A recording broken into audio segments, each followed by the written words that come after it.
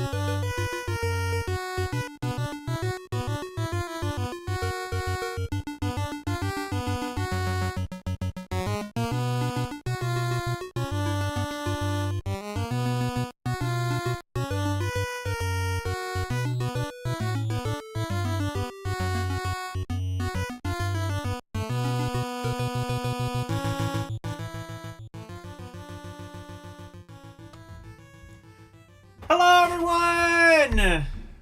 Hello! Hi.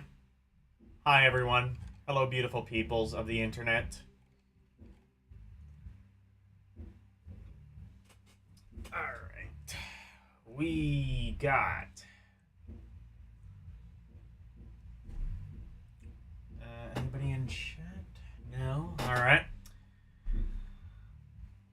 Alright, I guess let's just get on with the game. That was the... You know, I can't hear that song. I can't hear that song without thinking, everybody wants to be a cat, because a cat's the only cat who knows where it's at. Yeah, right? Like, I don't know. I can't be the only one thinking that, right? Alright. Let's play Vadi Games. How is the audio? Looks kind of loud. I improve. Okay, that should be good. I think. Looks kind of loud. I improve. Okay, that should be good. I think. Actually, no. No, the original volume was actually kind of fine. Maybe even could be a bit louder. Let me see this. Okay, that should be louder. Let me see this. That's a bit too loud. Alright, this should be fine. Let me see this. That's a bit too loud. Alright, this should be fine. Let me see this. Alright, that looks... Yeah, that seems about there. That seems like a decent medium. This game's got a good soundtrack. I don't want to deprive people of the full listening experience. Now, why would I do that?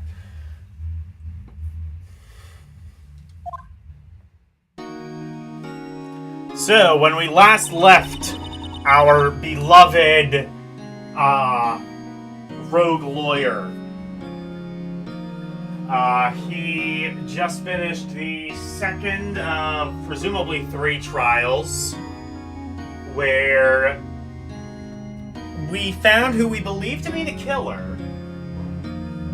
And, I mean, honestly, this guy was probably involved in DL6, so, you know, there's that.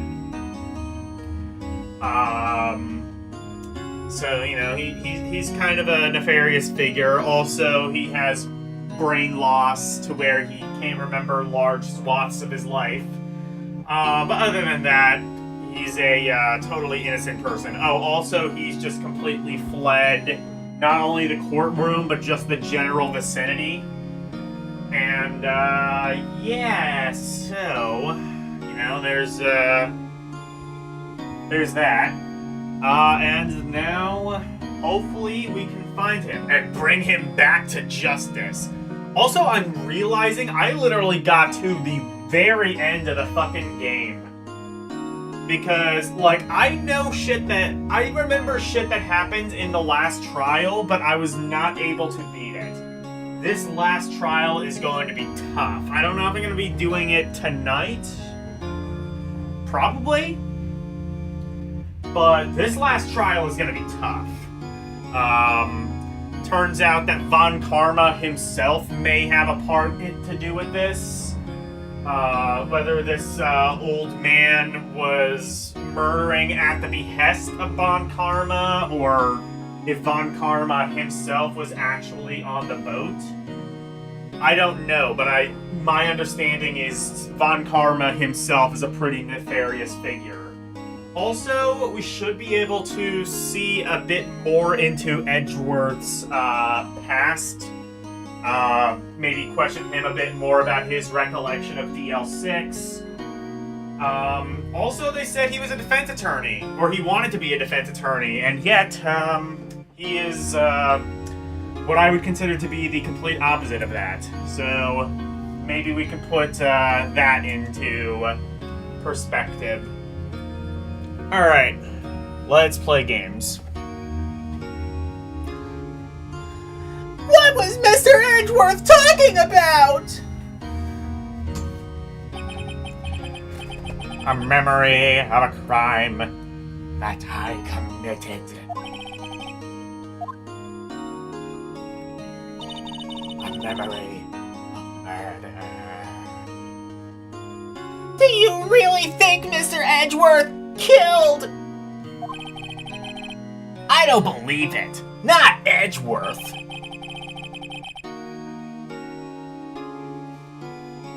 Some painful memory has been troubling him recently. But he'd never take someone's life. Never! Nick! So, how's everyone doing? What'd you think of my performance today? I had him swooning in the aisles, huh? Maya? Swooning? Me? Oh, yeah. I do remember feeling faint.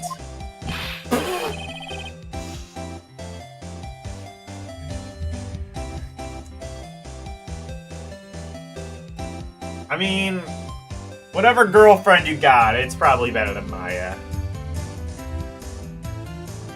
Right on. Tell me the truth. It was love at first sight, right? Right, Nick? Huh? Me? Maybe my heart skipped a beat or two.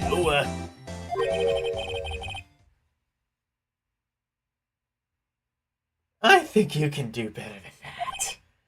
Come on. I saved Edgeworth in there. Dude, edgy!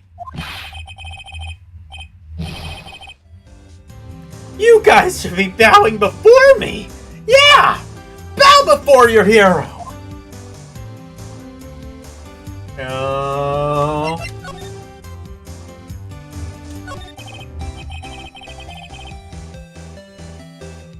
Larry! You really helped out in the trial today. You did! If you weren't there, Larry, I'm sure Mr. Edgeworth would have been found guilty.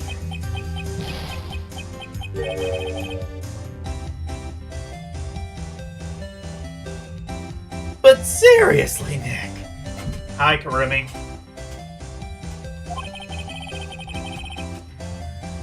That boat shop caretaker guy is pretty suspicious. But Edgy ain't off the hook yet.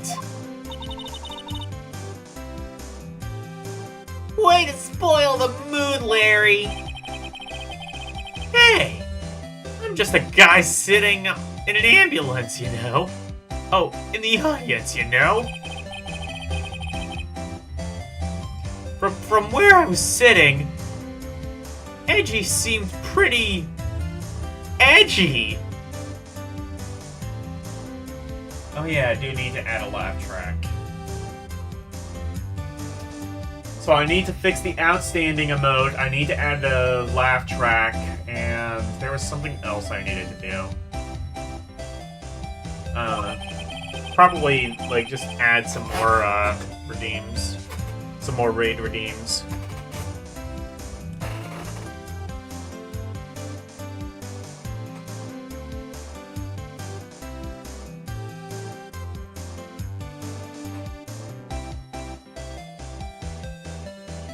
I mean, can you really know he's telling the truth about that night? Nick! I don't know. But what I do know is I'm going to believe in you. You two until the end. Okay. I mean, that is your job.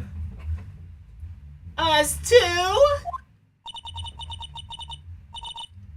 Edgeworth and, Who else? Who else? You mean me, right?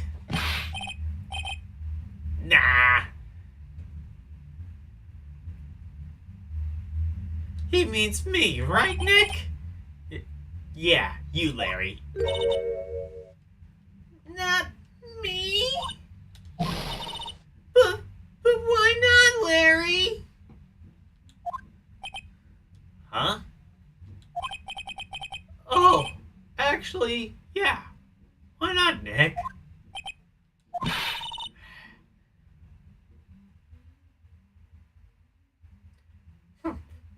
Enough with the silent treatment. Nick!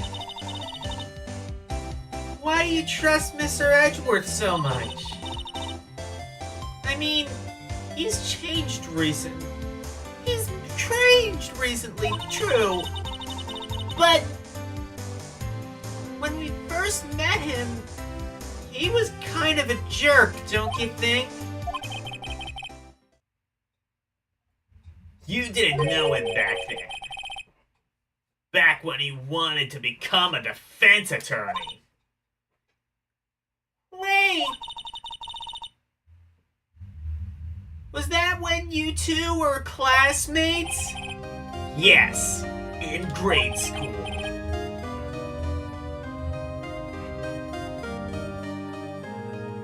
They saved me. They saved me. Miles. And Larry. They saved me, and I'll never forget it. That's why I became a defense attorney, you know.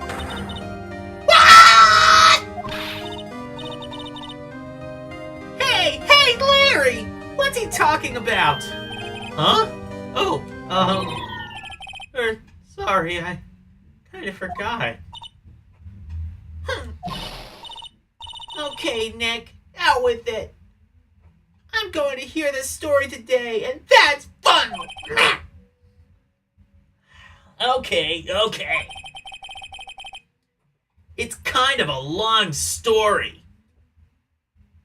So, hang in there. It was the very end of 3rd grade. Oh shit, it goes back that far.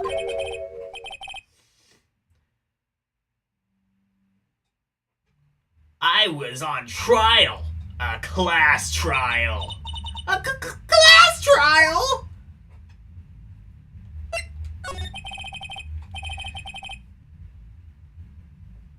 You remember, Larry? Spring, end of 3rd grade. A kid in our class got his lunch money stolen. Lunch money?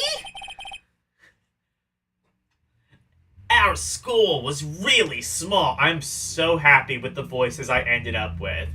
Look, sometimes it takes me until like almost the end of the game to find the right voices, but I find the right voices. It takes me a minute. It takes Grandpa a minute sometimes, but eventually he finds what he's looking for. Our school was really small. Every month, kids would bring in an envelope with money for lunch from home. Huh, I see. Anyway, this kid's envelope disappeared. With $38 still inside. Oh, yeah. Now that you mention it, I do remember that. I can see why you'd forget them. You were out of school that day. Anyway, the envelope had been stolen during PE class. PE?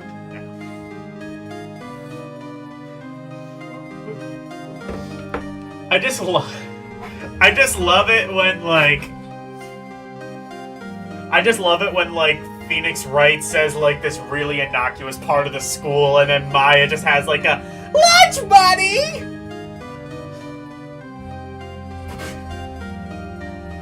That's maybe not how you're supposed to read the line, but that's how I am reading the line, so fuck you. Fuck you. I was coming down with a cold, so I skipped PE that day. I was the only one not in class. So they thought you did it? Yeah! The kids in class said I should be put on trial. Trial?! So the next day, we held a classroom trial with me as the defendant.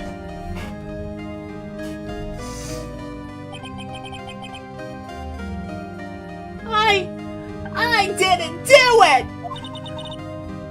Guilty! He did it!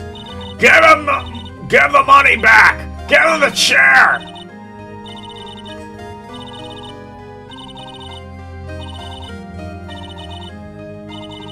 Give me back my 50 cents, coward! Now, Phoenix, you know you shouldn't steal people's money. It's not right. In the end, even the teacher thought I'd done it. Go over and apologize, Phoenix. I didn't know what was happening. I was so sad, I couldn't stop crying. Everyone was staring at me like I'd done it. I tried to apologize.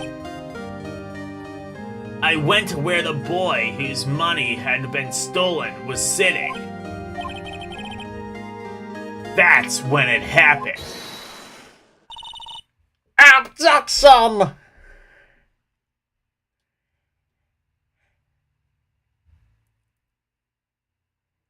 He shouldn't have to apologize. The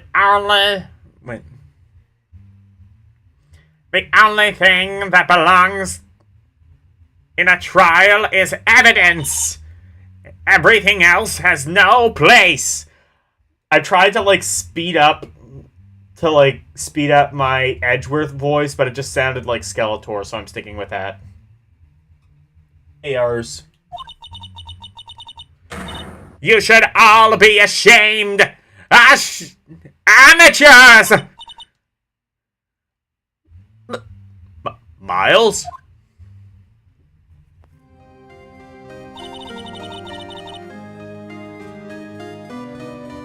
It wasn't you who stole my money, was it? No. Then you shouldn't apologize. Everyone's been shouting you did it, but no one has any proof. That is why, Your Honor, this boy is innocent. But Miles, it was your money that was stolen. Yeah. We don't need... Why don't you all just shut up? This is always how it is. Everyone ganging up and picking on one person. Just think how he feels. He said he didn't do it, so he didn't do it.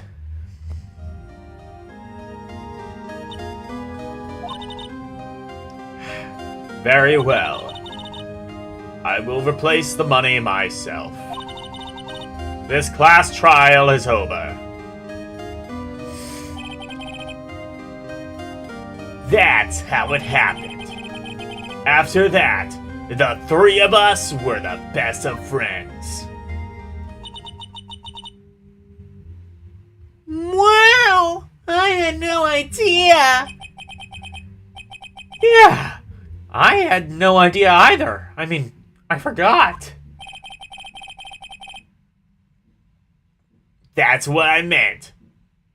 That's when I learned what it meant to be alone. You were alone for 5 fucking minutes. Fuck off. Totally alone, without a friend in the world. You did a good thing, Larry. Yeah, well... I was just lucky that I took the day off from school. If I'd been there, they would have thought I'd done it. So I kind of took it personally, see? When something smells, it's usually the butts. After the trial, yeah, did they ever work out who actually did it? Maybe it was Larry. After Edgeworth and I talked afterwards, or anyway, Edgeworth and I talked after the class trial. That's when I heard his father was a defense attorney. I remember his eyes would shine when he talked about his father. I'm going to be a defense attorney, just like my father!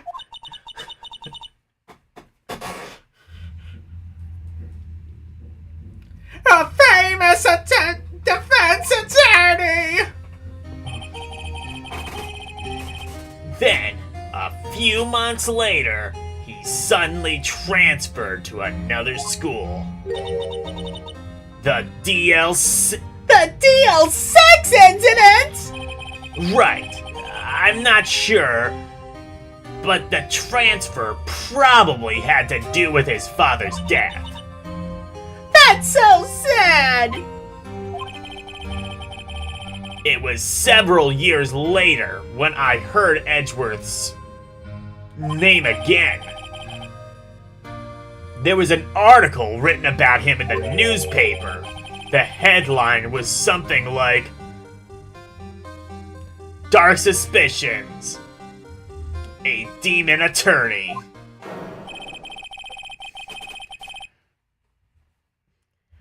Fabricating evidence! Fabricating evidence. Manipulating testimonies. Covering up facts. The article said he'd do anything to get a guilty verdict. Anything!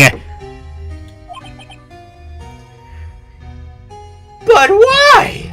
What happened? I mean, that's not the Edgy I used to know at all. That's what I thought too. I tried to get in touch with him. I don't know how many times.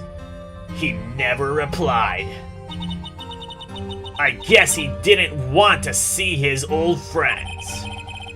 I couldn't just drop it though. I wanted to meet him, to learn why he had become who he became. That's when I decided. Wait! You don't mean... That's why? That's why you became a defense attorney? To meet Edgeworth? If I was a defense attorney, I knew he'd have to meet me, whether he wanted to or not. In court!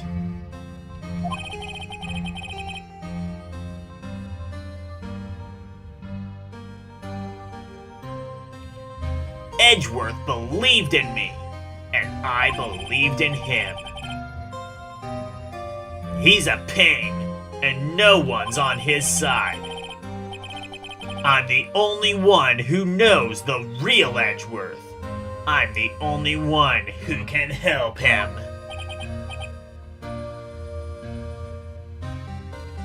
Whoa, Nick! Oh wait, no, it's Larry. So that's why you helped me out for free? Yeah. That wasn't free, by the way. You still owe me like hundreds of thousands of dollars. What? Anyway. Fine. I helped you because I believed in you. Also, what the fuck is with his eyes? Just like the twinkle in his eyes. Okay, I get a twinkle in his eyes, but, like, bro, you should probably see a doctor.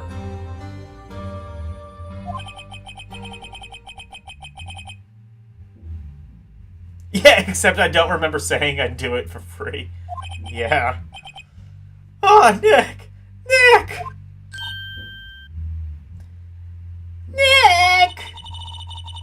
We have to save Mr. Edgeworth if it's the last thing we do, okay? Maya's goblin face. Right! And it very well might be. First, there's a rental boat shop caretaker. First, there's that rental boat shop caretaker. We need to find out where or what he is. Or who, I guess, maybe. I'd settle for who. I think we have an idea who he is, but it's not outright confirmed. It's all but confirmed, but, you know, you can't necessarily prove it.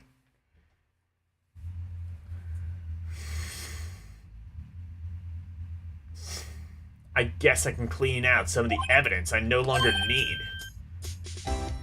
Okay, let's go! What did we end up keeping? Oh, okay. So we kept, like, most of it.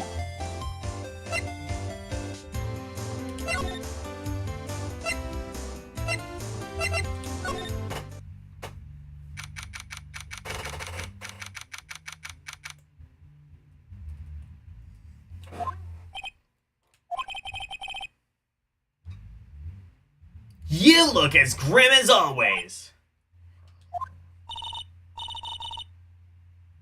Mr. Edgeworth, I heard the story about that class trial. Class trial? What do you mean? You don't remember? No, I don't. Your lunch money was stolen, wasn't it, in 3rd grade? Lunch money? Oh, right. Yes, I seem to remember something like that.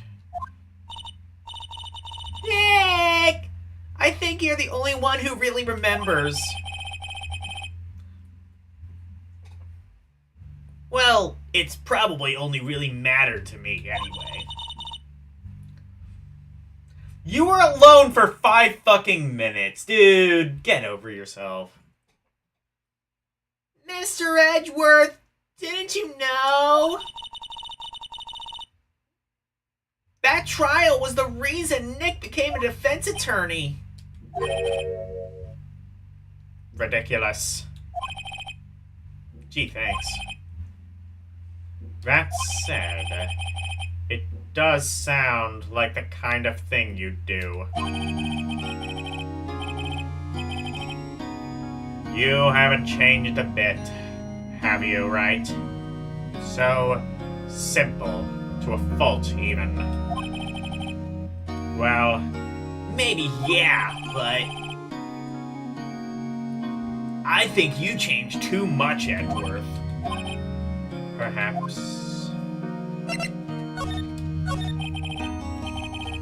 Hey, Edgeworth, why did you become a prosecutor anyway? You used to look up to your dad. You said you wanted to be a defense attorney, right?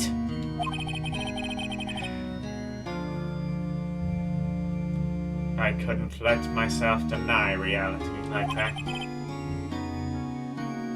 What do you mean? My father was taken from me, and you want me to defend criminals? I'm sorry, right? But I'm not that good of a person. One suspect was apprehended in your father's murder. One father was apprehended in your father's murder, right? Yes. The man trapped in the elevator with my father. His name was Yumi Yaogi.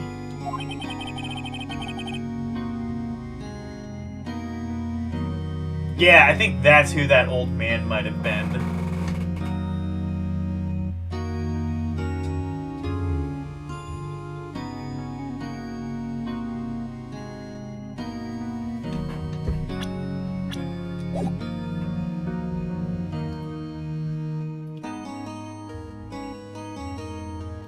He had to be the shooter, any way you look at it.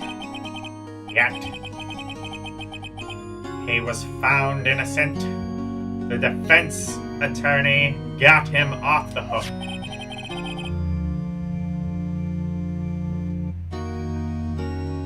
That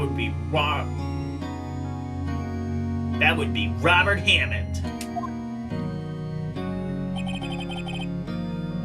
On that day, 15 years ago, the three of us were trapped in that elevator for 5 hours. When we were rescued, we all suffered oxygen deprivation. I had lost all memory of that murder.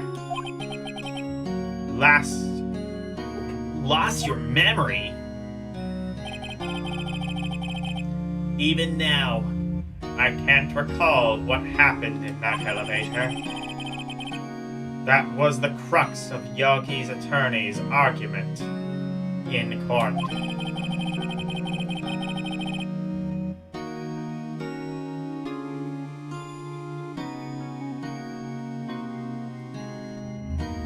He claimed Yami Yogi had been not of sound mind due to the oxygen deprivation. Yogi was released due to a lack of evidence. Innocent. That's when I changed my mind. I started to hate defense attorneys.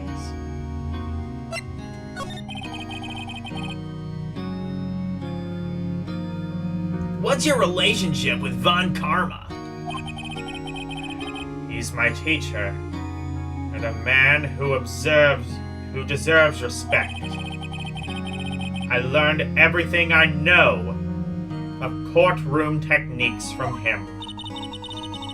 So, he's like my sister was to you, Nick!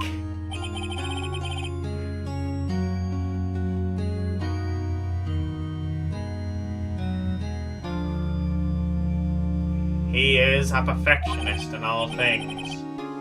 In court, in his personal life, he is obsessed with doing everything perfectly. Perfectly, huh?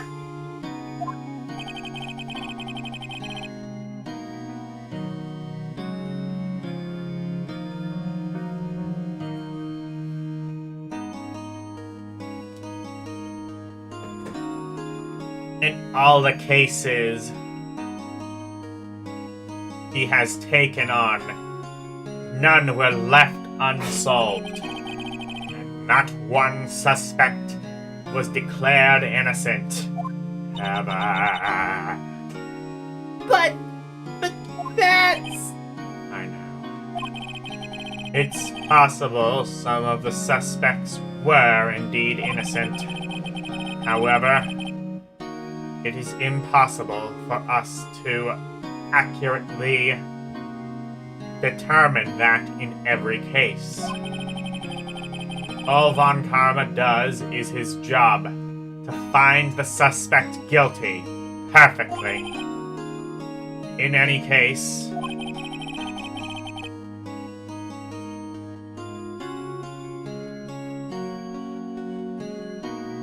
it's nigh well impossible to find a weakness in him. Should a weakness appear, he will do everything in his power to make it go away. Edgeworth? If what you're saying is true, you're headed for a guilty sentence tomorrow. He's right! Now's no time to praise the enemy, Mr. Edgeworth. It's a strange situation in which I find myself, I'll admit. No kidding.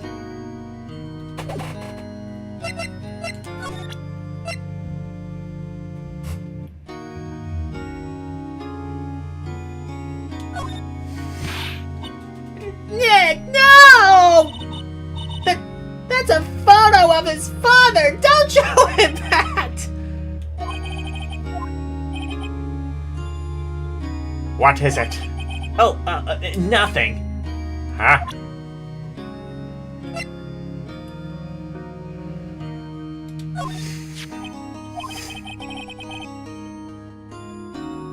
It was that case that changed my life, and tomorrow, on December 28th, its statute of limitations runs out.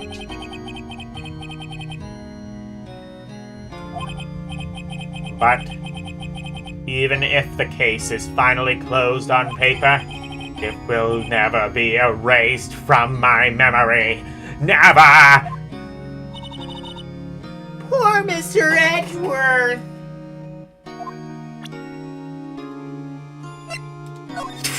We still have his parakeet! We still have that fucker's bird.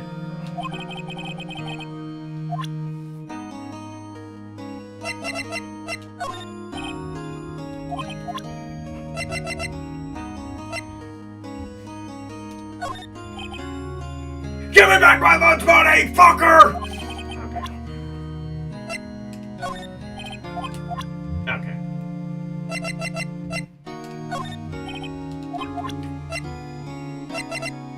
Can I flash my badge at him? No.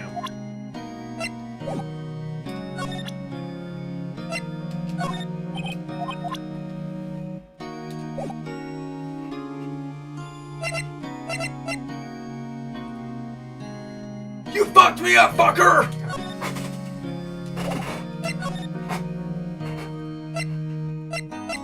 Let's see if Grossberg is still here. He's out again. When does he work anyway?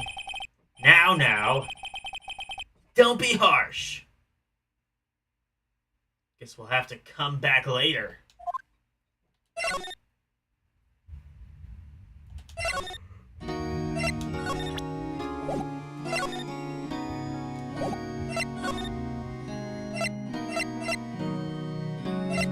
Let's go to the detective's office, see if Gumshoe's here.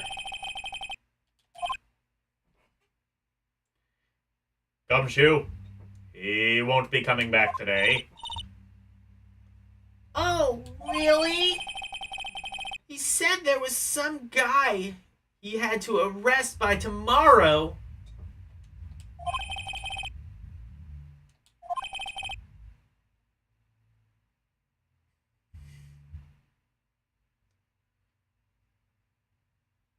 He shot at something. Catching him. About catching him if it's the last thing I do, pal.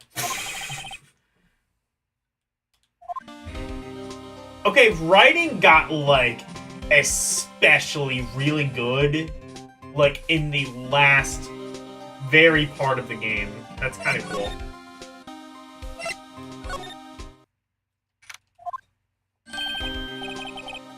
Hey, pal. Long time no see. I literally saw you yesterday, buddy. Oh, Detective Gumshoe! Close one today, yeah? I got so worked up, I snapped my tie in half. Oh, sorry about that. Oh, but sorry about that. No prob, pal. Thanks to you, we now know who really did it.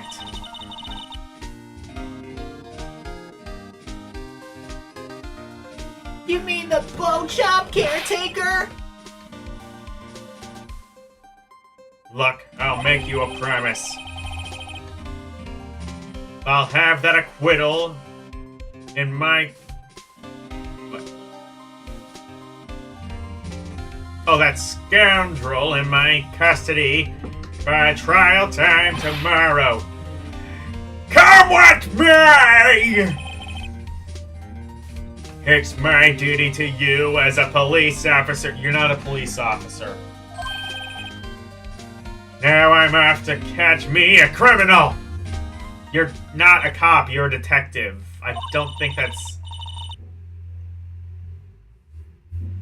Detective Gumshoe sure is active today. Oh, one other thing. No one can go into the woods today. The what? Where Lotta was camping? The woods are off limits to camping. And apparently the park ranger found out. He got pretty mad. No one can go into for a while. I guess Lotta's in a lot of trouble. Anyways, I'll be seeing you tomorrow. Hey, Slim Nim.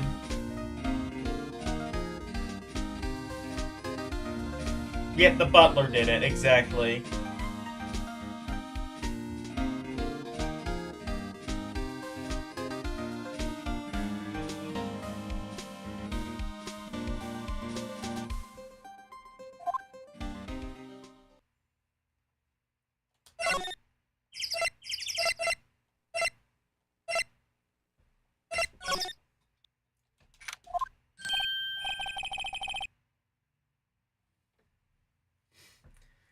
Huh?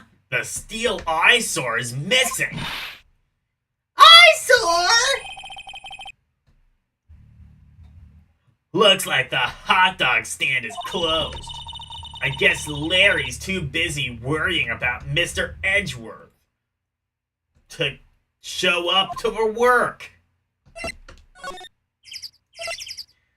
Alright, boat boy, are you here?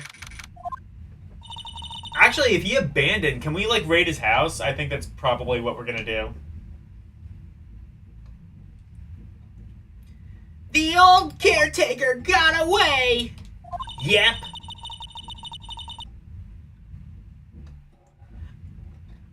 I never imagined he might be the real murderer.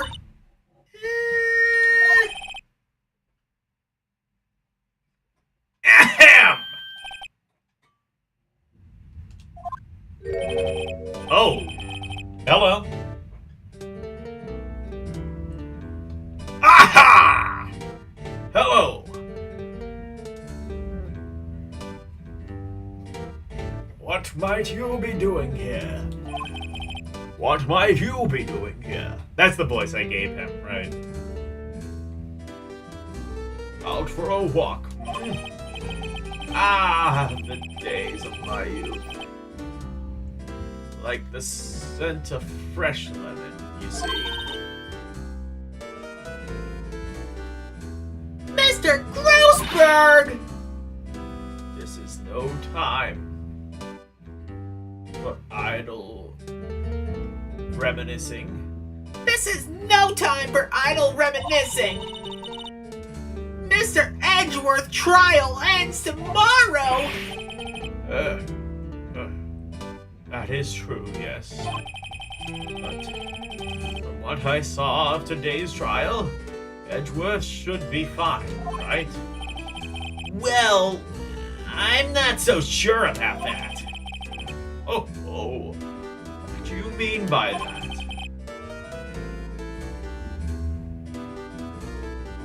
Well, I'm not sure.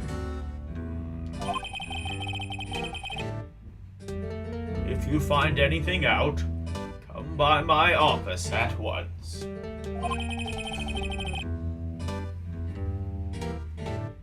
I may be able to order you some assistance. I may be able to offer you some assistance. Thanks! Bye.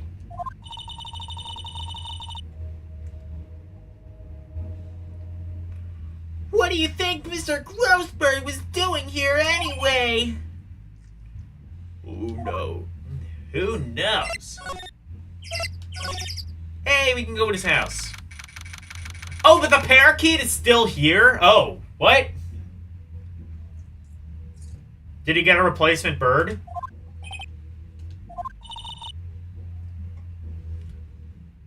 Nobody's home! Ow! Ow! Hey, it's Polly! I wonder where your owner's gone, Polly. Hello! Hello! I can't believe he'd run off and leave his poor parrot to fend for herself. Or just let some lawyer take it.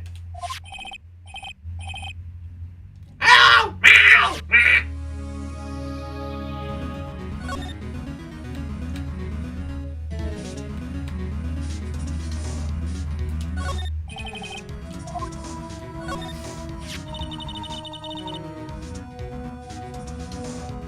Maybe I should take care of Polly, Nick. You probably shouldn't just kidnap her. You fucking did that! As of now, Polly is still part of your fucking evidence. Don't do that. Maybe we just have... I guess maybe it's just signifying, like, we took the thing of, like, the parrot saying, remember DL6. I don't know, but... I don't know, the parrot's picture is still there in your evidence, so...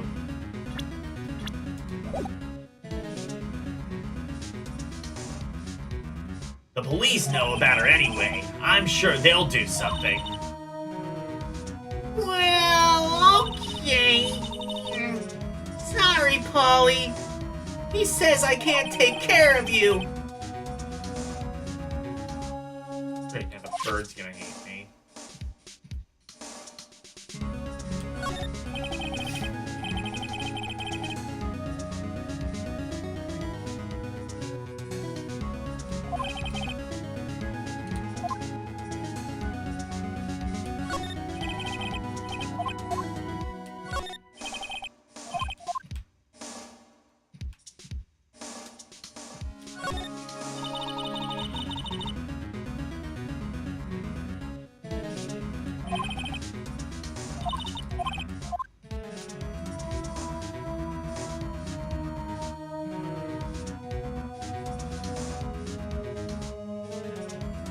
Oh, the TV and the VCR are like separate things you can click on, I think. That reminds me, Nick. Polly here knows the number of the safe, right? Oh, is that a safe? No, it's not. That's like a TV and a stereo or something. Yeah, that's right! Polly, what's the number to the safe? 1228. Ah! Let's open it, Nick. Come on. I'm sure there isn't any money in there. But hey, he keeps it locked, right? So there must be something of value in there. I'm not so sure. Okay, Nick. Let's see what's in there. The only thing in here is a letter. A letter? A letter? Aw, boring. No name or signature on the thing. It's handwritten in very precise, clear letters.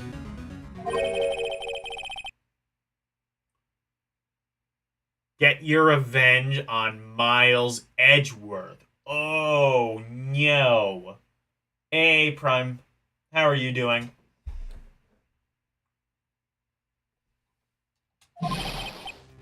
Edgeworth! Edgeworth? Why would Mr. Edgeworth send me on the dare? How should I know? I'm going to read the whole thing.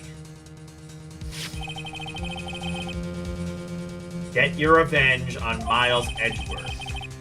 It also says, this is your last chance.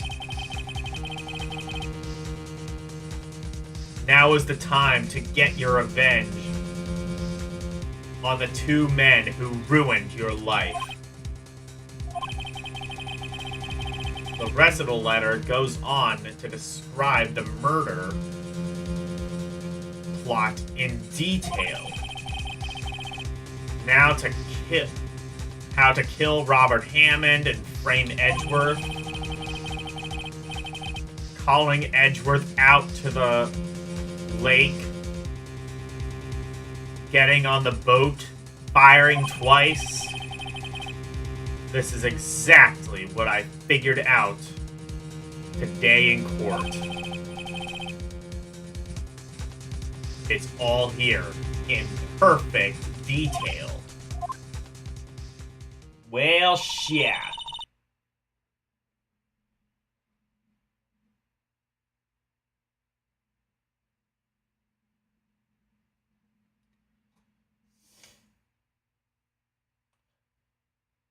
Just swore from the weekend? Oh my.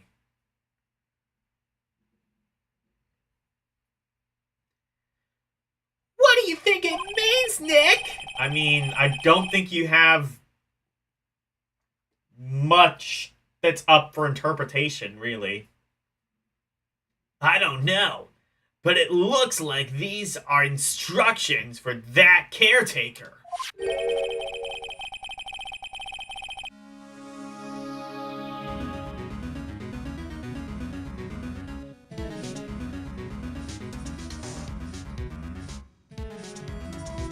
When he killed Robert Hammond and called out Edgeworth, he was following instructions. But who could have written that letter? And what does it mean to get revenge on Miles Edgeworth? Look, I don't know, okay? But one thing's for certain. This letter is an amazing clue.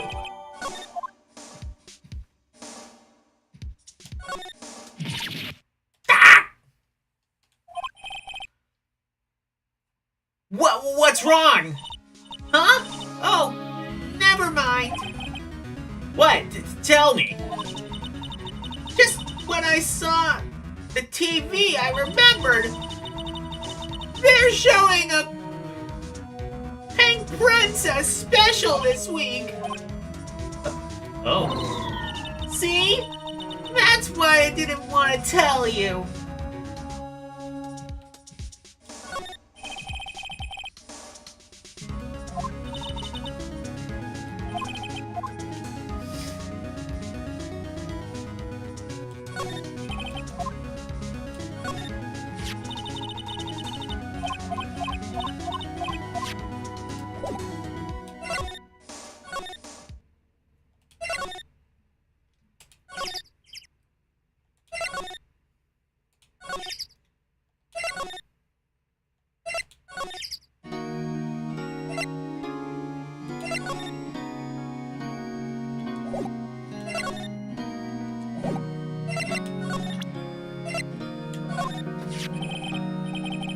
Edgeworth? See this letter? This came out of the safe in that shack where the boat rental caretaker lives. I see. Revenge on me? Who is that guy anyway? I don't know. Could be an innocent defendant. Could be an innocent defendant you got declared guilty or something? Nice, right? But I don't remember that old man. Not at all.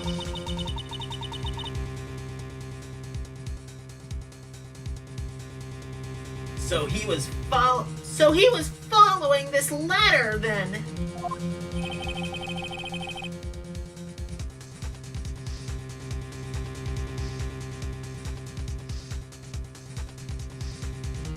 which means there was someone close, someone else behind it. Now is the time to get revenge on the two men who ruined your life.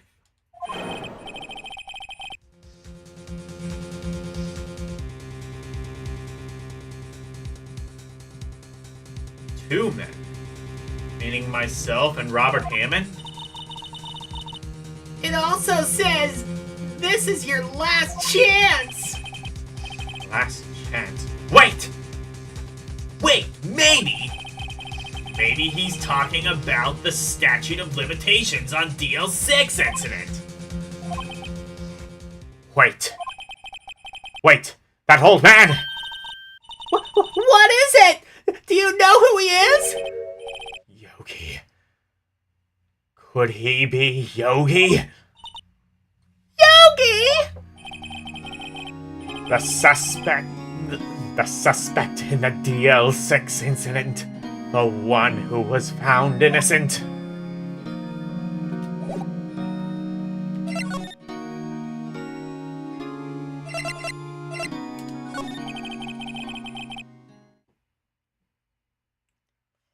Yami Yogi was a court bailiff at the time. We just happened to be in that elevator together 15 years ago. Hey, Nicholas. How are you doing?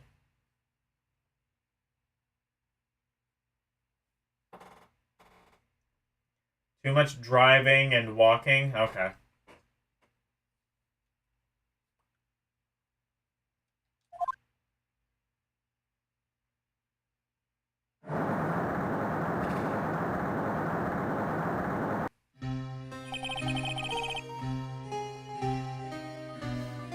You know what that reminds me of? That reminds me of, like, there's an outtake of Judge Judy where, like, they're in the courtroom.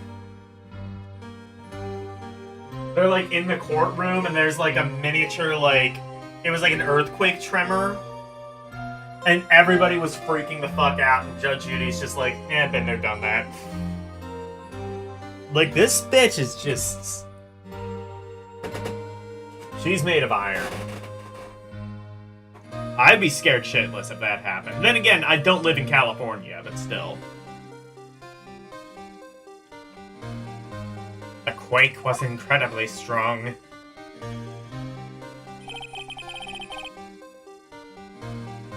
Before I knew it, everything was dark. We were there for so long, it felt like forever. The air thinned, and the darkness closed in on us, all in that little box. We became unsettled.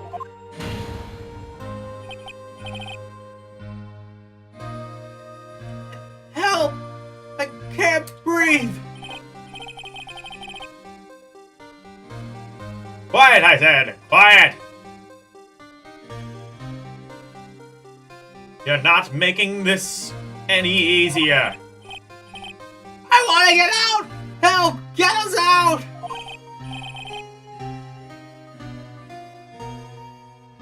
Don't shout. You'll just use up more oxygen.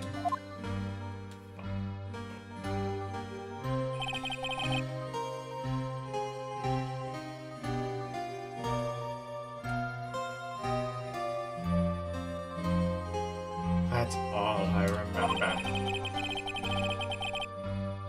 When I came to, I was in a hospital bed.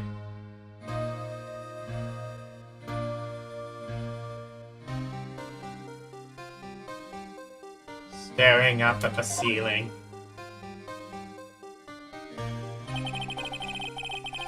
In court, Yami Yogi's mental condition was called into question. They claimed the oxygen deprivation and stress had caused temporary insanity. In the end, the claim passed the court, and Yogi was found innocent.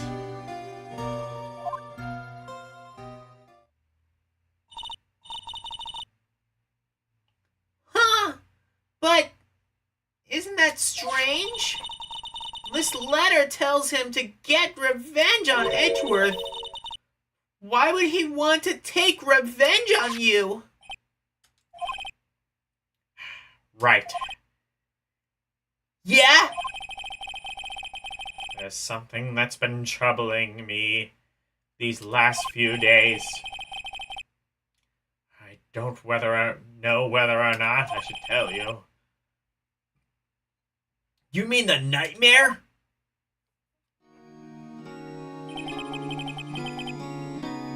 It's a nightmare I've had. Memory of a crime that I committed. A crime you committed? Memory of a murder.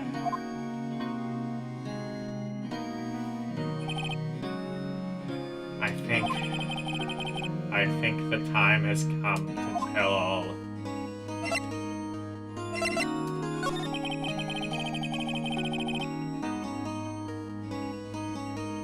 For the last 15 years, I've had the same dream almost every night. I woke up in a fearful sweat every time. What kind of dream? It's a dream about my father's killing in the dark. Help! I can't breathe! Quiet, I said! Quiet! You're not making this any easier! I want to get out! Oh! Get me out! Don't shoot! Don't shout! You'll just use up more oxygen. I can't breathe. You're using up my air. What? Stop breathing my air. I'll stop you.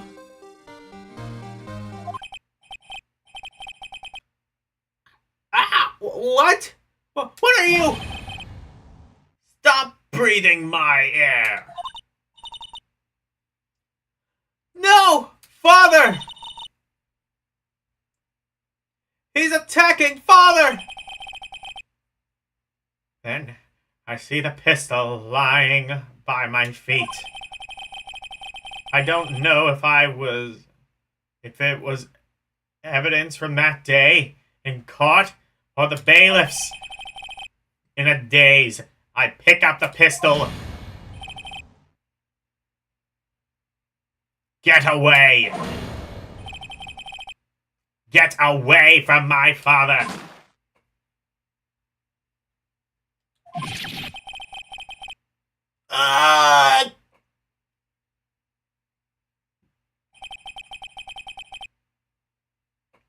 And with that scream, I wake. It's a bone-chilling scream. A scream that rang in my ears for the past 15 years. But That's just a dream, right, Edgeworth? that thought is the only thing that has kept me sane for the last 15 years. But what if I'm wrong? What if it is me? They say that sometimes people shut out the memories in self-defense. Maybe it was I who killed my father. What? If you think about it that way, the letter makes sense. get your revenge on Miles Edgeworth. Think about it. Yogi was really innocent. That's why he wanted revenge against me.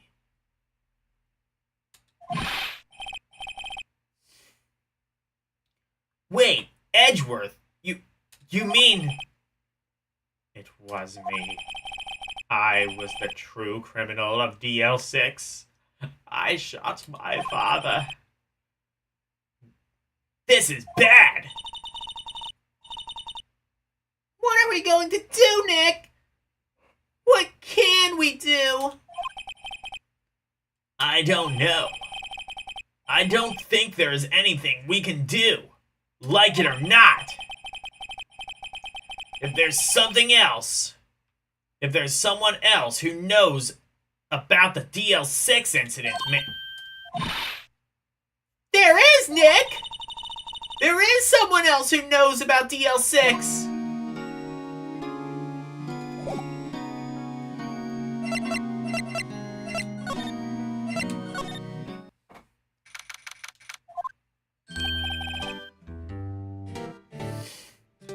Mr. Grossberg! Hello there. What's wrong? You look troubled. No kidding! I can't believe you're not! My. Just calm down and tell me what's happening. What's happened? It's Mr. Edgeworth. He...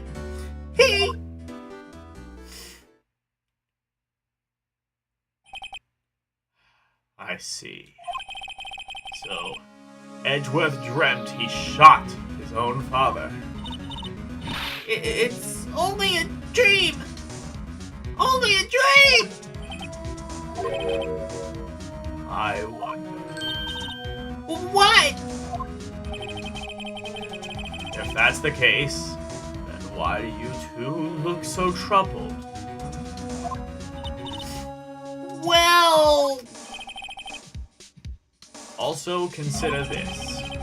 Yogi quite certainly holds a deep grudge against Miles Edgeworth. So deep, he'd want to frame him for murder. This leads me to surmise that Mr. Edgeworth's dream was not a dream. It was real.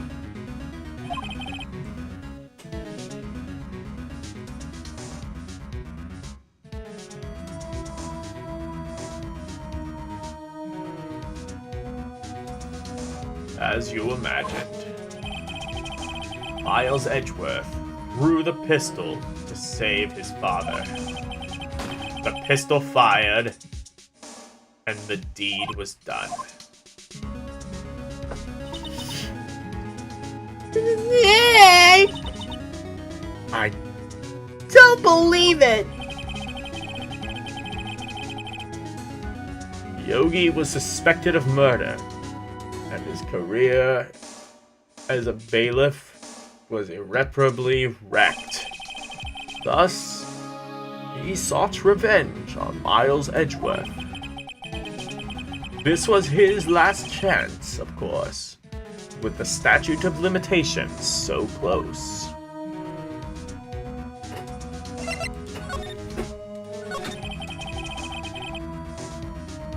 What do you know about Edgeworth's father? He was a defense attorney without peer. It sounds true. It sounds trite, but it's true. Well, he may have had one peer now that I think about it. Your mentor, Mia Fey.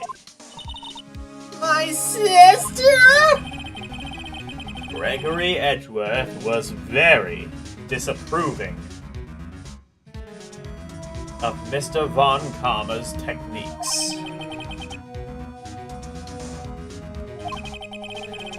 Von Karma is an extreme man, forged testimonies and evidence are nothing to him.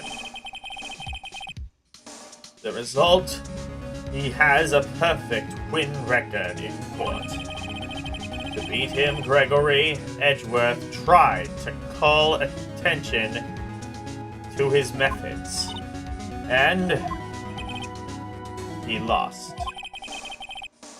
and died in despair, as it were. I see.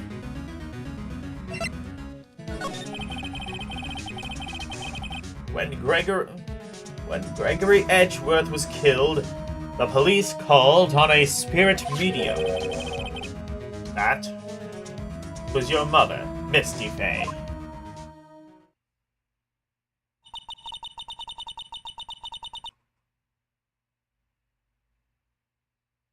Alright, bye, Nicholas. I am Gregory Edgeworth! I am Gregory Edgeworth! I have been killed!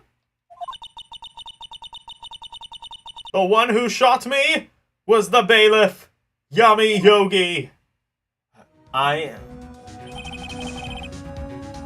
Yet, Yogi was found innocent. That's when my mother left us.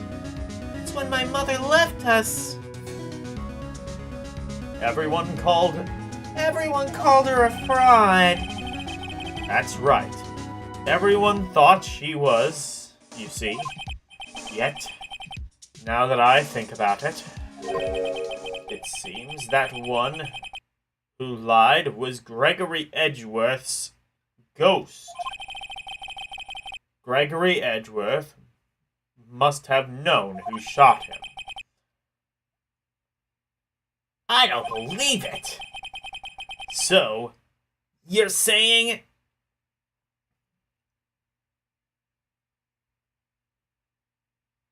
he falsified his testimony? that Edgeworth Dad lied to protect his son? It's only a possibility, mind you. But a possibility nonetheless.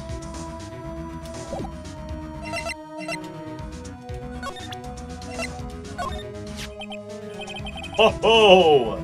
So this is the letter. It does seem that Yogi is following this letter when he killed Hammond. But why kill Robert Hammond? Hammond was a skilled defense attorney, but he defended clients not for their sake, but for his own. Huh? His own sake? He never trusted his clients, that one. The only thing that he trusted was his own ability. But he got his clients found innocent, so why should it matter? Actually, my dear, it's quite different. He won that innocent verdict for no one but himself. Yogi was a free man. For society, he was ruined. Societally, he was ruined. You'll understand soon enough. Wait. What is it? This letter. I've seen that handwriting somewhere before, a long time ago. Whose handwriting was this?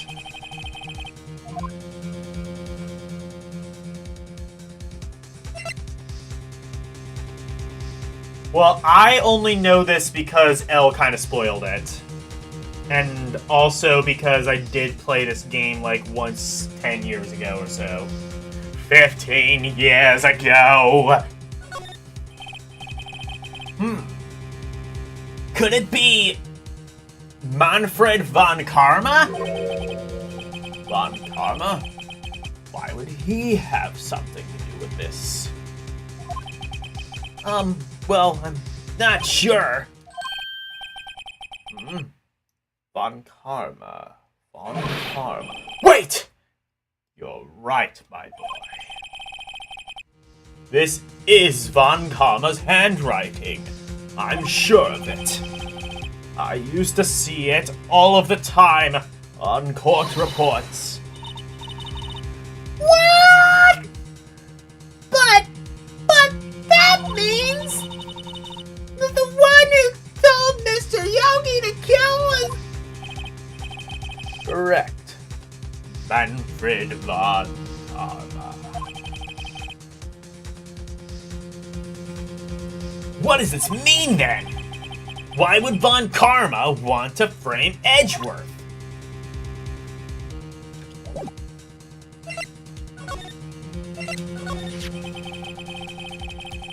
If it truly was Von Karma who wrote this letter, then he would know the truth. He would know that Miles Edgeworth had accidentally killed his own father. He'll say so much tomorrow in court. He'll say so much in court tomorrow, I think. He'll press the point until the court finds Miles Edgeworth guilty. Oh no! But How can Von Karma know about Mr. Edgeworth's past like that? Even Mr. Edgeworth thought it was just a nightmare. That I do not know. Yet, I do know that Von Karma is both persistent and a perfectionist. He may be seeking to satisfy a grudge against Gregory Edgeworth by hurting his son. What do you mean? Wait, what do you mean? It was 15 years ago. Von Karma met Gregory Edgeworth in court, and Von Karma did win. But he didn't make it through the trial unscarred.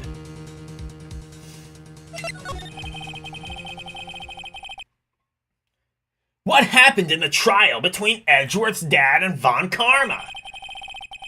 Von Karma got his guilty verdict he wanted. He won the trial, but Gregory Edgeworth accused Von Karma of faulty evidence. And though he lost the trial, Mr. Edgeworth's accusation stood.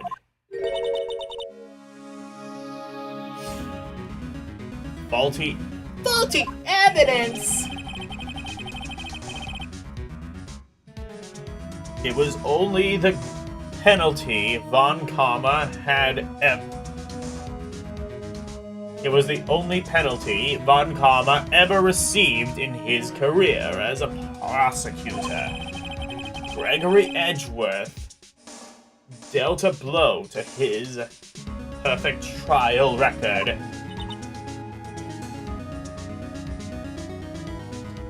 Wow!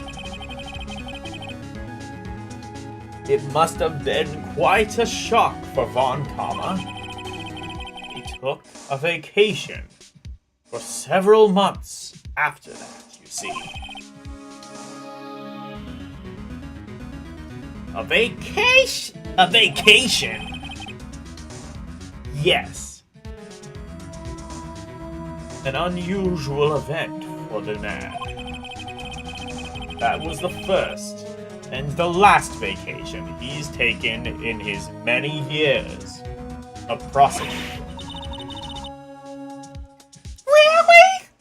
He doesn't look vacational. Like, go to sea or the mountains? Don't tell me he's never been to Europe. He was born in Europe, let's be honest. You have strange idea about vacations, Maya. In any case, that was the only time he took a vacation from work. I believe the penalty upset him quite a lot. Odd if he...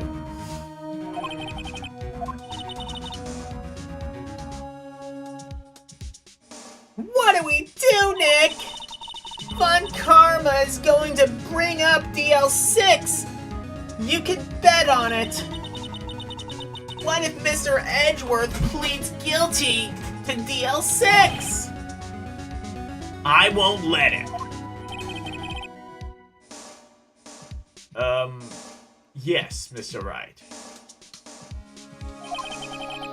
I hate to say this, but even accidental murder is murder, you know. But if it was in self-defense, I mean, yeah, I don't know. I don't know if this would qualify as a self-defense plea. Because, I mean, like... yeah, I would probably say no, because, like... Miles clearly thought that... that Yogi was going to hurt his father, but...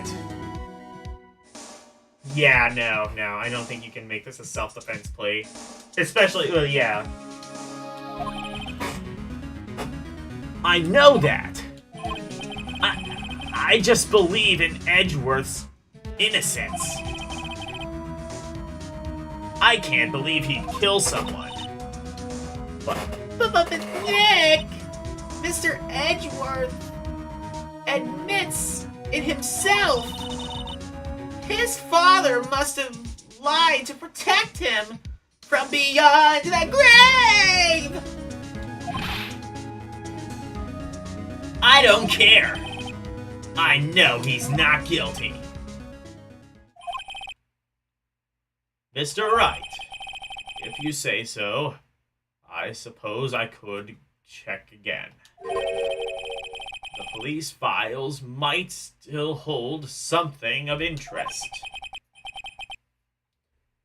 Mr. Grossberg, thank you. I can't promise anything. In fact, I think the chances of finding something are slim.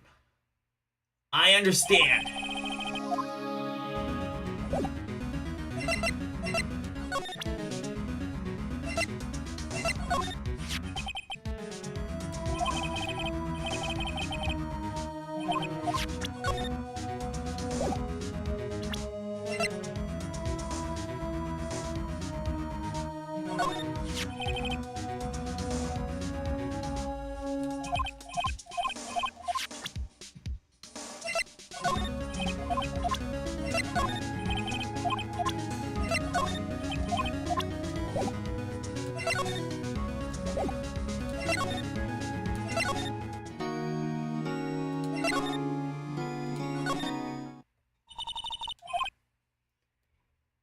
Yeah, I know. Well, no time to waste. Let's get going.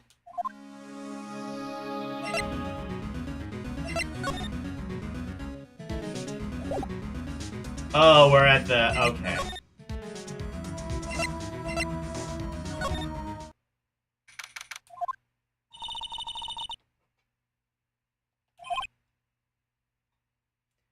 Everyone must be out looking for the old guy, Yogi. Ah, it's you. I don't think Gumshoe will be coming back today.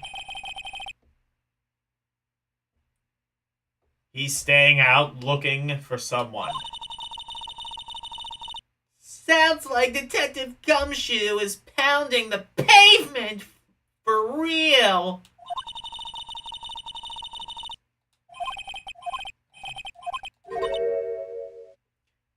Fun Karma? Yes. just arrived, actually. Oh, shit. Nick, let's hurry!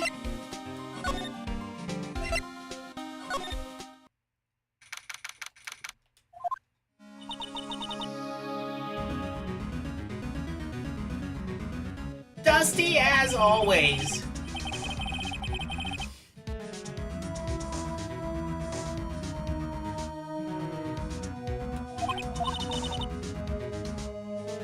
What's wrong, Nick? Nothing. I was just noticing that he isn't here. Fun karma?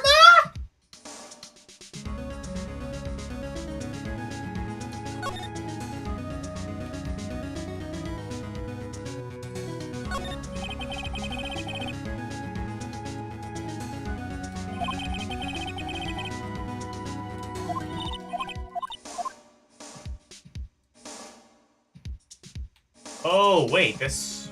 Hang on.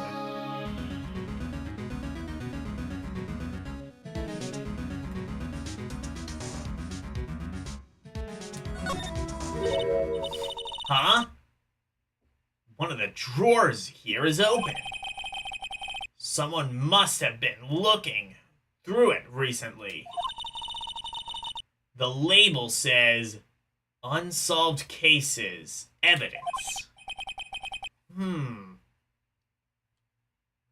Unsolved cases. Nick!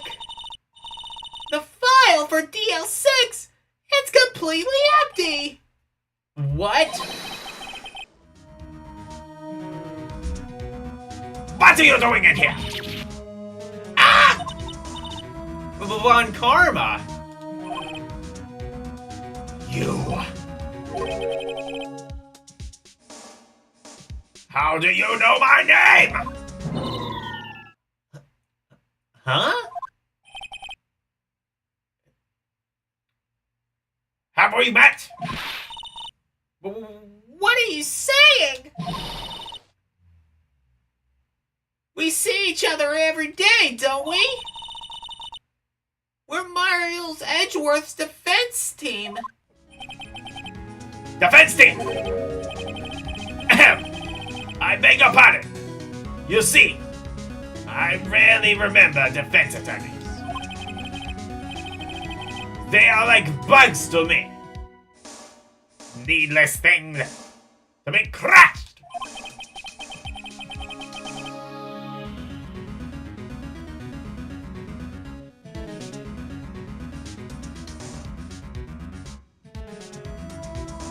Dawn of the Last Day, 24 hours. What game is that?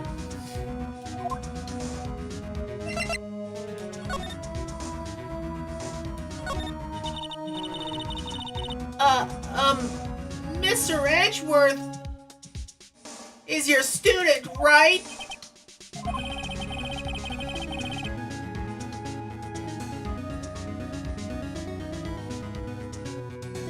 A romanticist who still can't shut up. Just like his father, always second rate.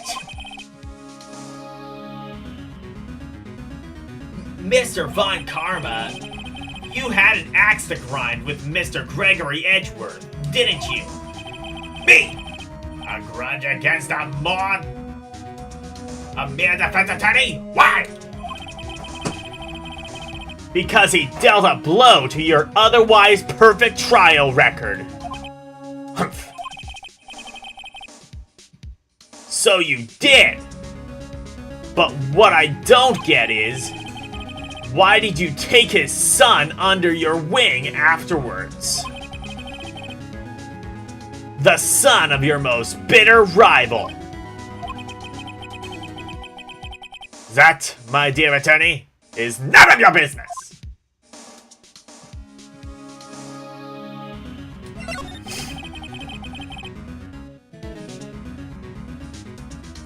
Tomorrow will be the last day of the trial. It's been a while since I've had a defense attorney last this long. Still, You will lose in the end. Miles Edgeworth will admit his own guilt. His guilt of 15 years ago, you mean? You're quite the researcher.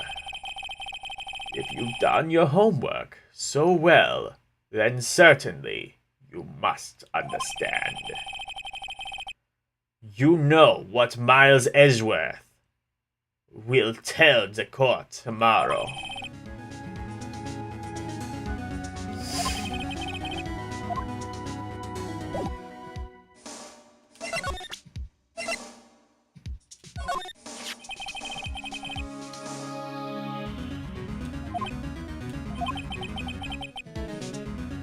This was you, wasn't it? You instructed Yami-Yagi to commit murder! Yami-Yagi. How many years has it been since I've heard him called by that name? He's a fool! I told him to burn it after he read it! So you admit it! You wrote Mr. Yagi this letter! Yes, my dear defense attorney. Thank you for taking the trouble to bring it to me. You've saved me from a lot of needless hassle. What? Nick. What is that thing? A stun gun. For self-defense. A stun gun for self-defense, usually. Indeed. 600,000 volts. 600,000 volts will course through your body like a dog touching an electric fence. 600,000. Oh, don't worry. People don't die from it, usually. Now, give me the letter! No! No! What are you...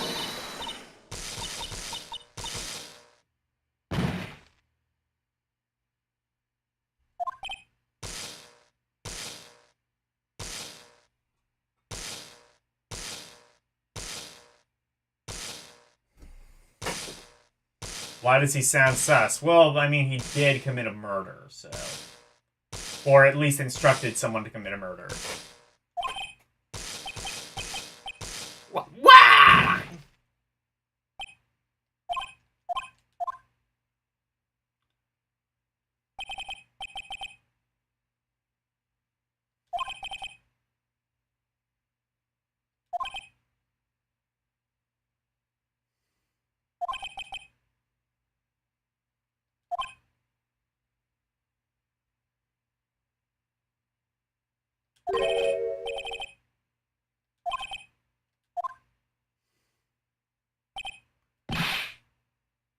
Maya!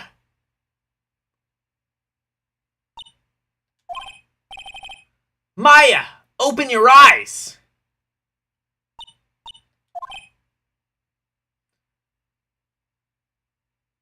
Maya! The letter! Did he take it? Huh? Oh, yeah. Are you okay?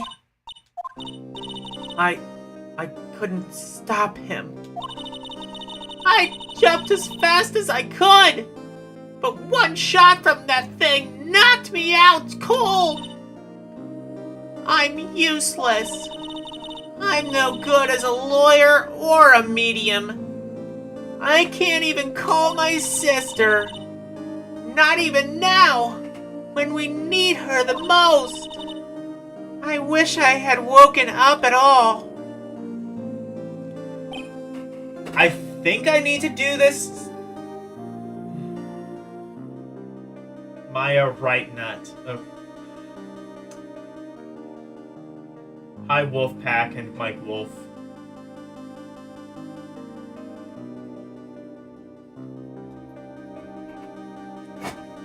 Maya!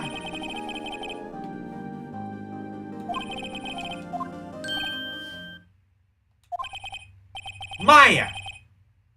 She's holding something. What is it? A bullet? DL6 incident. Evidence number 7. Taken from the heart of Gregory Edgeworth. I remember. Von Karma was holding this when Maya jumped him.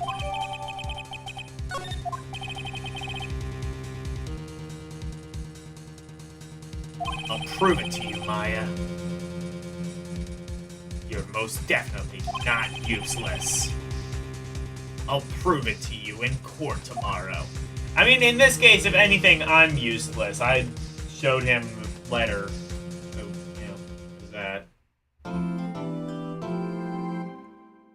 I am actually going to save this in a different file slot because I'm not 100% sure if I could have done that without giving Von Karma the letter.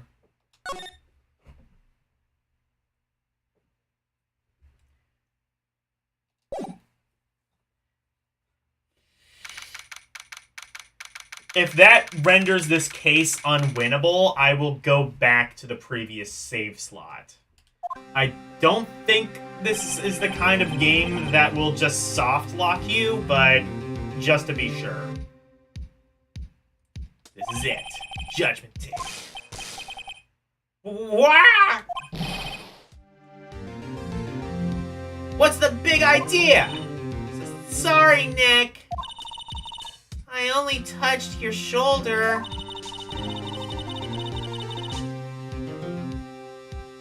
I guess the shock hasn't worn off from our run-in with the stun gun yesterday. Anyhow, today's the last day of the trial. Good luck, Nick! Yeah, thanks, Maya.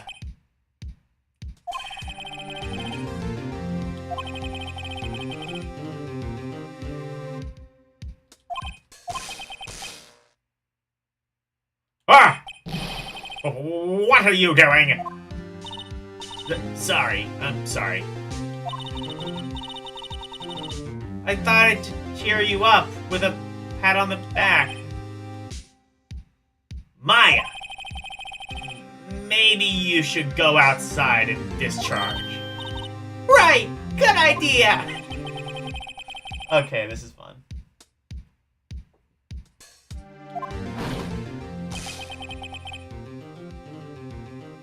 Whoa! Pal.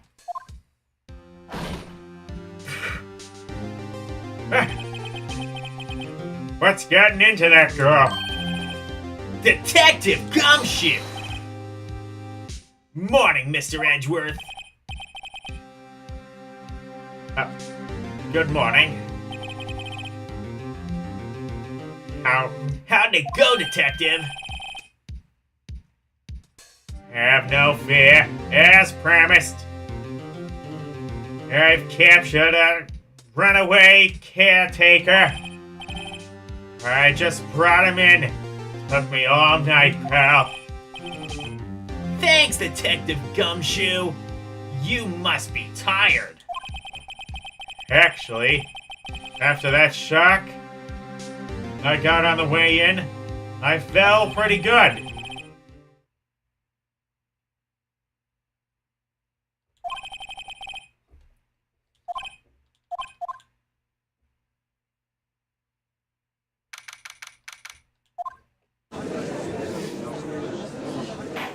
So now the game outright confirms it.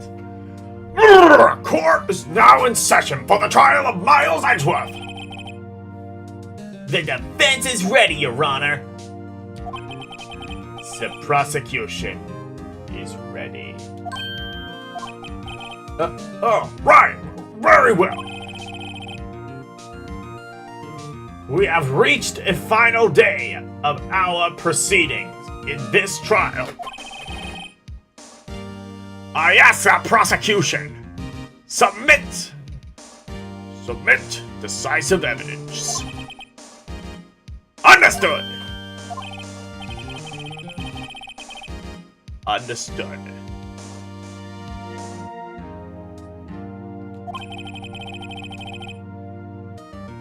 Very well. Mr. Von Karma, your opening statement. Right. Thanks to Detective Gumshoe's efforts, the boat rental shop caretaker has been arrested. In yesterday's trial, the defense asserted that the caretaker was the murderer. However, the caretaker has yet to confirm this. I would like to ask the defense to cross-examine him as much as necessary. Very well. Please bring the witness into the courtroom.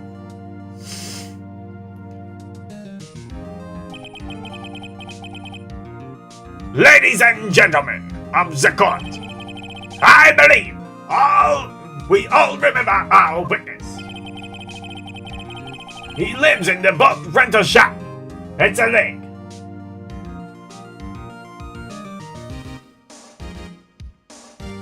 From where he witnessed the incident. In addition, he has currently lost memory of his name and identity. Witness! Why did you run away yesterday? The witness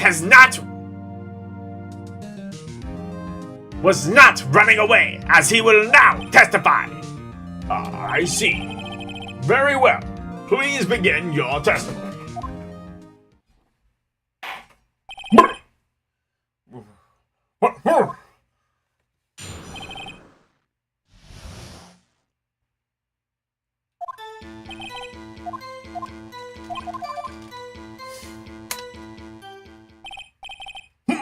Very well.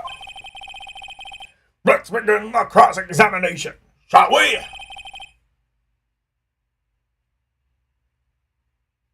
Has to know his name. Yami Yagi. You're Yami Yagi. And I'm going to prove it.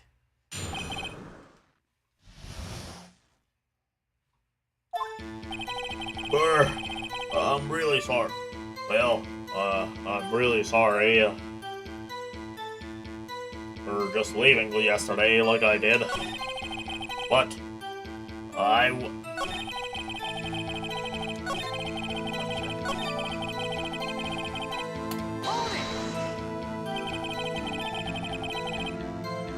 I'd call what you did running away and not just leaving. You heard Larry's testimony and realized you were in danger.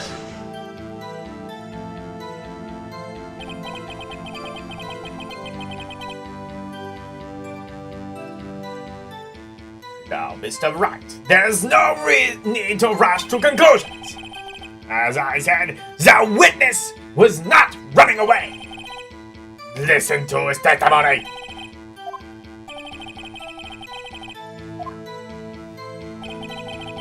What? I wasn't running away or nothing. Yes, you were!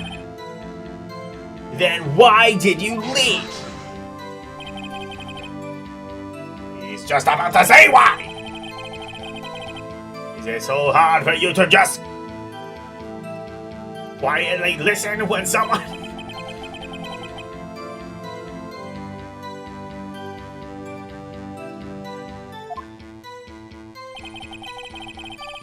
I went to buy some food for Holly, see? Food? Well, Holly is a bit of a gourmand, you see. She only eats these high-quality bird pellets from France. They only have them in the big pet shop downtown. but you weren't arrested until this morning. Why didn't you go back to the caretaker's shack? Well, I kind of got lost, you see. The witness has trouble remembering things sometimes.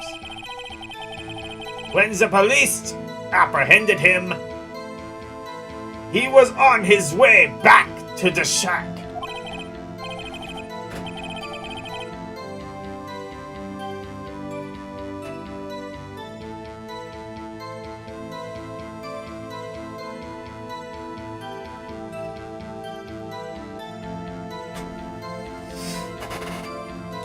Yeah, nice try. I see. So he was lost.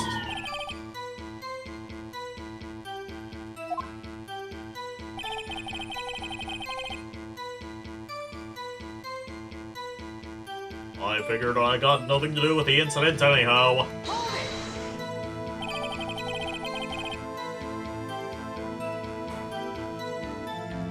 You've lost much of your memory, is that correct?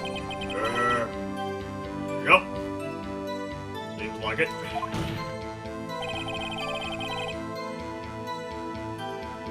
Then how could you know that you didn't have anything to do with the incident?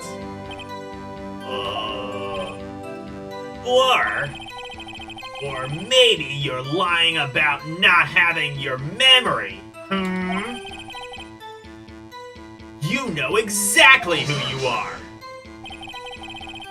The witness has testified, quite clearly, that he has no memory of who he is. If you claim he's lying,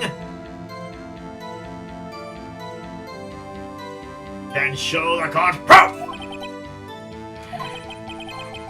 How am I supposed to prove his head? That's impossible.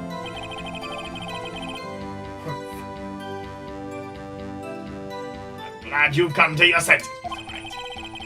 Very well. Witness, please continue. So what evidence... Okay, what evidence does... Oh, okay, he has that bullet.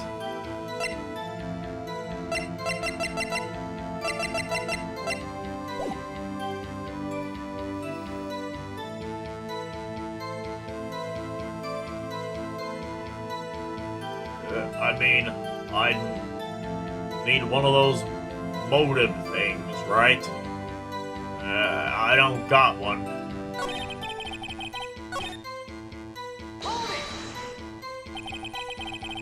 How can you say you had no motive? I say you do. You had a grudge against Edgeworth and the victim, Robert Hammond. That's why you took revenge on them, right? Please don't make me repeat myself, Mr. Wright. The witness has no memory of anything beyond several years ago. He can't hold a grudge. It's impossible.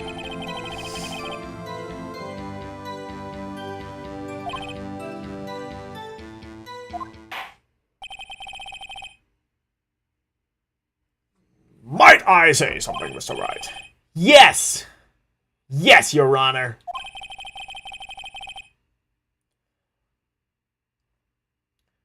You've been saying the same thing now over and over. You've been calling the witness memory of the past of lack, therefore, into question. But does this really have anything to do with the current case? I still have the files for DL6, don't I? I think, yeah. Of course, Your Honor. The witness has said he had nothing to do with this case and no motive. Both of these statements are false.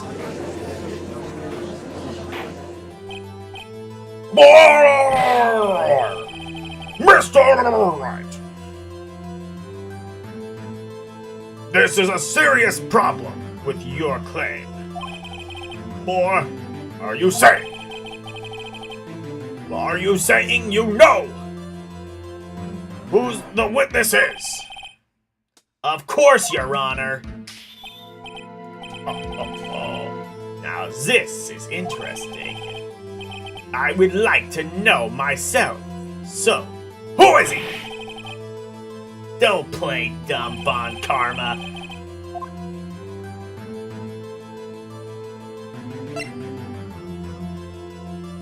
It is actually Gregory Edgeworth.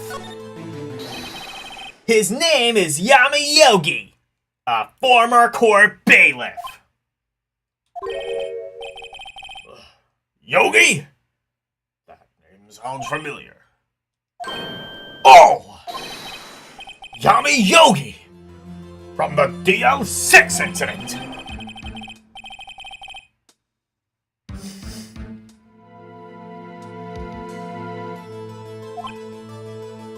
What? What does this mean? Your Honor, if this man is Mr. Yogi, then he has a clear motive.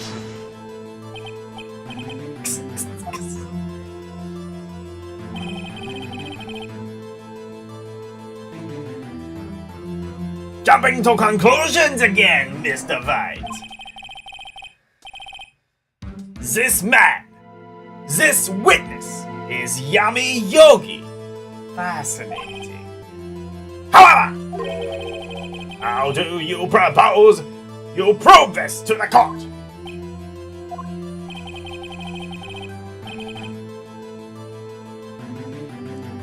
This is a court of law, as you may recall.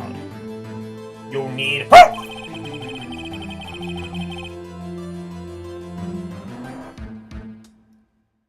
And allow me to repeat once more that the witness has lost his memory.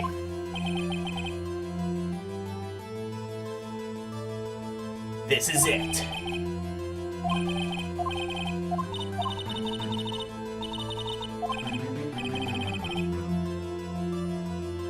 It's okay. It's actually quite simple. Your Honor!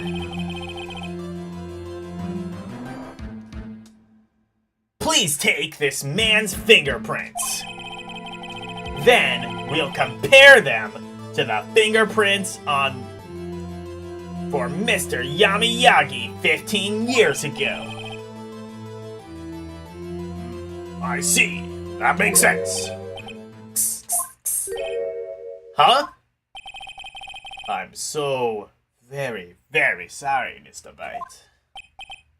Why? The witness has no fingerprints. Oh, shit! Okay. I remember this part. Okay, Von Karma didn't saw off his own fingers. He sawed off Yami Yagi's fingerprints. What? What? No fingerprints?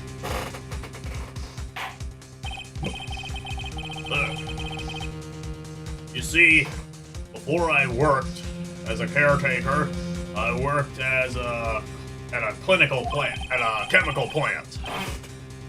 I burnt my fingers working with the stuff. What?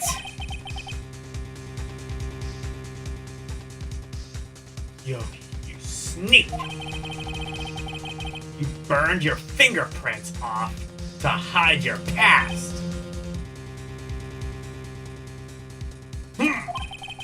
Well, if the witness has no fingerprints, I guess we will not be able to prove his identity. No! Well, What will you do, Mr. White?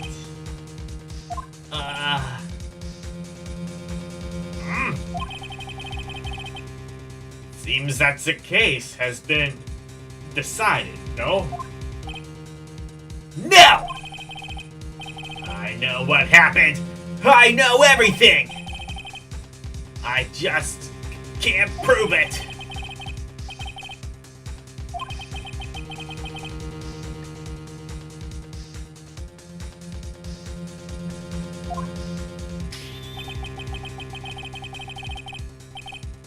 There is no one who can testify as to who the witness is.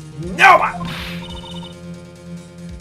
This is where I was, like, when I stopped playing the game 15 years ago today. Nick, what are you gonna do? I didn't even consider that he might have erased his fingerprints.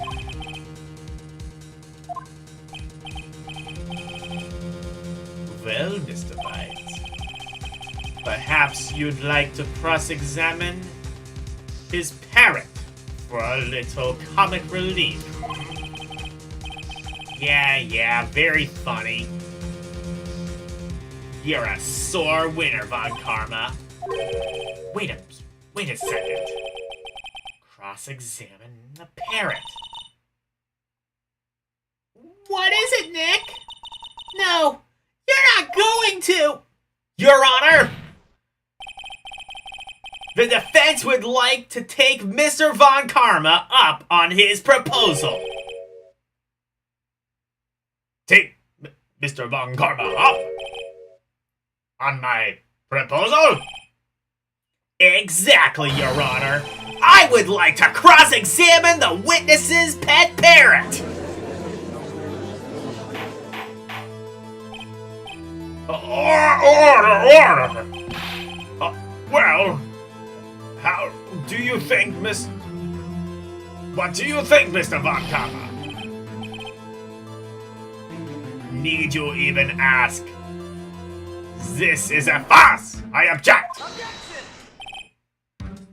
Wait a second! You were the one who suggested I cross-examine the parrot, Von Karma. I have a right to do as you suggested. Well, you're so desperate. Then please, be my guest.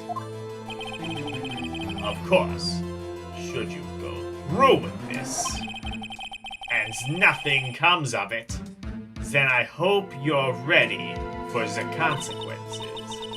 Nick, this is crazy. Well,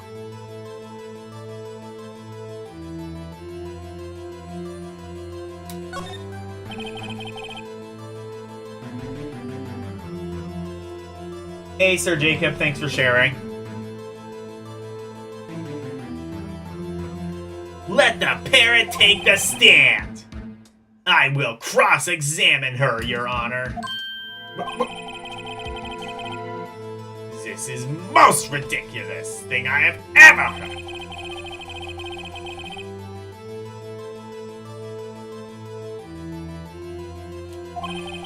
Except the parrot. She's my last chance. At least, I think so.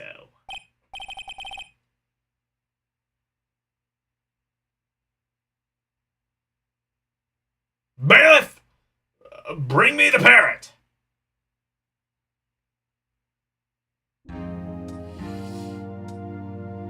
That parrot is still in my... I'm pretty sure that parrot is still in my evidence folder. That's quite a bird. Please tell us your name. Name! The witness is ignoring me.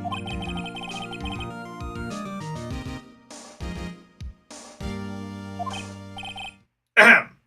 Very well, witness. What is your name? Please, testify for us.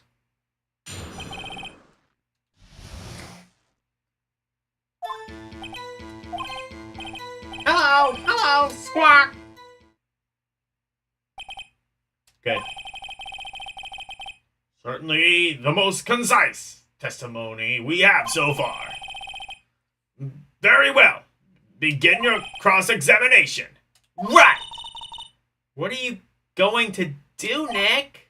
I don't know what to do, Maya.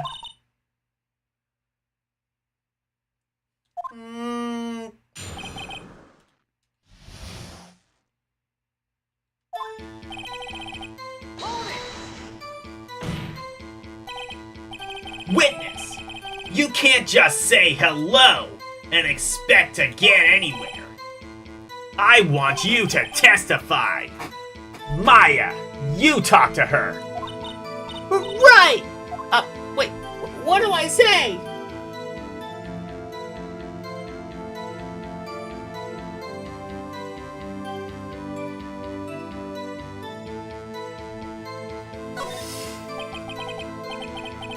As I recall, 2 days ago. LCX. What? Exactly.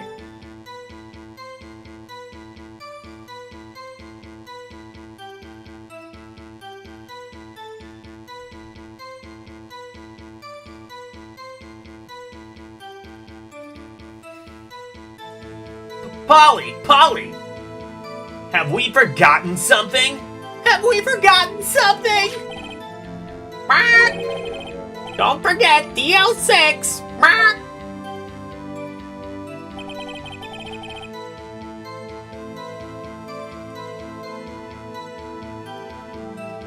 If I can get Polly to say that here, then it will prove this. Polly, have we forgotten something? Hello, Mark! What? That's not what you're supposed to say. Forgot something. We forgot. Hello, Mark! Uh-oh. It's not working. Nick, she won't say it. This is ridiculous. Why won't she say it? Something's the matter, Mr. Wright. Wait! Don't tell me Von Karma expected this. He couldn't have retrained the parrot, could he? Did he train her not to respond when asked?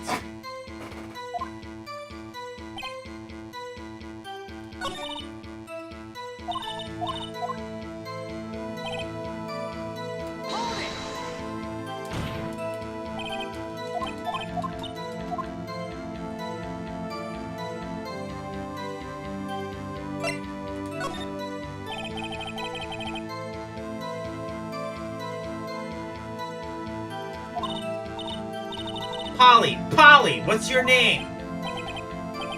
Polly! Mark!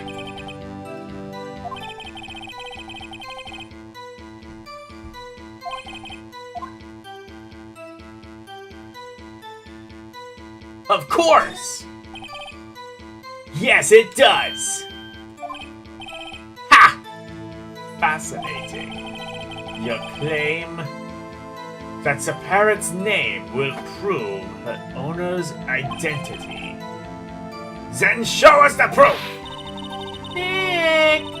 Don't you think you're taking this bluffing a little too far? Listen, we're not here to answer the question of who is the caretaker. We're here to prove that he is Yami Yagi. The name Polly to Yagi. Your Honor, the proof that the parrot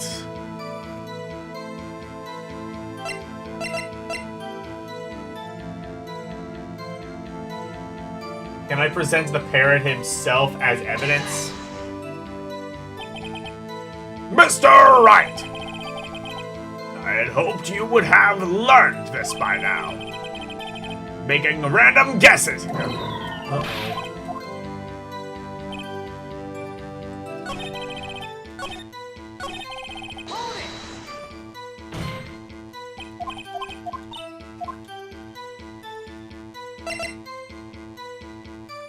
What's the safe? Oh, here it is.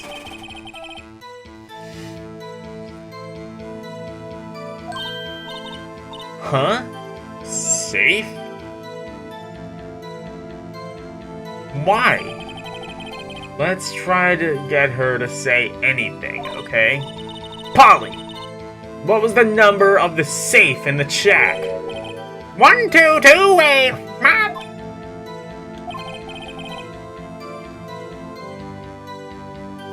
My, what a reckless parent.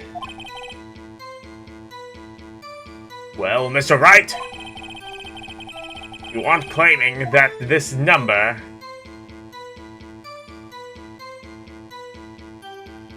Actually, it does. Actually, it does. That's why I had her say it. Ha! Ridiculous. How can the number of a safe tell us who the caretaker is? Show us your proof.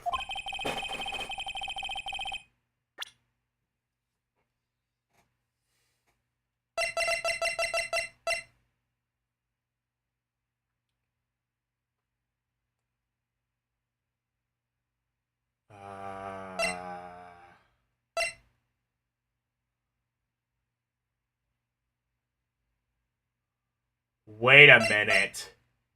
Oh shit, this 1228. That would be... Oh shit. The DL6 case file. I see what they're doing. 1228, December 28th. Then again, this game would take place in Japan, so wouldn't it technically be 2812? Because they do day month there. I think they do. Isn't the US the only country that does month, day, year, like December 28th, instead of the 28th of December? I think that's the case. Anyway, bye, Arus.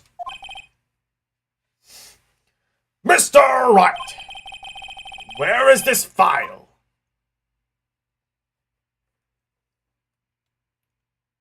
Case summary, victim data, suspect data.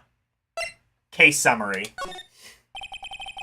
It's in the case summary page. The case summary? Specifically, the date on which the DL6 incident occurred. The date of the incident. December 28th. Why? That's today's date. 15 years ago.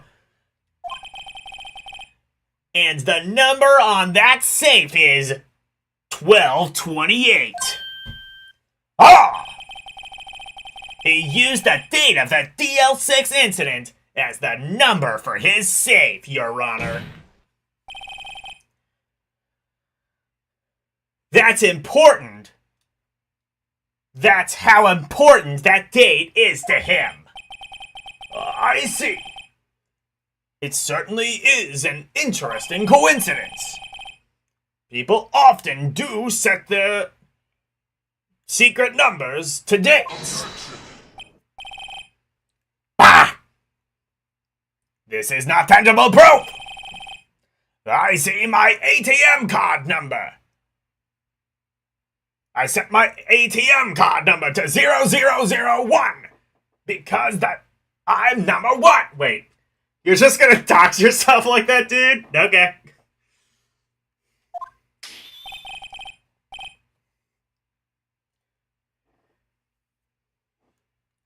Just gonna fucking dox yourself like that? Like...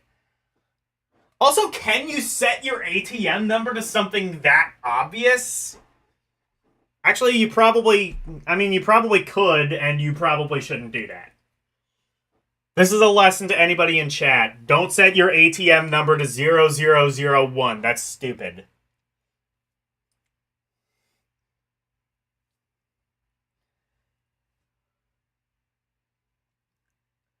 This has nothing to do with a date, nothing! Indeed.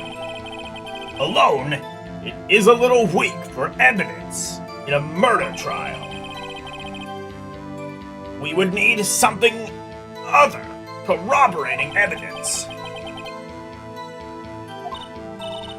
Nick, we're getting closer.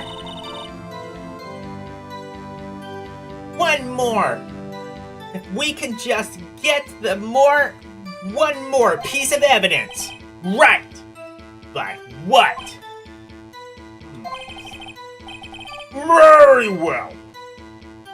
Witness, you may continue.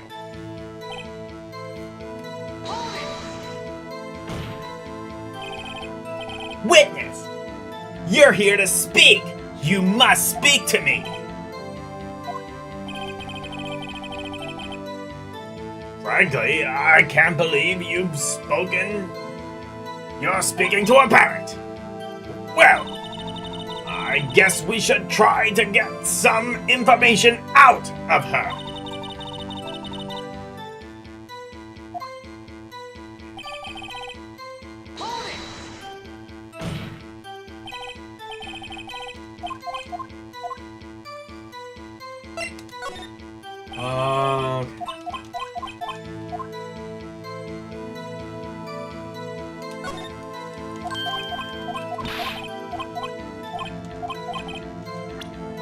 Wait, what was the... Who's that one lady? Oh, Misty Faye. That's... yeah, I can't do that.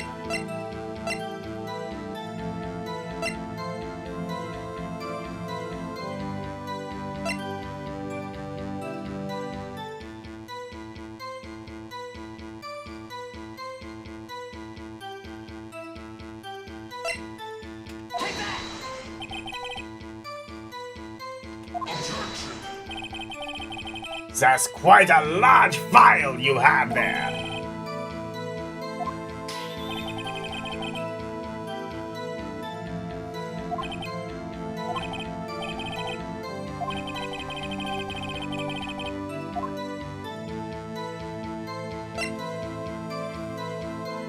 Victim data. Gregory. Suspect data. Suspect is Robert, or no, Yami Yogi.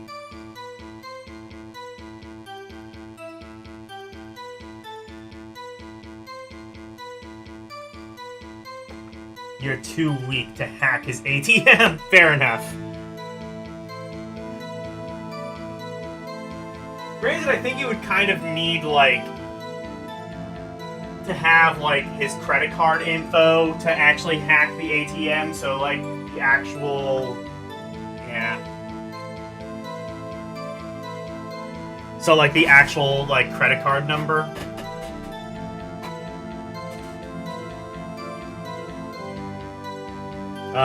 Let's say victim data, because that's where Gregory would be. It's on the victim data page. I'm sorry? I don't see anything here that relates to the name Polly. At least, not on this page. A bluff, as I expected.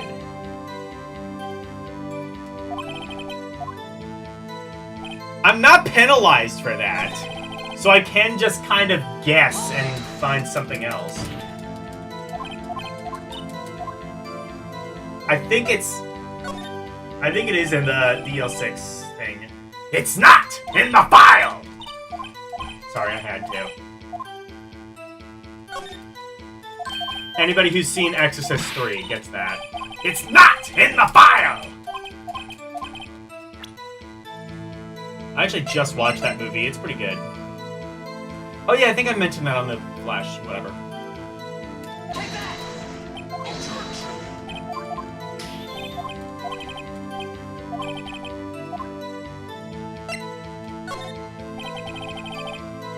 It's in the suspect data page. This page has all the information about Yami-Yagi. Right after he was arrested,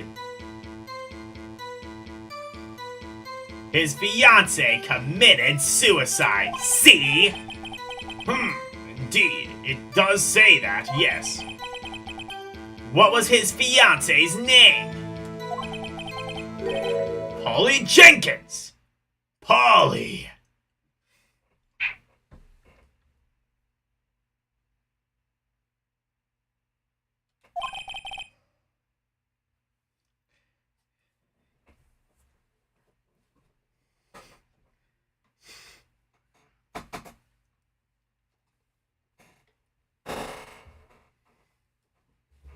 Exactly, Your Honor. He wanted to remember the name of his fiancée who had committed soup and slide. Soup inside. Maybe that needs to be the new term. Instead of unaliving or Sudoku or whatever, it needs to be soup inside.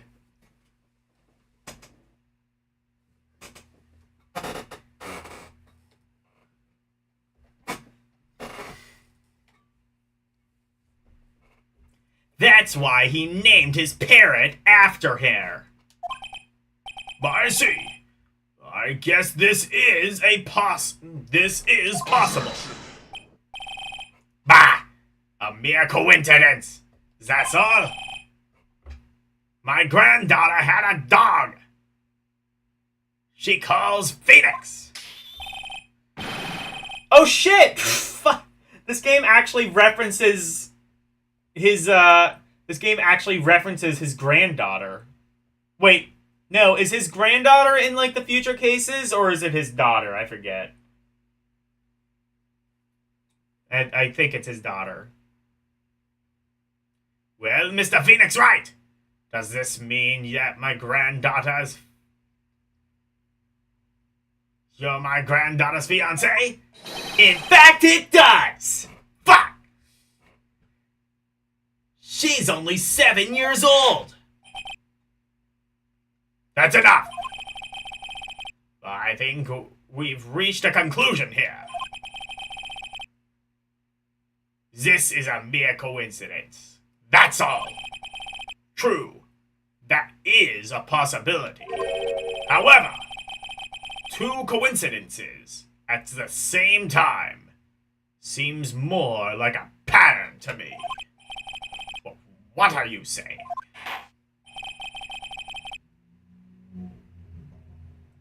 Summon the caretaker of the boat shop. Immediately!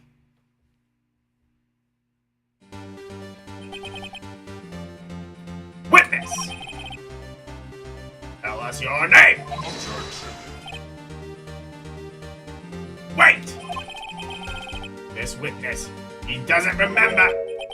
No, it's okay.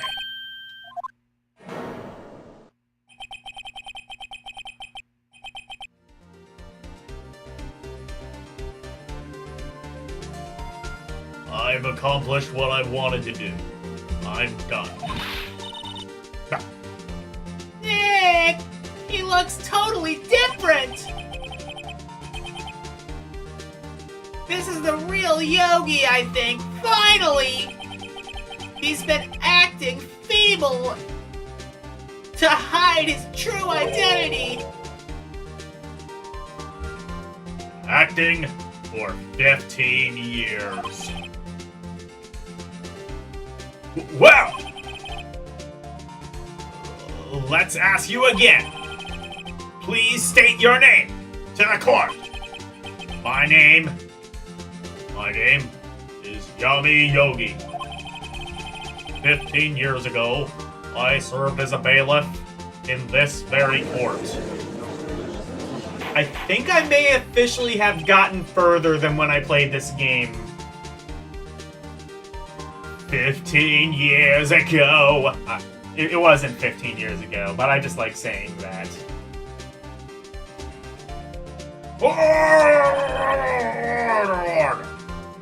Yami Yagi! So was it you who killed Robert Hammond and tried to frame Miles Edgeworth for his death. Yes, it was me. I did it. They put me on the witness stand 15 years ago. Robert Hammond. He said I was mentally unsound. He told me it would make me innocent, get me off the hook. So, I pretended to have brain damage. I was innocent, really, but he didn't believe me.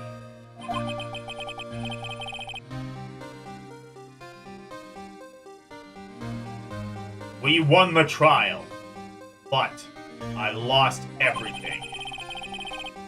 I lost my job, my fiancé, my social standing. Then, this year, 15 years later, a package arrived. It was a letter and a pistol. The plan was written out in careful detail. It was a plan for me to take my revenge on the people who ruined my life. I didn't care who had sent it. I thought this was my chance. After 15 years, this was it!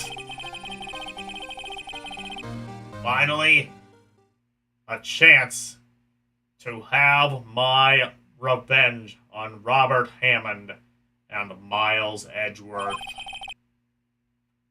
I have no regrets. But wait a minute! Revenge against Miles Edgeworth? What do you mean? I'm not at liberty to speak on that matter. Why don't you ask Mr. Edgeworth yourself? Oh, I see.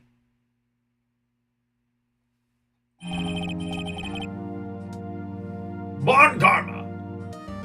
Where is Mr. Yogi? Under arrest, Your Honor. I saw no room for error in this courtroom. Then, the defendant, Miles Edgeworth, is innocent. In this case, at least. Very well. Will the defendant please take the stand?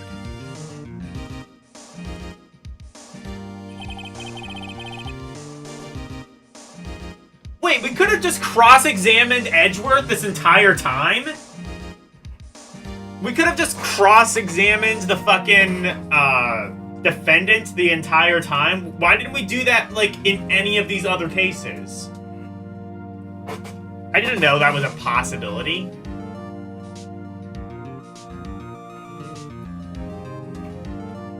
There are a few mysteries left unsolved. Still, you have cleared up the suspicion for this particular case. So I would like to pass judgment in the murder of Mr. Robert Hammond. Any objections?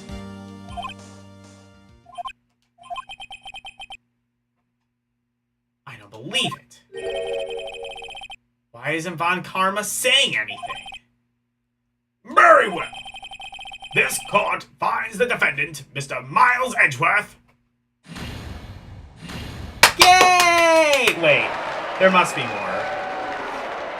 Oh, for the love of God, stop with the confetti. That is all. This court is adjourned. Objection!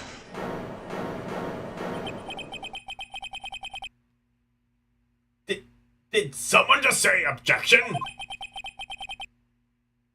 It wasn't Von Karma. No!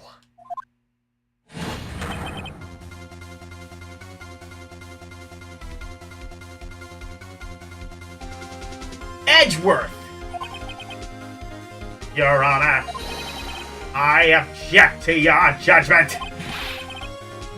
What do you mean? I'm not innocent at all. As we have heard, Yami-Yagi killed Robert Hammond in revenge. But, revenge for what?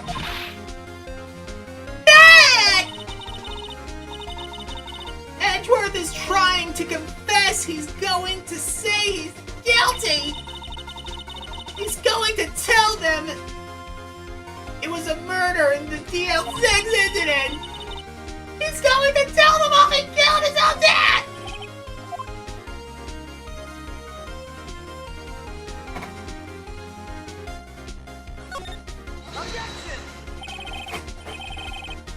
The judgment has already been passed.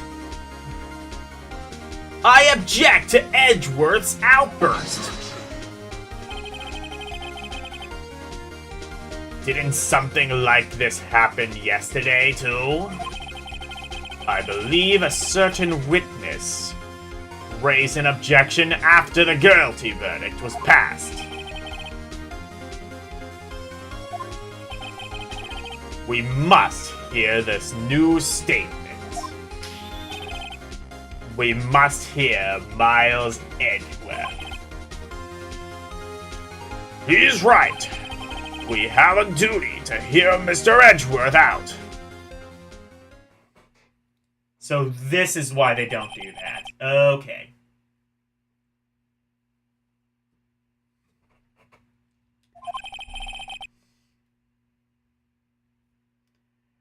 For 15 years, I have had a recurring dream. A nightmare. It's only a nightmare. That's what I told myself. But now, I know it wasn't a dream. Yami-Yagi wasn't the killer. You mean in the innocent? In the incident where your father died? From the distance. From the distance of the shot, it wasn't suicide either.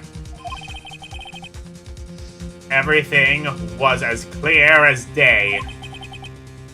The murderer, the criminal in the DL6 incident, it was me. Your Honor, I confess my guilt. I am guilty for DL6, the statute of limitations for which ends today. The culprit is me.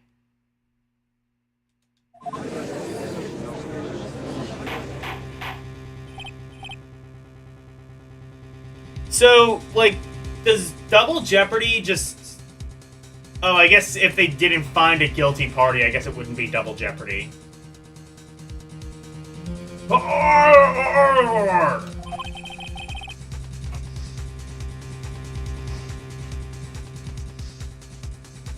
This is certainly unexpected.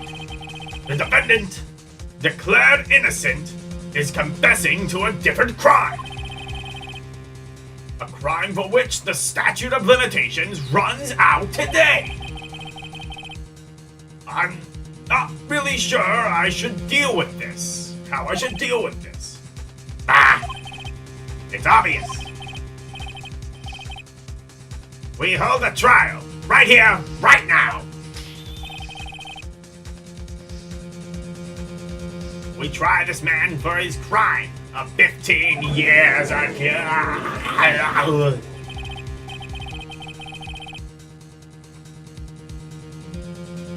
I think I would like to take a 5-minute recess.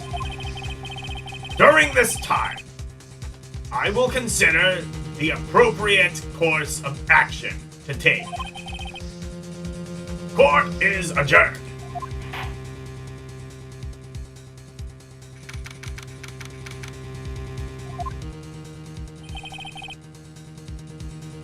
sorry, right? I've just wasted all of your efforts.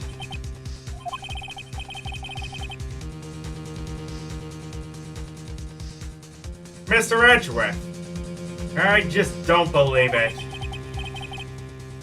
I mean, you! Kill your dad?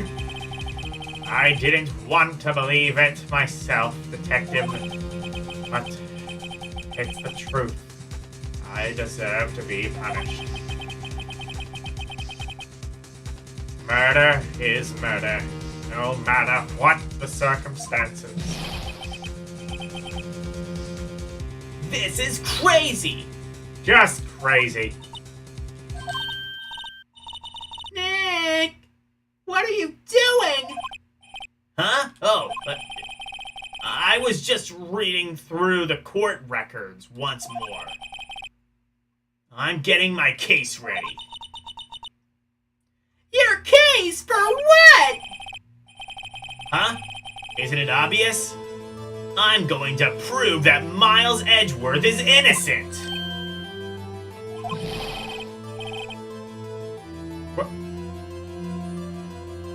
What are you talking about, pal? He just admitted to it.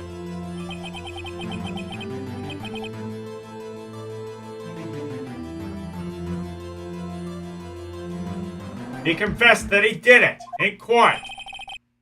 I'm sorry, Edgeworth. I'm sorry, Edgeworth. But I don't believe you. I don't believe your nightmare. What? It's just a dream. It's not real. The truth is right here in the court records. In any case, tighten your belt. The real fight is just beginning. I'll prove you're innocent. Trust me. Right.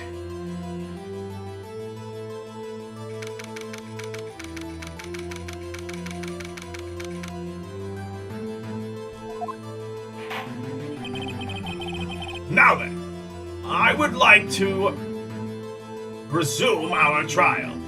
Judge! Miles Edgeworth has admitted his own guilt. He has confessed the crime. Let us begin by hearing his testimony. Then, prove pointless.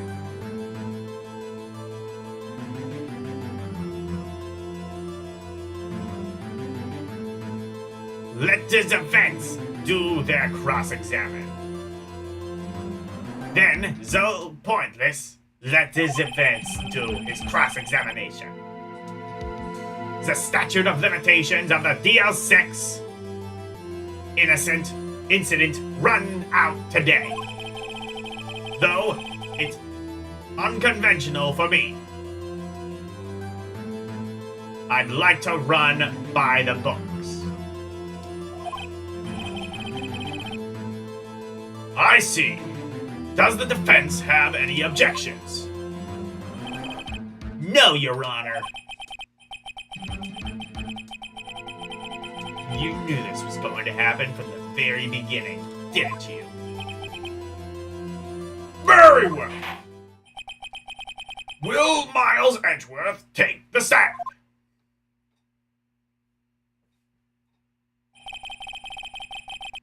Will the witness state his name and profession? Miles Edgeworth. I am a prosecuting attorney. Mr. Edgeworth! 15 years ago, you mistakenly killed your father, Gregory Edgeworth. Is this correct? It is correct. Then testify about this matter in the court.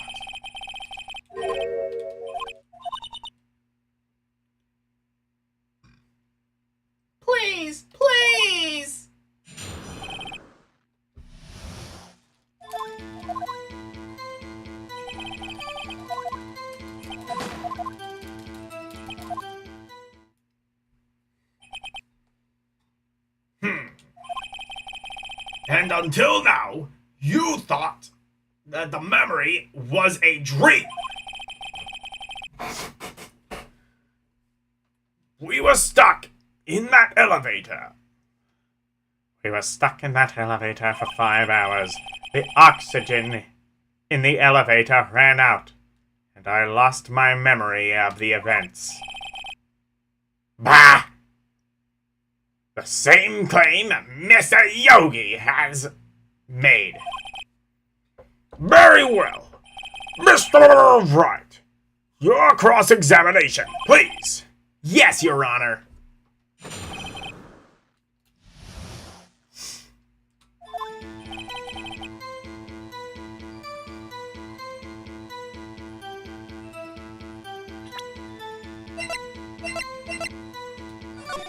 Oh, wait. Oh, I can just read this. Okay.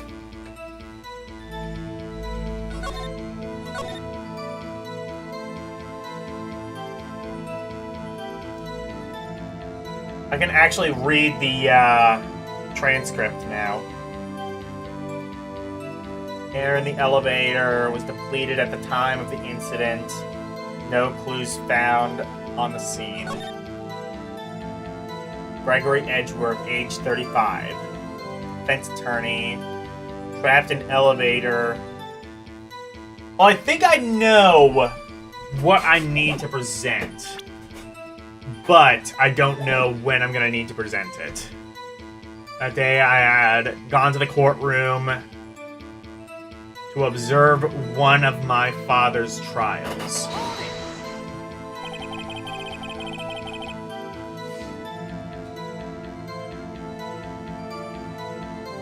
What was that trial your father was involved in on that day? I don't remember things very clearly. Only 2 things. I know my father lost, and Mr. Von Karma was the prosecuting attorney.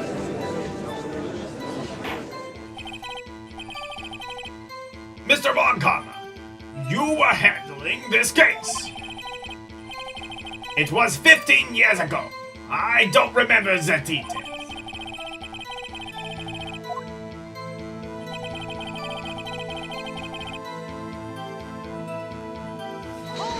I think you would remember the detail. I think he does remember the details. I think you would remember the details of, like, a trial in which the aftermath somebody died. No matter how insignificant you think the case might have been.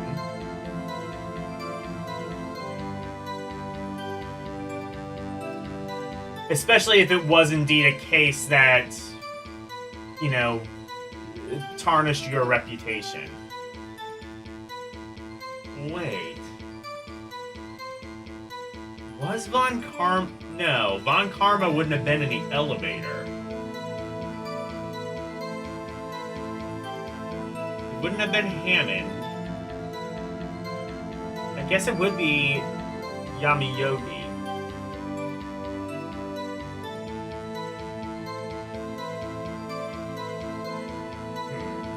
This is my theory.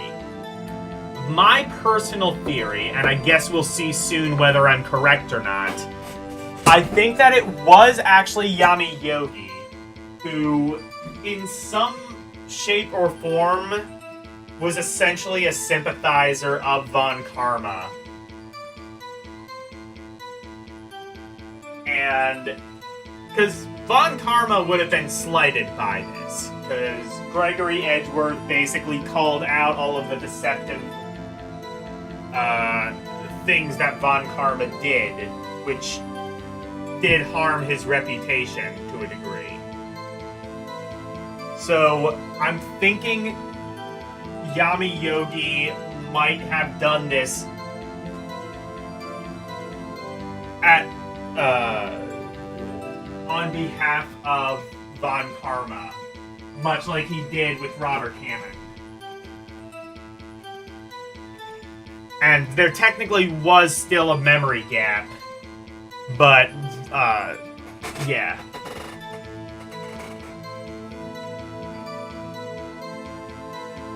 So, there were 3 people, including yourself, trapped in that elevator.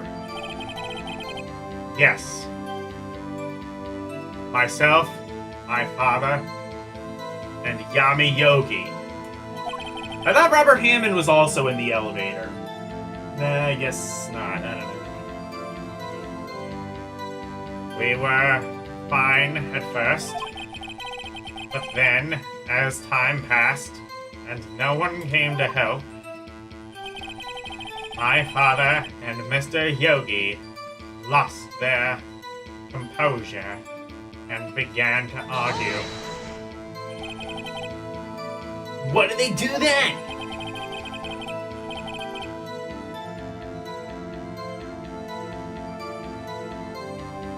I was a 9-year-old boy at the time.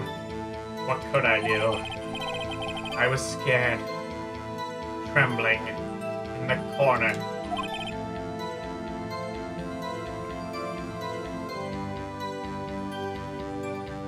But then, just then, something heavy fell on my feet. What was it? A pistol. I assume it was the bailiff Yami Yogi's. Why would a bailiff? Oh wait, oh yeah, for like possible evidence or something. The safety must have come off when it fell from its holder. And you picked it up. What happened next?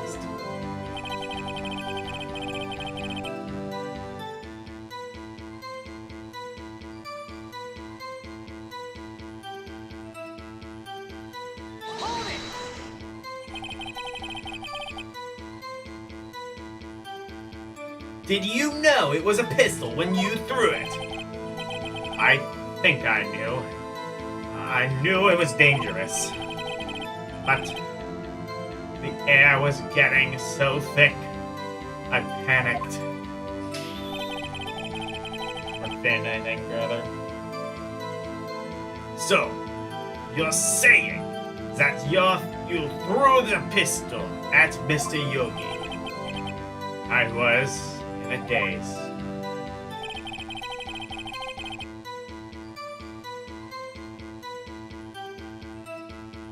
A moment later, there was a single... So if you threw...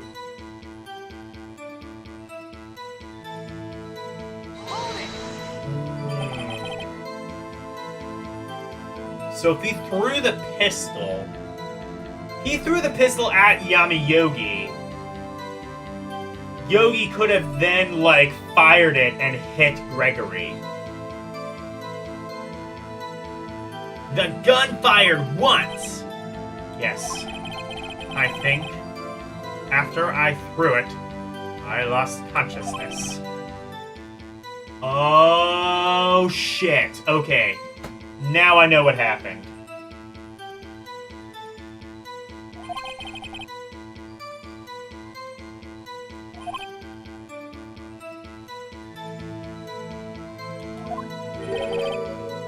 The scream! It was a terrible scream. I remember it to this day. To this day! Yes, I can practically hear it now. I doubt I will ever forget that scream as long as I live.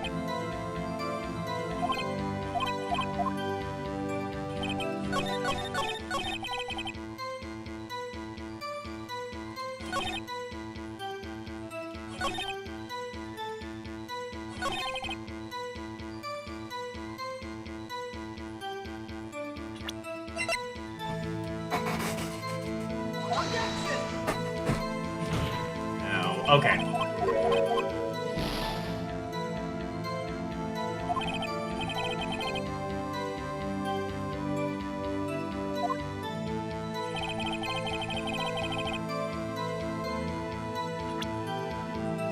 I think it's either this or DL6, and I think it's going to be around here. Yes! Got it.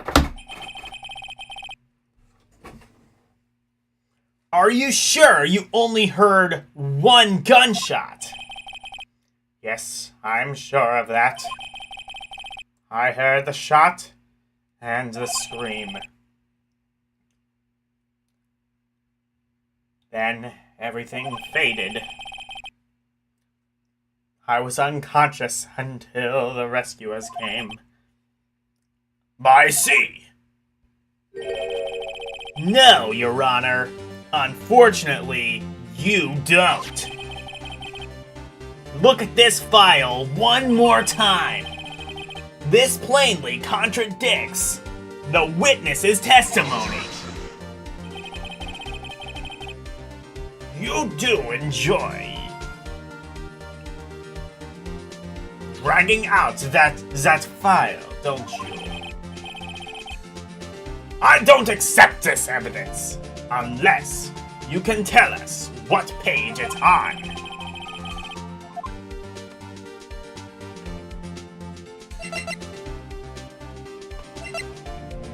Victim data?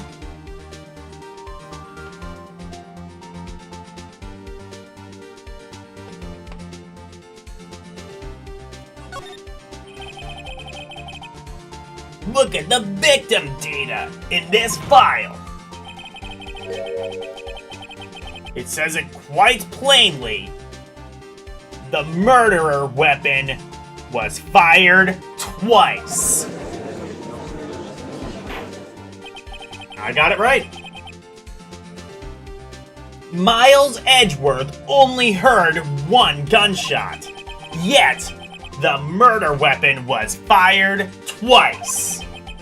The first shot was the accidental firing where the pistol was thrown. So, who fired the remaining shot?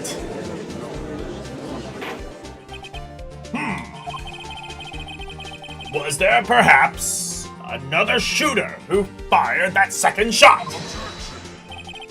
Your Honor, as I'm sure you're aware, this incident occurred 15 years ago. The evidence is dated. The pistol did not fire twice. However, we do not know when. Did fire twice, but we do not know when the second shot was fired. It might have been fired the day before the incident. What?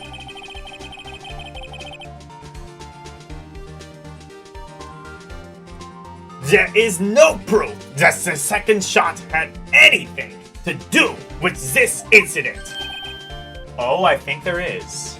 I might know where this is going. I see. You do have a point, Mr. Wright. The murder weapon was fired twice, as we have heard. One of these shots was fired by the defense, by the defendant, a boy at the time. Do you have any proof that the other shot fired had something to do with this case? Yes! Your Honor, I think I will be able to show you proof. What? Impossible! Now, Mr. Montgomery, save your surprise for after you've seen the evidence. Very well, Mr. Wright. Show us your proof. Do you have evidence? Fuck yeah, I do. Mr. Wright, please, think.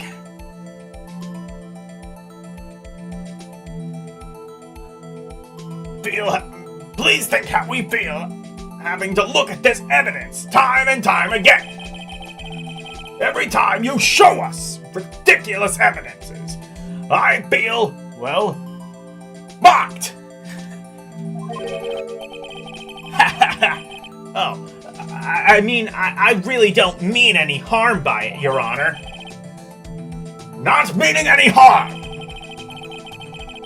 And not doing my any harm are two different things, Mr. Wright. Oh shit!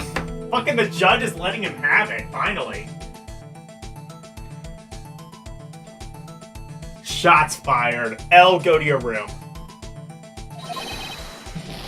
What? That was a bullet! Why is that not...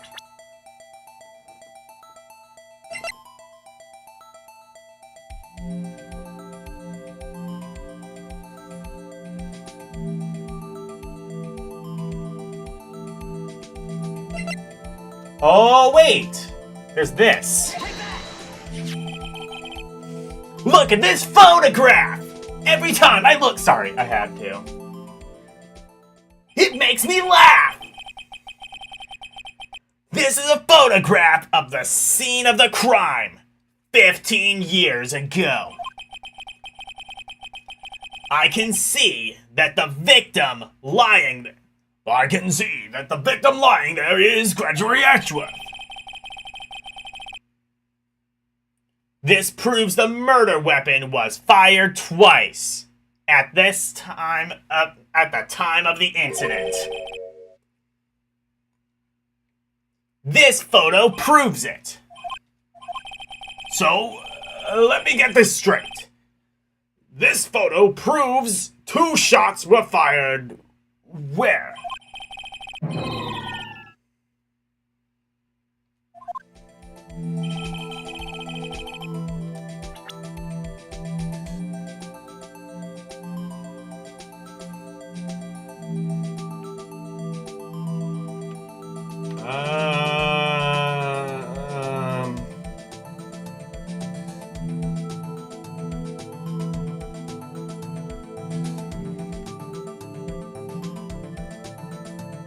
Wait a second.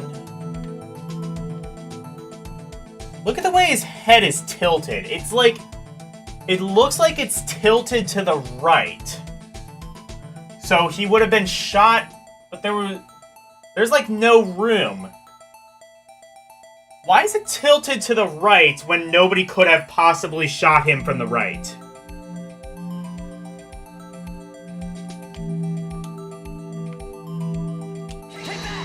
That's strange. I don't know if that's... It's here, I think. Okay, well, it's not. Okay, I wasn't penalized for that. Oh, wait. No, is it? That seems strange. Why would it... Is that just like the game fucking up? I don't think the game would fuck up that way. He was definitely shot from the right, despite the fact that, like, literally he's at the edge of the elevator. So, therefore, nobody could have possibly shot him from the right. Unless they, like, literally pressed the gun up to his temple.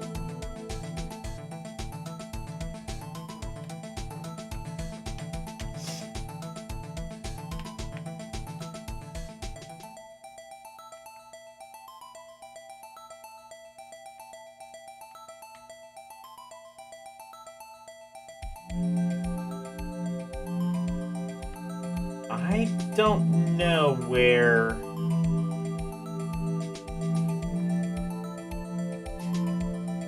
It doesn't even see... I don't even really see where the bullet is. Like, I would think he was shot in the head. But I don't actually see where that is. It doesn't seem like... Oh no, it said he was... Oh no, wait, no. It said he was shot in the heart. Oh, wait a minute. I see. Probably then, like, somewhere near the heart. Oh, okay.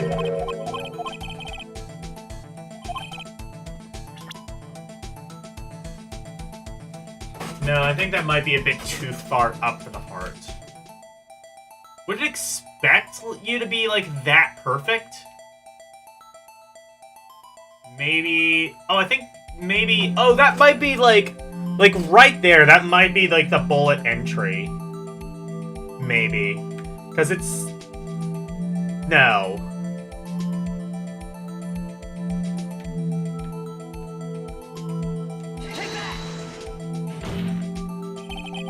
No.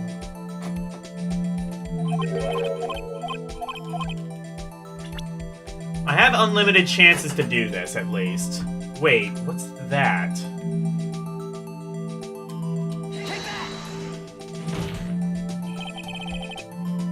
Well, I think it's here.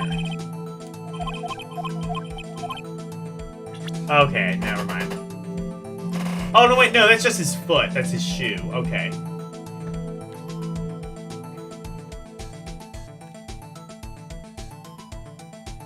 So it would have been, like, somewhere else. I think, because his head is, like, slumped forward, and it said he was shot... It looks like he was shot twice. Once in the head and another time in the heart.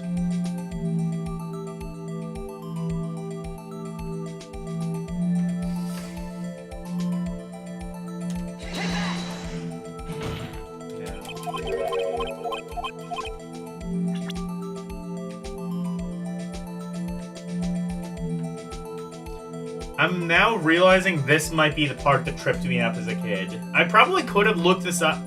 Honestly, if that's the case, that's fucked, because wait a second. Oh, shit. Target sighted.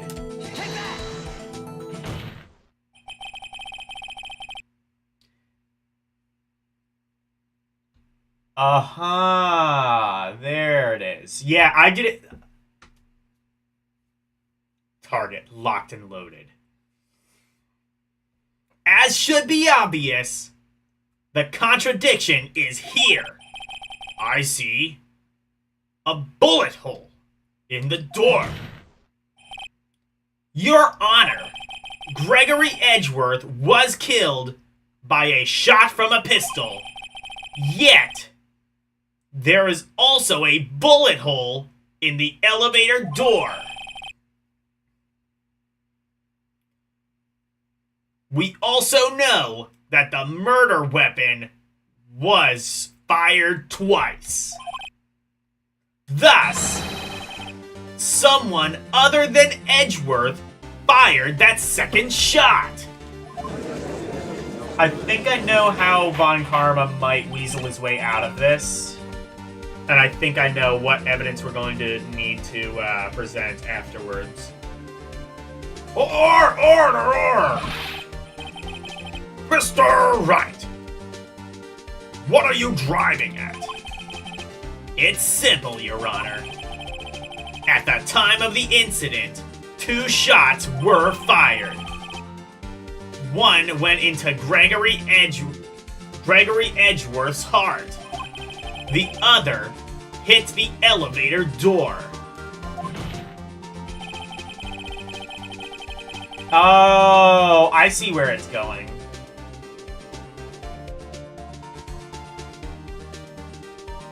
Go to the bullet hole in the window. Okay, no. Elle, I think you're behind.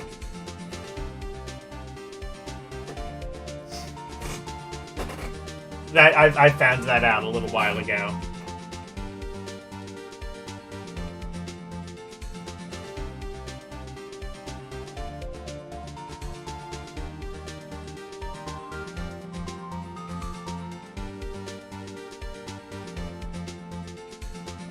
Remember, the defendant was lost consciousness after the shot he fired rang out.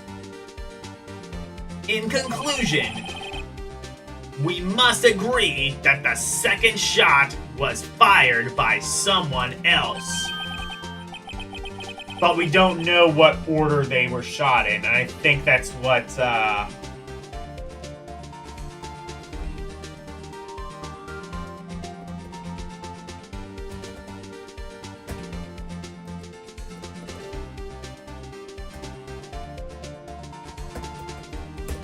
I'm just letting Elle know I think she's behind. But Mr. Wright! But who could that someone else be? The murderer, of course.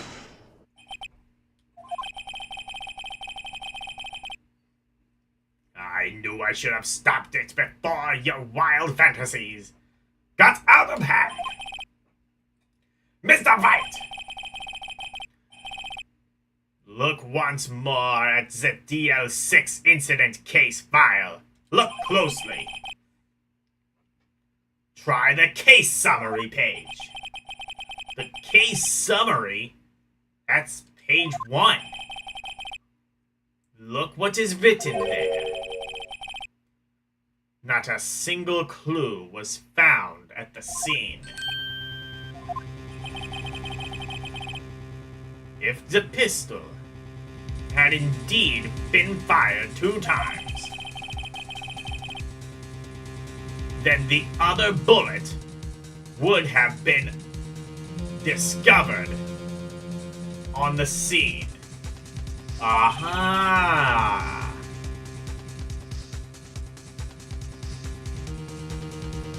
He does have a point. The second bullet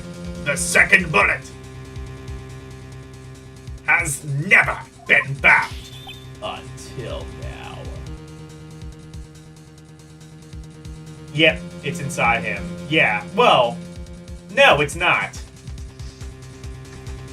It's not. It's not inside him. Why? Because the second bullet does not exist. Au contraire.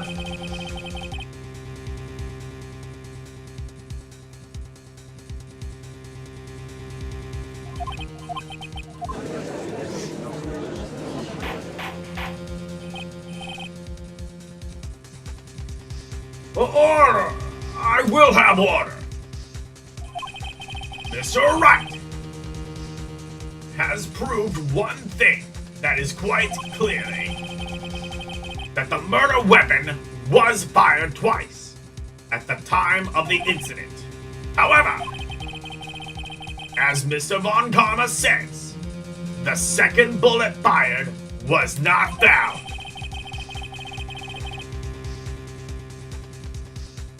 It is highly unlikely that the police merely overlooked this second bullet. So, all we have is the single bullet fired. I'm afraid I have to discount the defense's claim. I praise the judge for his wisdom in the matter.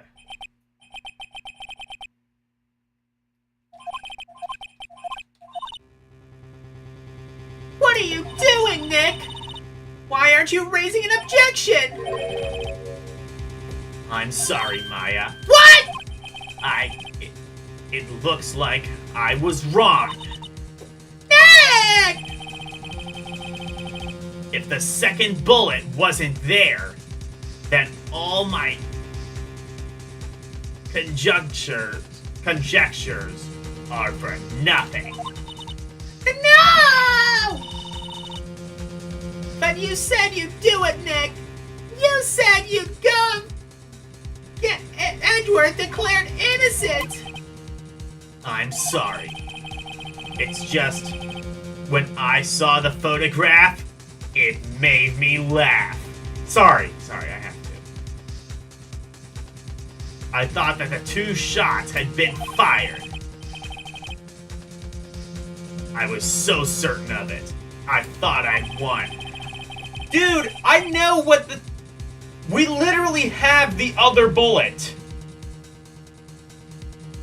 We literally have the other bullet in evidence. We can present that. Present that now. Fuck.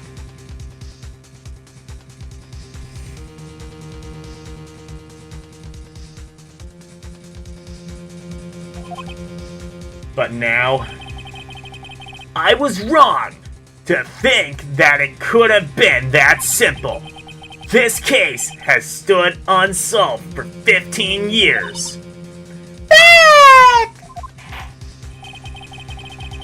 Well, it seems that we have finally cleared up this incident. Only 1 bullet was found at the scene of the crime. That shot was fired by Miles Edgeworth. Precisely. I would like to ask one thing of Miles Edgeworth before passing my verdict. Have you been paying attention to this trial so far? Yes, Your Honor. Do I have any objections? No. No, I do not. So you killed your father. Though that was not your intention.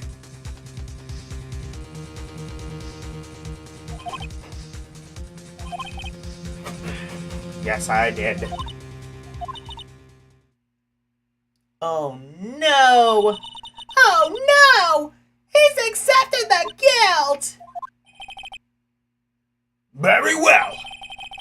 The statute of limitations on this murder of Gregory Edgeworth runs out today. Therefore, I must pronounce a verdict in the defendant today. Right here. Right now. Indeed. Does anyone have any objections? I've been here before. It's just like my first day in court. Up, it's bringing it all back together. You see what they're doing there with the story? You see what they're doing? Poke, poke, poke, poke, poke, poke. There are so many things I know I should be saying, but my mind's gone blank. I can't find the words. I have an objection! Your Honor! Your Honor! I object!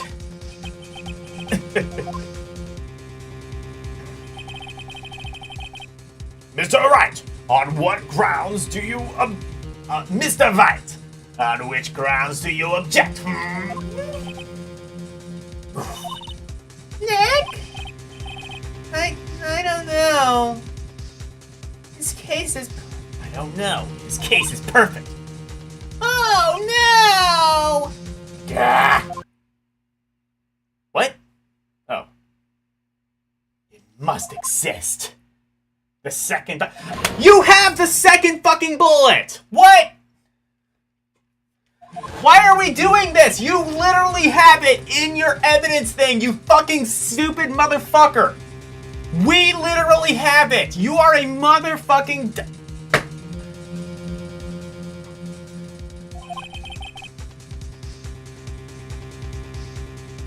What did you just say? Nothing. The second bullet must exist. But where? Someone took it. It seems waiting is not going to produce any answers from Mr. Wright. Wait, Your Honor. The second bullet. It existed. What?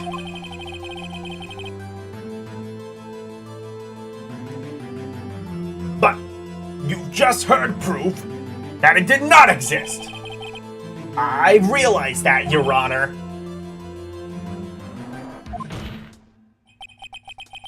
It's just someone took it from the scene of the crime. That's what happened. But who? The murderer. The murderer? Then tell us just who the murderer. I'm still thinking about that.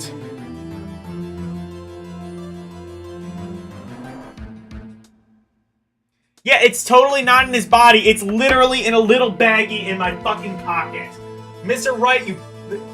Phoenix the fuck Wright, lawyer in Christ, you stupid motherfucker. You literally have this in your pocket, or wherever you keep your evidence.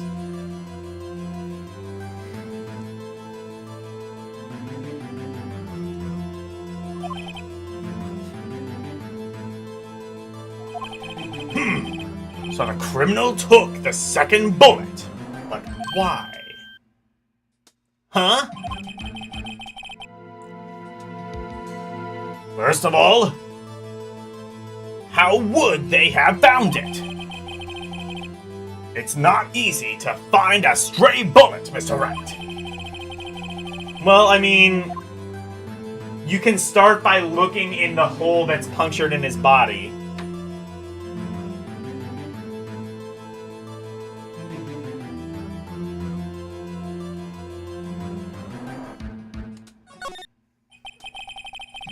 Of course! There was a need. That's why they took it.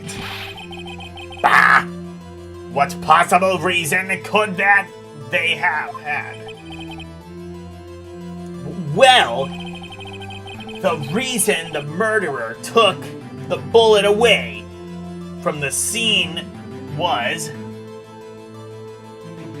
The bullet would be proof. The murderer was cautious. I guess the bullet would be proof.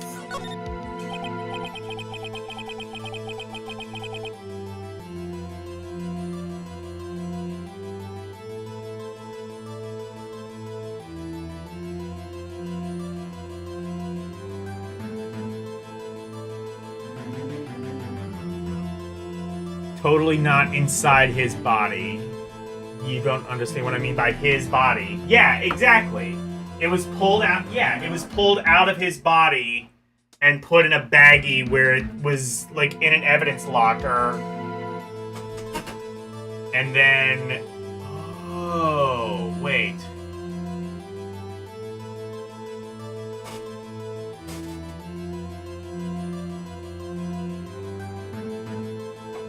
Oh, wait a minute.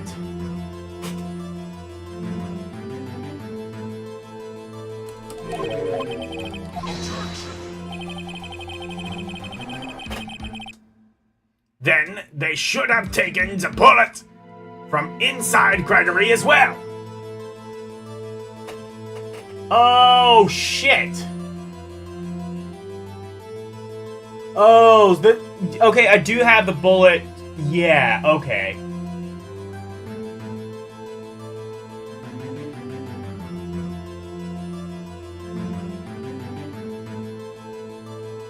Oh, so the bullet that hit the elevator window was missing. Also, since when did elevators have windows? Actually, no, I guess there are glass elevators. But not in, like, a courtroom. Usually, like, in a parking garage or something like that. Huh? Oh, right. Mr. Wright, have you really thought this through?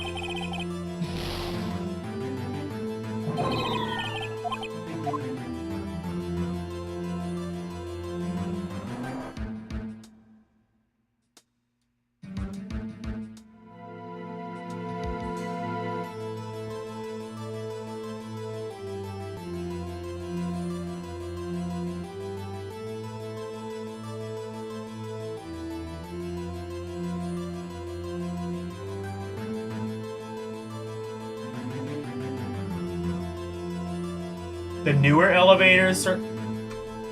Did elevators at, like, some point have windows? You remember older ones with opaque windows? Really?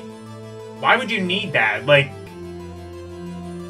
what would you even be able to see through it? Just, like, the internal cables, I guess? So, was that, like, a maintenance thing, I guess, you could do? To, like, inspect the cables to make sure they were still, you know, whatever.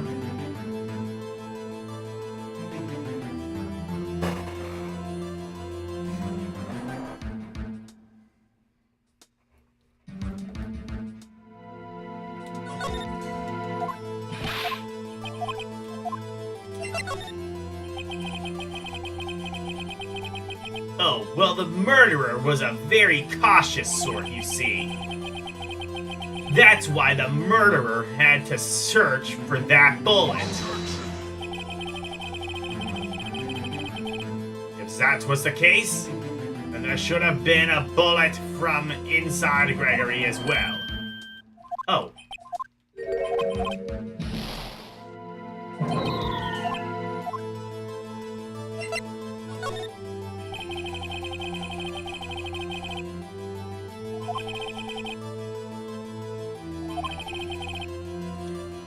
What's wrong, Mr. Wright? The murderer had no reason to take the bullet. You don't want to admit it, but it's true. Had to take it.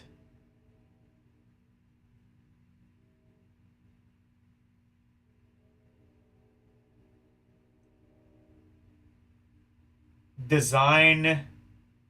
Oh, okay, yeah. You can only see from the front. Oh, I see. Oh, so like, okay, yeah, so like, what, like a fuse box or something, maybe? No, I don't know. You're thinking too normal. Think crazy. Don't think why the bullet was taken. Think why the bullet had to be taken. Mr. Wright! Yes, Your Honor.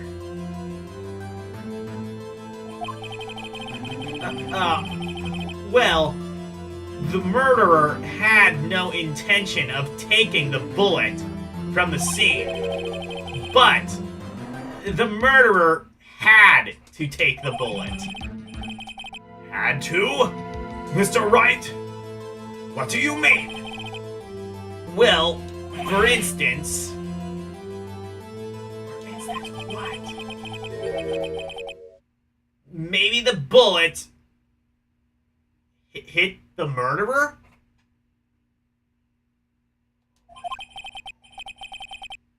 The bullet hit the murderer? Just saying, for instance. I mean, if it hit you, you would have to take it with you, wouldn't you? It's not like you could perform surgery right away. You know?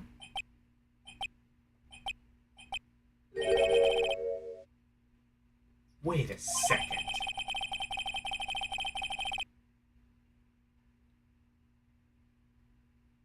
I was just talking off the top of my head, but what if that's really what happened?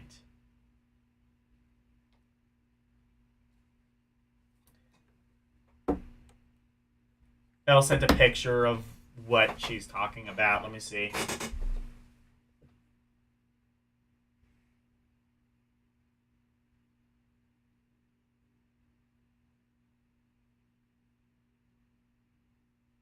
Okay. Oh yeah, those are like real old elevators. Oh, I see. Okay. Yeah, that's a real old elevator. I mean, I would definitely be too young to have seen an elevator, anything like that.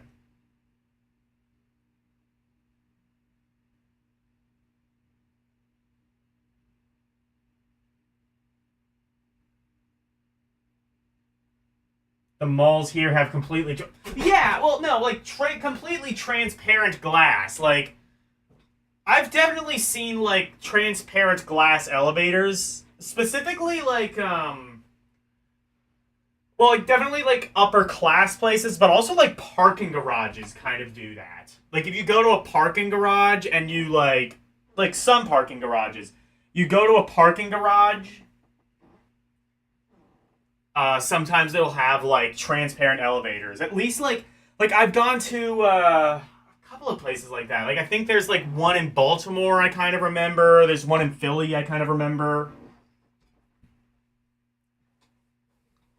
It's kind of like the same deal. I think it's kind of like the same deal as what Elle's talking about. It's just, like, a completely transparent elevator just to kind of look cool. Doesn't really serve any practical purpose other than it looks cool. let me get this straight. So at the time of the murderer themselves was shot.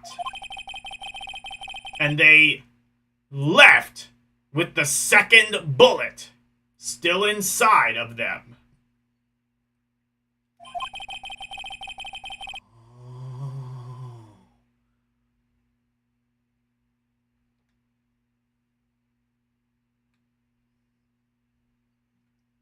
Thus, leaving only one bullet at the scene of the crime. Yeah. I guess that's how it would have worked, yes. But there's a problem with that. The other two people reacted from that elevator. Rescued from that elevator. Miles Edgeworth and Yami Yogi were both unharmed. So that would mean the murder came from outside. Oh, yeah, if the murder came from outside, they would have shot through the window. You son of a bitch.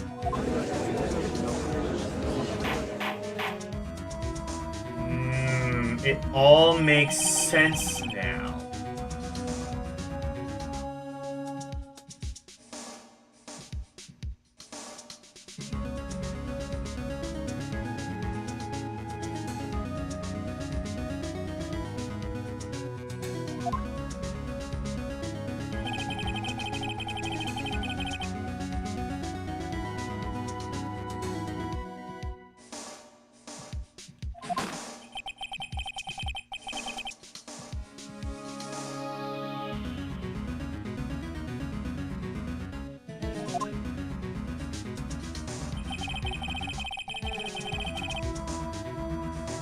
The bullet goes through the elevator door and hits the murderer outside. The boy loses consciousness.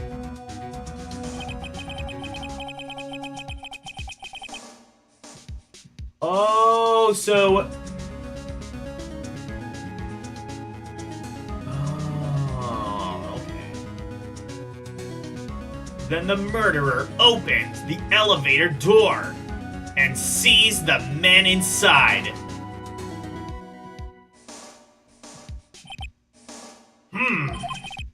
Mr. Wright, you are truly the most unpredictable defense attorney I've ever known. I can tell you, you're grasping, yet I cannot deny the possibility of what you say. What are you saying? Deny it! Deny it! No one involved in the incident was wounded.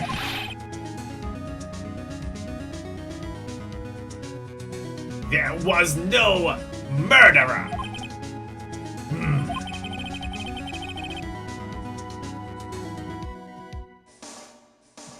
No one was wounded at the time of the incident.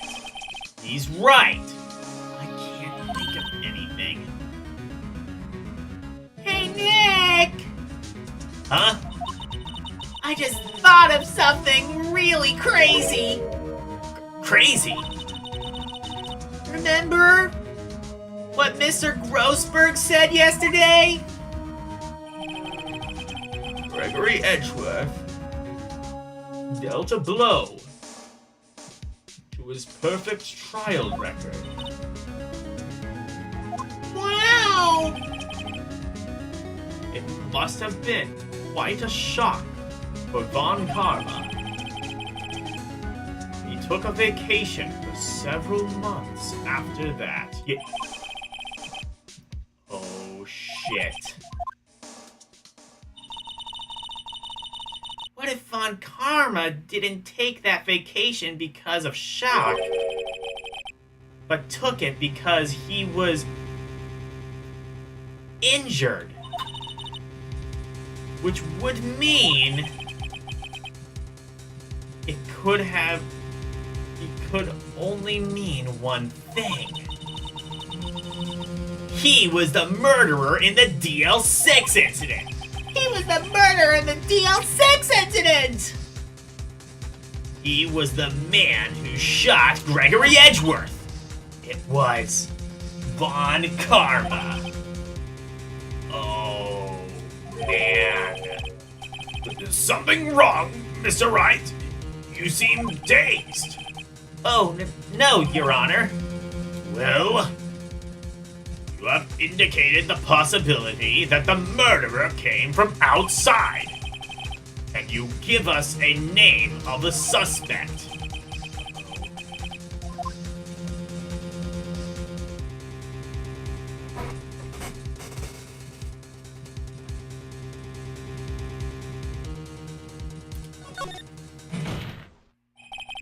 Your Honor, there is a suspect. One lone suspect. Well, this is certainly interesting. Very well, Mr. Wright. Who is your suspect?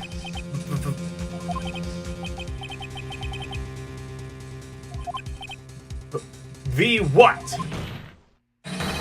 Von Karma! Von Karma.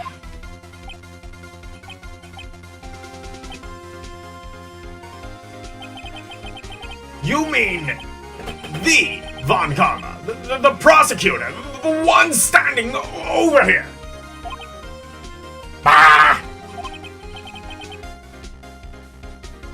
You don't object? I see no need. Why honor this ridiculous outburst with my objection? Because you took a vacation for several months, starting the day after the incident. Yet you pride yourself on a perfect record. Why would you take such a long vacation without any reason? So, you're claiming that I took a vacation to heal my injury from the incident. Fascinating. Prove it! I would have needed surgery. No? Where did I go under the knife at, Mr. Wright? That's... I mean... Bring the doctor that operated on me. Have him testify. Nick! Let's find out who his doctor is. It's no use. Edgeworth. I know Von Karma perhaps too well. He's perfect. He wouldn't leave clues. He probably didn't undergo surgery. That would leave a doctor as a witness.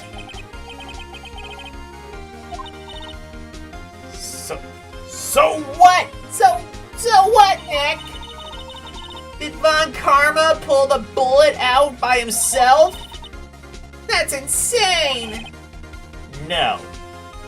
He couldn't have. You can't just pull bullets out of yourself. Wait.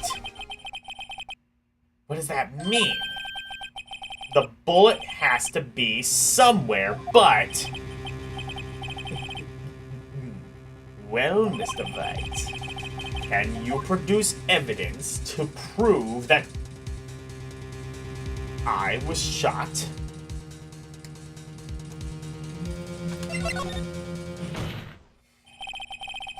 All right, Von Karma. I'll prove it. And I'll even use evidence I know. And I'll even use evidence I know how much you like it so much. what? The evidence?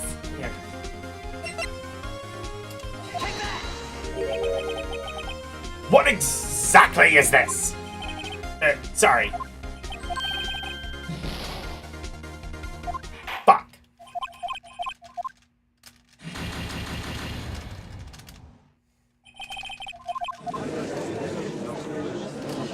Okay, well now I know what to do. I can speedrun this.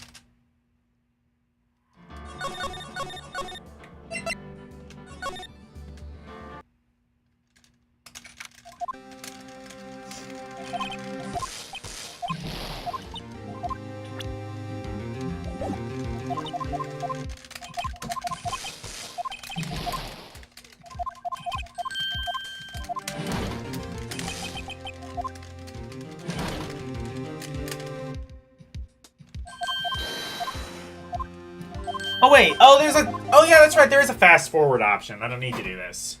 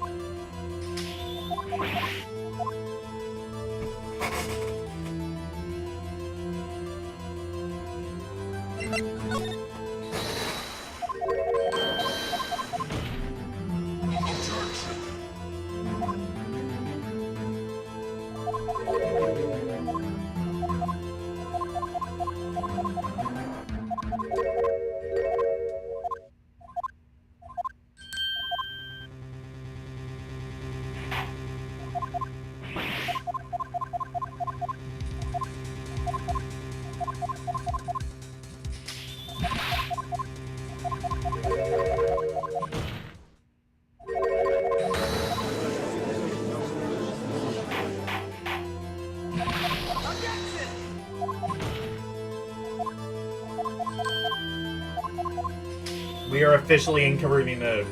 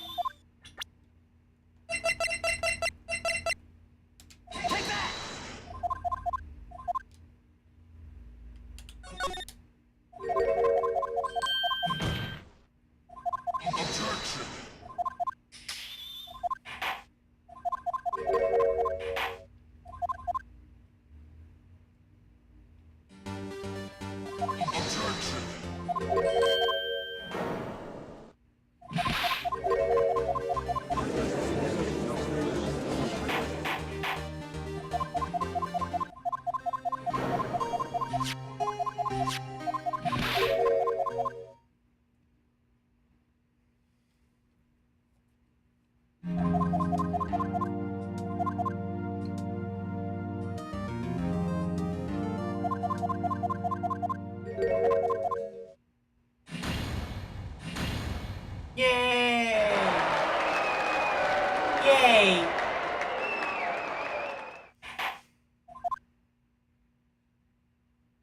Objection!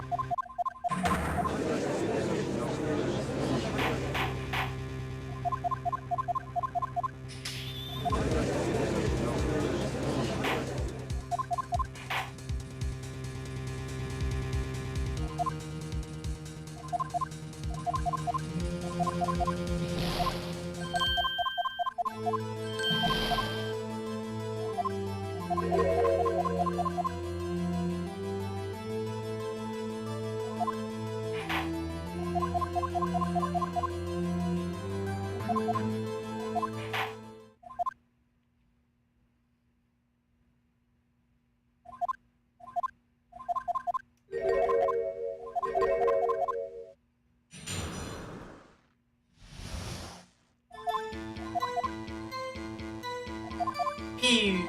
Pew!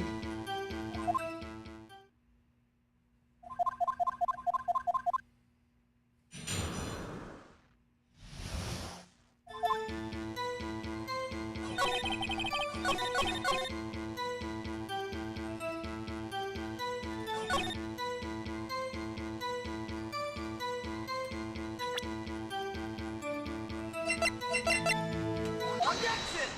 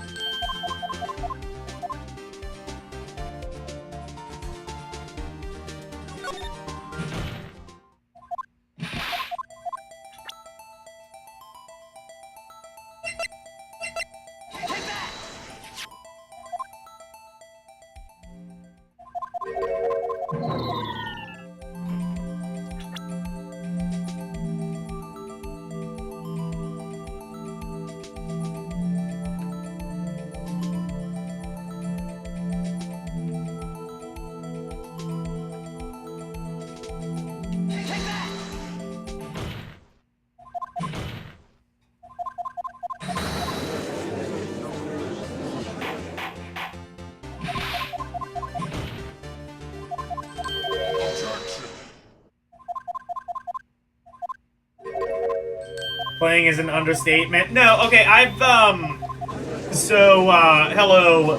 hello, Razor. I died, so I'm holding down the A button and speeding to the part where I'm almost at the end of the game. Basically, I'm holding down, like, the fast forward button because I've seen all of this before.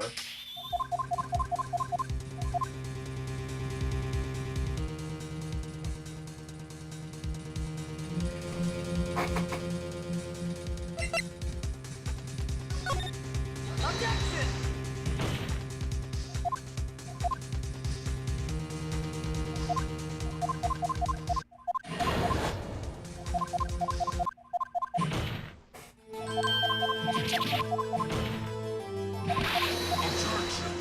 No, I'm playing the PC version, and the PC...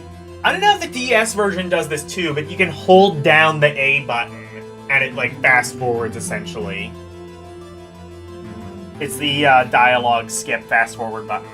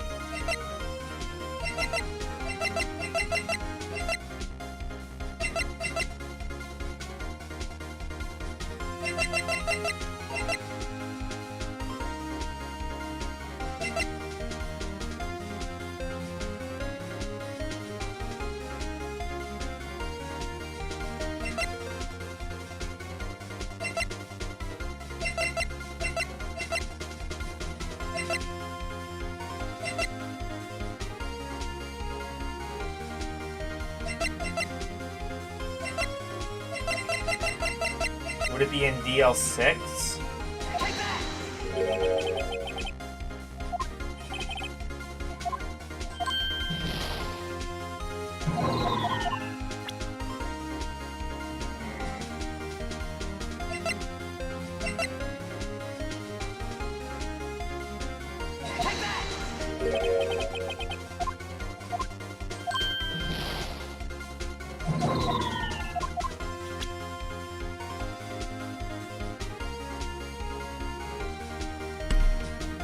I might need to look at this.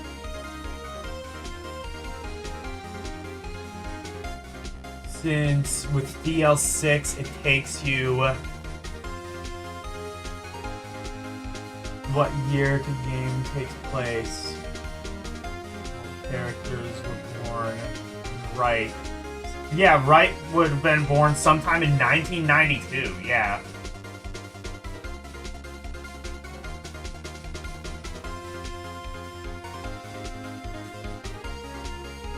Do I have the... Oh, shit. You're right. I do.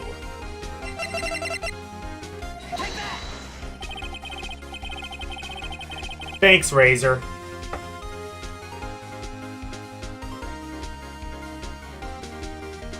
Von Karma is perfect. He wouldn't risk surgery, leaving an evidence trail. So then I ask, where is that bullet now? Are you really gonna, like, don't these metal detectors, like, cause radiation poisoning? I don't think you can just, like, put a metal detector up against a person. Like, straight up against the, or I guess, wait, no. I guess you can, like, keep it at, like, an arm's length, because, I mean, like, you know, they have metal detectors in, like, you know, concerts and, you know, government buildings and places like that. I think it unlikely that Von Karma performed surgery on himself You don't mean... I do. There is the possibility that the bullet is still inside Von Karma.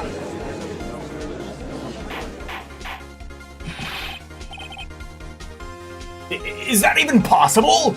After all these years? I mean, I've seen it happen. Like, people, like, just can't find a bullet or can't find... There are, like, I've seen that happen. Like, people... There will be, like, cases where, like, they either can't find the bullet in someone, or it's just more unsafe to remove it. Like, actually, you know what I remember? I remember seeing this one story. I'm not 100% sure how true it was, because it was on, like, one of those, like, 1,000 Ways to Die kind of shows, and those are always kind of sketchy. But I remember seeing this thing of, like, this...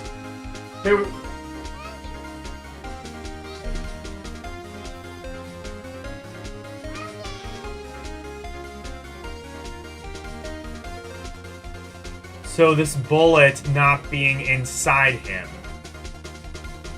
Oh, okay.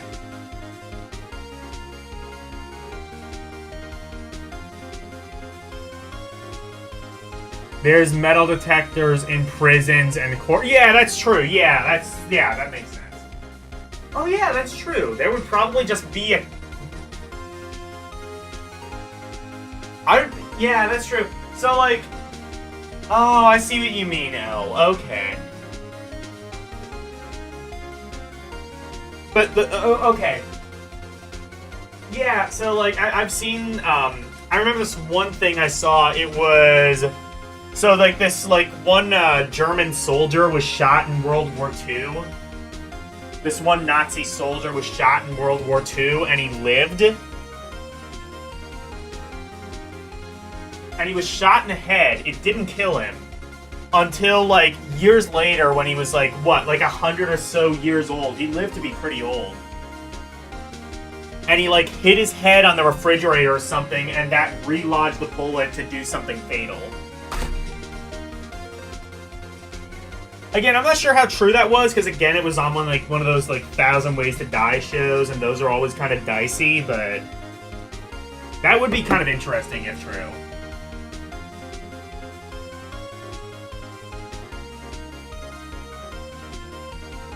Handheld metal detectors look like small paddles. Okay. Can you with the mini TSA thing? Oh, yeah, that's true. That could do that. They could do that, yeah. They have, like, small handheld, like, metal detectors, I guess.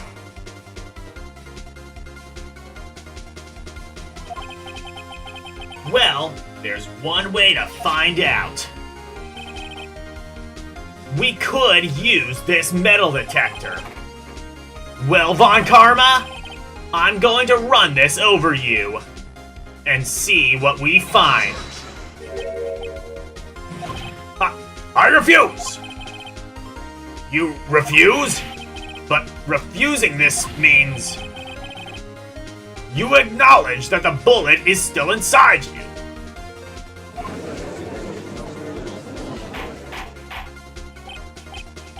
I don't think that's how that works. I think it's... I heard something before that the Japanese legal system is backwards, where it's actually guilty until proven innocent. Is that true? That, like, the Japanese legal system just, like, is, like, the complete opposite of our legal system? Because that's not how that would work. Like, it would... Like, if you refused, you're still innocent until proven guilty. One judge doesn't care. Oh, I guess. Fair enough. Order, order, order!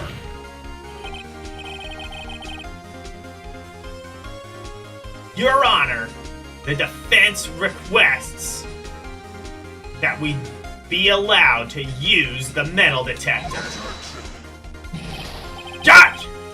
I call for a suspension of this trial. This is an invasion of privacy. The statute of limitations runs out on this case today. If it was you who said we had to end this right here, right now.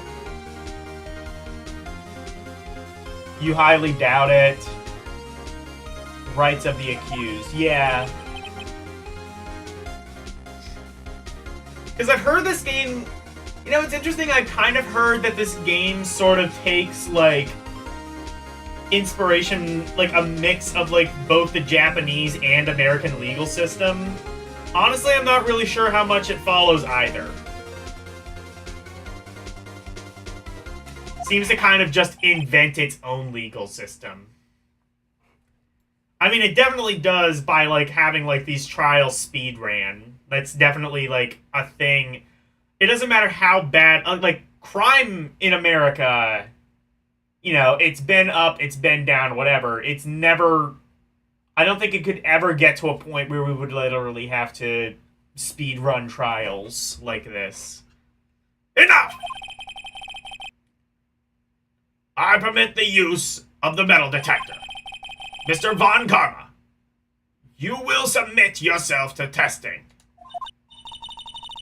Nick! What does this mean? I don't know. But we have to give it a shot. Hey, you can't say that. Oh no.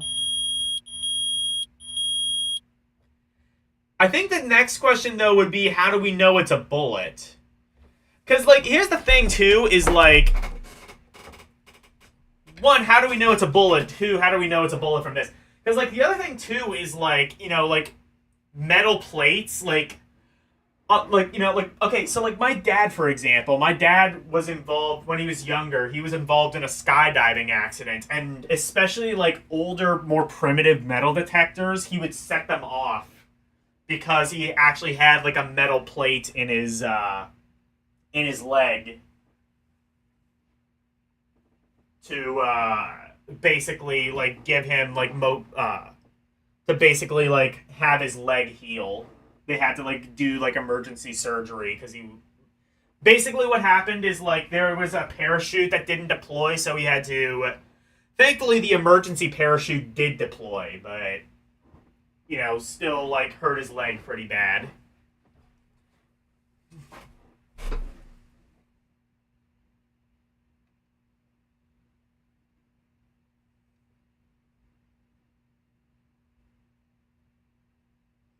I guess forensics would determine that, yeah.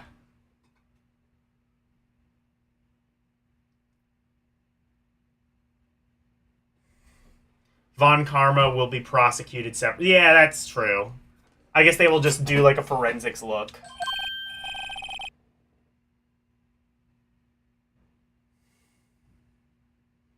It reacted. Something's inside his right shoulder. The bullet.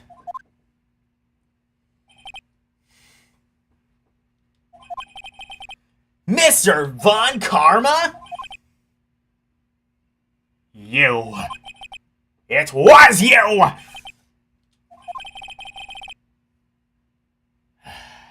I was afraid this would happen. And so, I remained silent.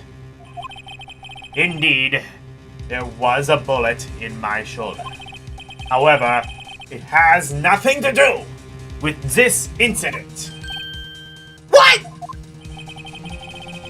I was shot in the shoulder long before the ZDL6 incident. I claim that my bullet in my shoulder has no relation to DL6.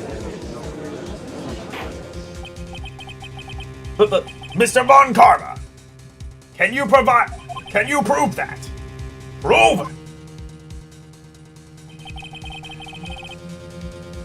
I have no obligation to prove anything! Yes, you do.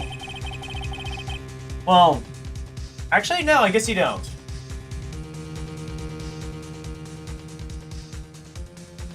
It is Mr. Wright who must prove something here. Not I! But, Mr. Wright! Well, Can you prove it? Can you prove that the bullet in Von Karma's shoulder was from DL6? Of course he can't. You don't have any of the DL6 evidence! That's because you took it out of the records room yesterday. Well, we do have some proof.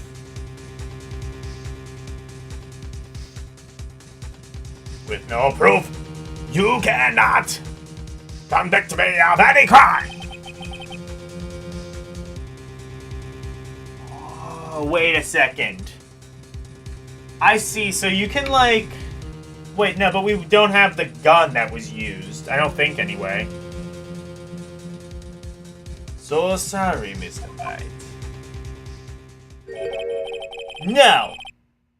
I'm the one who's sorry, Mr. Von Karma. What? You were close. One day away from freedom. But you see, I have proof. What? Who would have thought you would dig your own grave trying to convict Edgeworth? I can link that bullet to your shoulder to DL6 incident.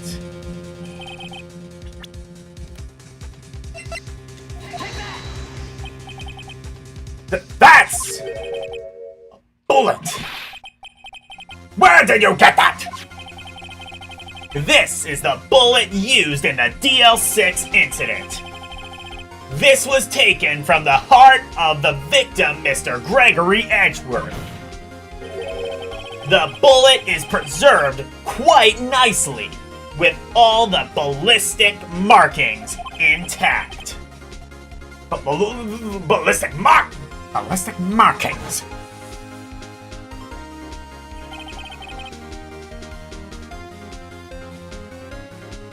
You may recall the term. It came up in the first trial 2 days ago.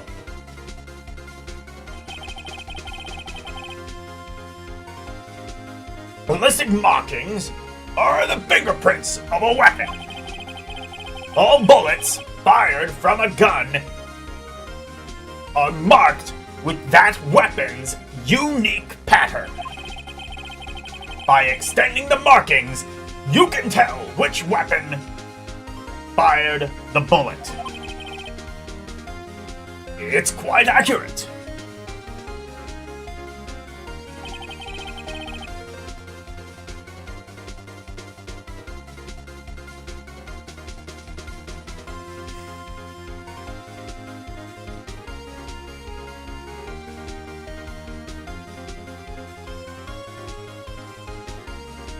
We have 2 bullets in our possession.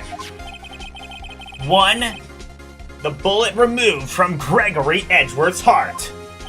The other, Mr. Von Karma, in the bullet buried. The other, Mr. Von Karma, in the bullet buried in your shoulder. We could analyze both bullets. Then, if the markings matched, we would know that both bullets had been fired from the same gun. The very same pistol. In other words, the murder weapon that killed Gregory Edgeworth. Do we still have the... Oh, okay. I guess we don't need it.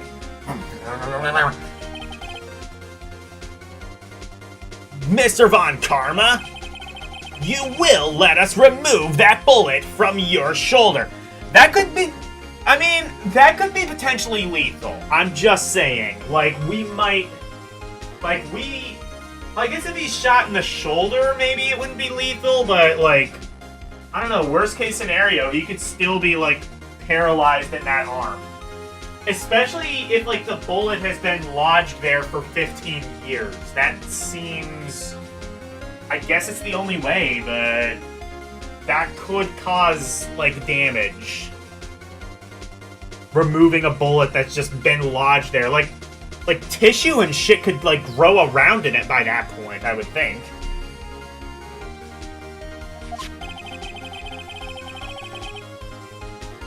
Then we'll compare the ballistic markings to those on this bullet. And solve this case once and for all.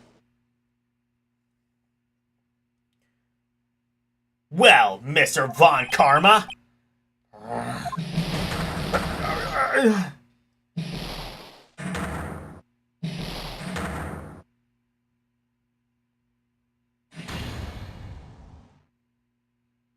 That scream. I've heard that scream before. Wait. I know.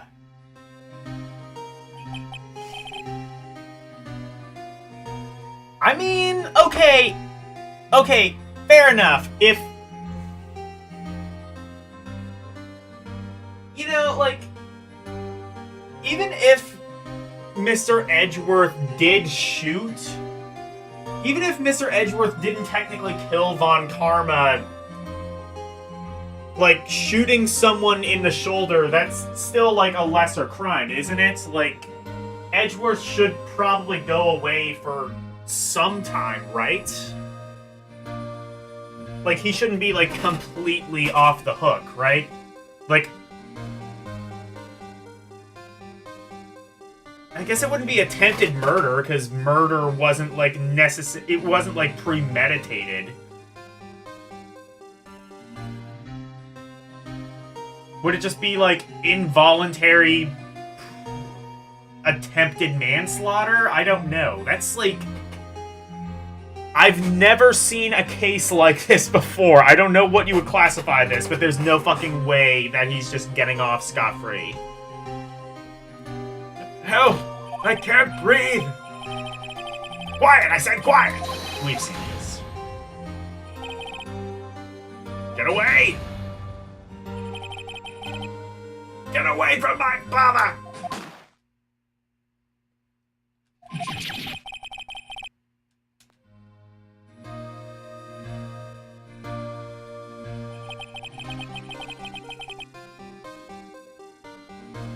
Could still be justifiable self-defense. That's the thing, is like... I was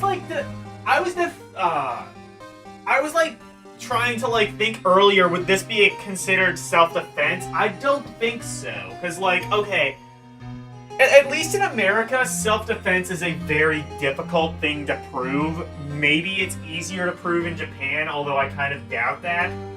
Honestly, I think self-defense should be pretty difficult to prove, because, you know, you kind of weren't there, and a lot of times there just isn't proof of self-defense.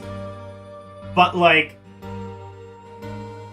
I would say, like, I don't know if it was self-defense, because I think in order for something to be self-defense, there has to be, like, evidence that, like, there was something to be defended. From the story that I've heard, it just seems like they were yelling at each other, and... like, Edgeworth kind of thought that his father might be in danger, or Miles Edgeworth kind of thought that Gregory might have been in danger, but I don't, like, he kind of acted irrationally and irresponsibly, so I don't know if a self-defense claim would necessarily hold water in this case.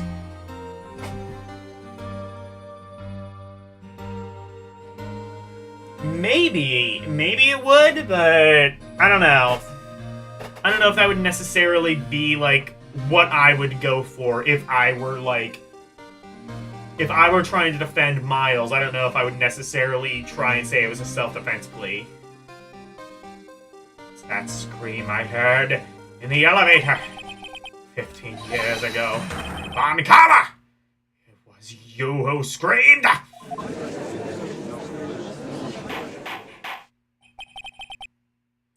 Mr. Von Karma! Okay, I like that. I like that animation. So it was you. You and my father are my curse! Your father shamed me with a penalty on my record. Miss Phoenix Wright's just like, motherfucker, I have like 50 penalties and I just kicked your ass, alright? I have like 50 penalties this case and I just kicked your ass. I'm just gonna let this animation play out a little while. Okay, I'm good. Oh, okay, good. No, it gets faster. I'm happy.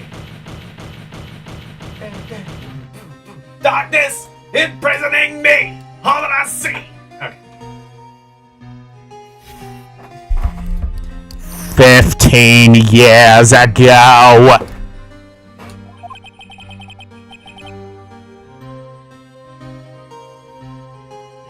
Just...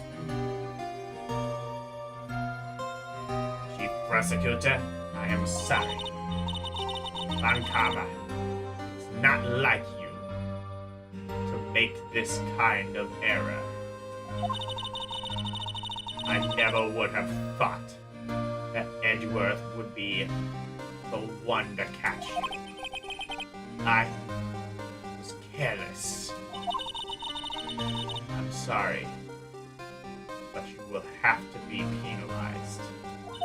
I'm sorry, but you will have to be penalized. I've covered for you in the past, but not this time.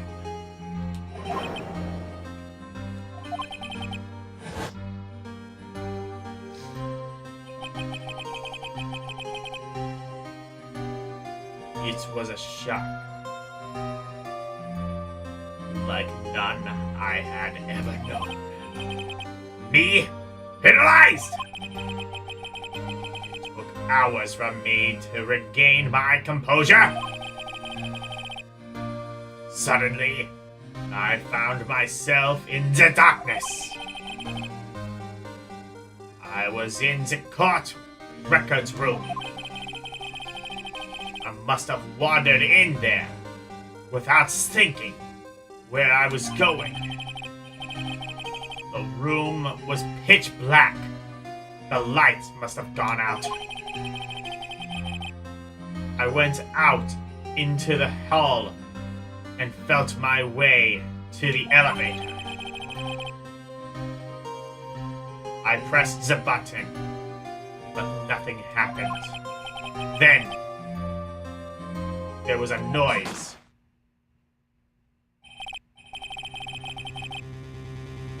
I was in pain. A horrible, burning pain in my shoulder. Just then, the light came back on. The elevator door opened before my eyes.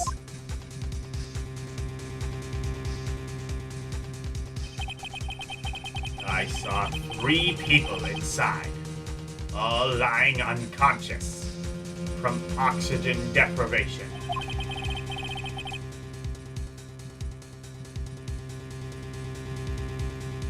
Much to my surprise, a pistol lay at my feet.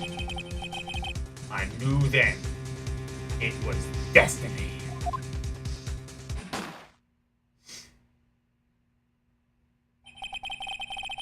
Oh no.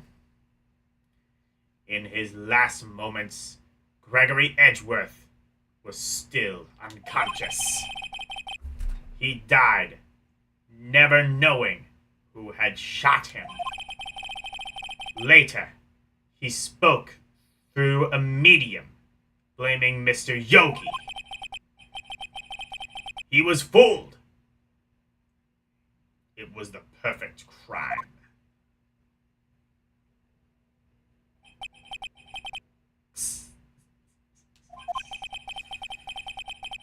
Who would have thought another man would have come to open that elevator door? Judge! What? What are you doing? Do your job! Bring an end to this miserable charade! I think he would say charade, not charade. Now! End it! Very well.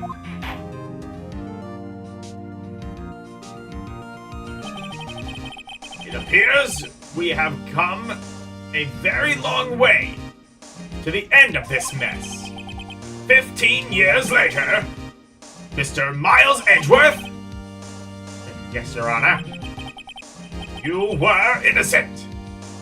You are innocent. As you said, it was all a nightmare. Yes, Your Honor. The court finds the defendant, Mr. Miles Edgeworth, Not guilty. Yay! We still have company. God damn it! That is all. The court is adjourned. Yay!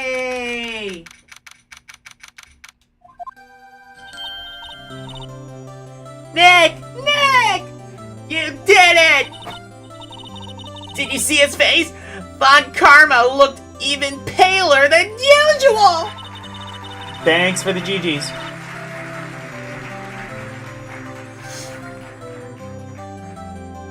He's pretending to be all cool, but inside, you crushed him, Nick! Crushed! I gotta say, I'm impressed! It was pretty close, though. I was sure we'd had it. I'm not done yet? Oh, shit. I know there's a bonus case. I'm gonna do that. I'm gonna start that next week, but at least the main game, I think I'm done, unless there's something else. I know! I was on the verge of tears! The whole time myself! But now, it's all just a good memory!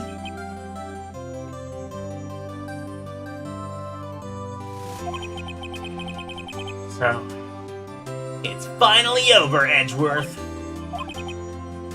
right. Yeah!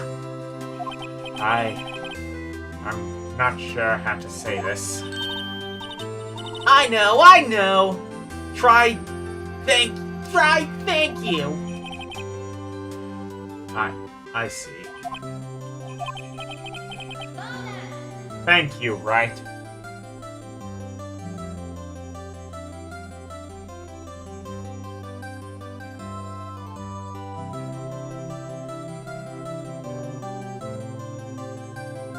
So about the bullet, what about it?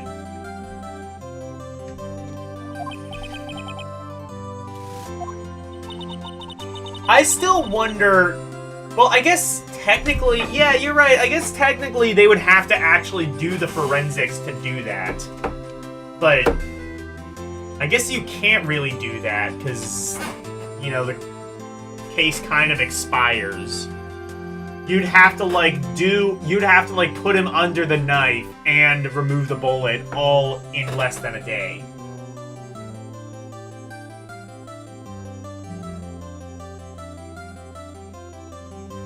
You're an outlier, you ship Maya and Wright. I think everybody ships Maya and Wright at this point.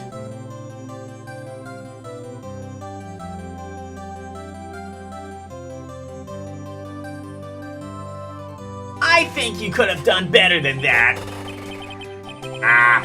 Sorry. I'm not good at this sort of thing.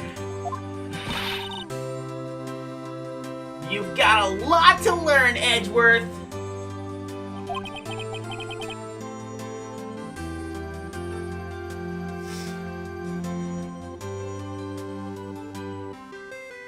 I don't don't know if I would. I don't know if I would necessarily ship them though. I feel like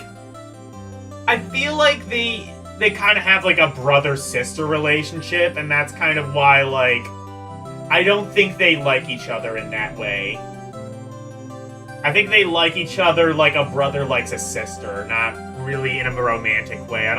That's why I don't think a ship would necessarily work, but I'm sure you wouldn't be the first.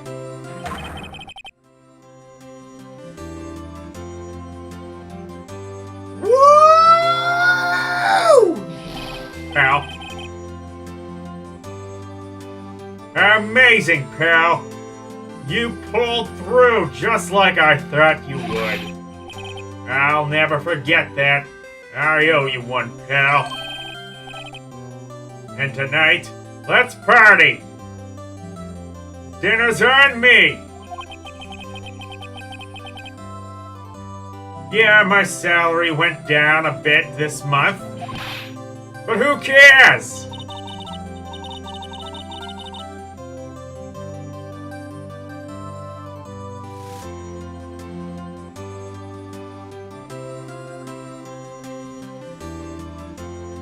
Pearl ships them? I don't know who Pearl is. Do we? I don't think we've met Pearl yet. I guess that'll be like one of the later games.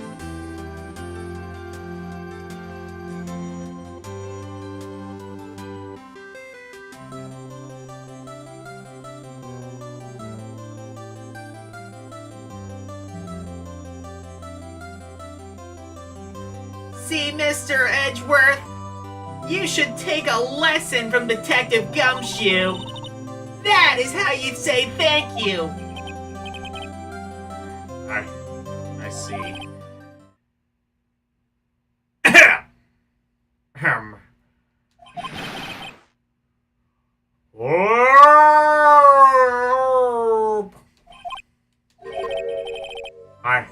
I feel foolish. Don't worry.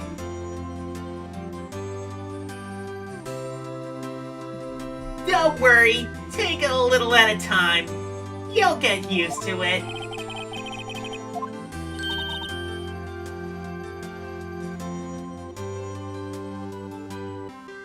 Hey, y'all. Oh, no, Lotta. She's Kurumi approved? Good. Oh, it's in the second game. Okay.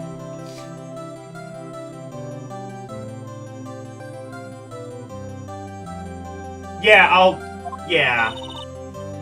watch the credits.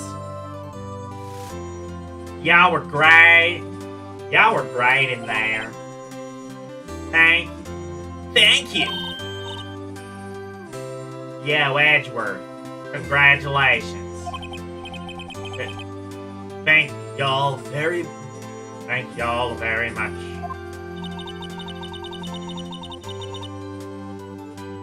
I knew you were innocent from the start, of course. Just look at you. You wouldn't stick your hand in the cookie jar, even if no one was there. You were the witness the first day of my trial, weren't you? Yeah, well, let bygones be bygones, eh? Speaking of which, that's not your determination to let bygones be bygones. Someone else can determine that. Speaking of which, what are you doing now? Speaking of which, what are you doing now, Lana? Who, me? Oh, I went back to college. I gave up trying to be an investigative photographer pretty quick. Really? That's too bad. Huh?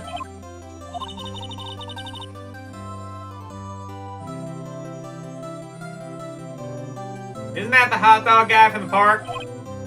Huh? It's over, Nick. My life is over. Oh my god! Stop doing the eye thing. I don't like that. Good night, Renee.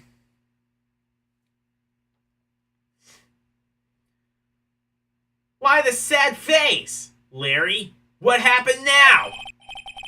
Oh, Nick. I'm not long for this world. You don't look sick. It's canceled. She's going to live with Pat in Paris. Paris, Nick. She's leaving me behind. Should have seen that coming.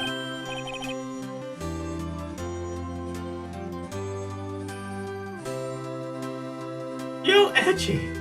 That's you. There you are. Yes, here I am. Congratulations, Edgy. Here's a little gift for me to celebrate. Celebration? That's unusual for you. Jesus Christ. Fucking Larry is bipolar.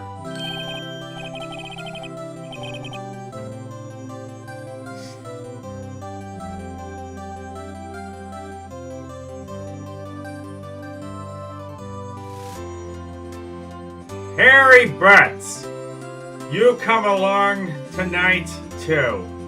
My treat, pal. Huh? Oh, thanks. Looking forward to it. Yo, Nick. That's the suit that questioned me.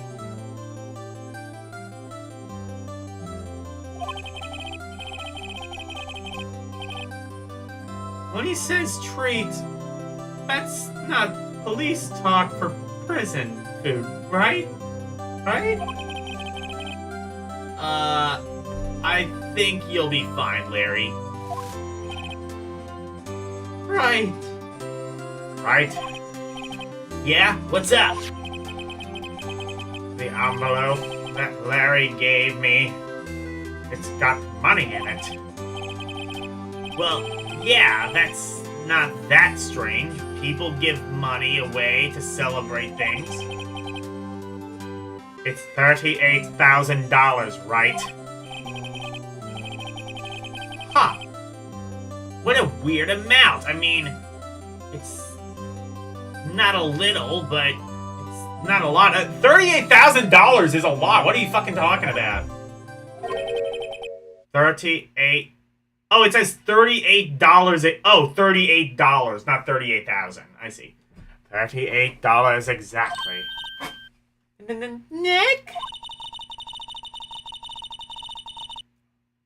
Wasn't that exactly the amount of lunch money that was stolen from Mr. Edgeworth in school? $38. No! No, Larry, it was you! What are you so surprised about? What are you so surprised about, right? Huh? Larry was absent that day from school, right? But that doesn't automatically rule him out as a suspect. What? Think back to that day 15 years ago. Wait. 15 years ago? 15 years ago? Are we talking about the DL6 thing again?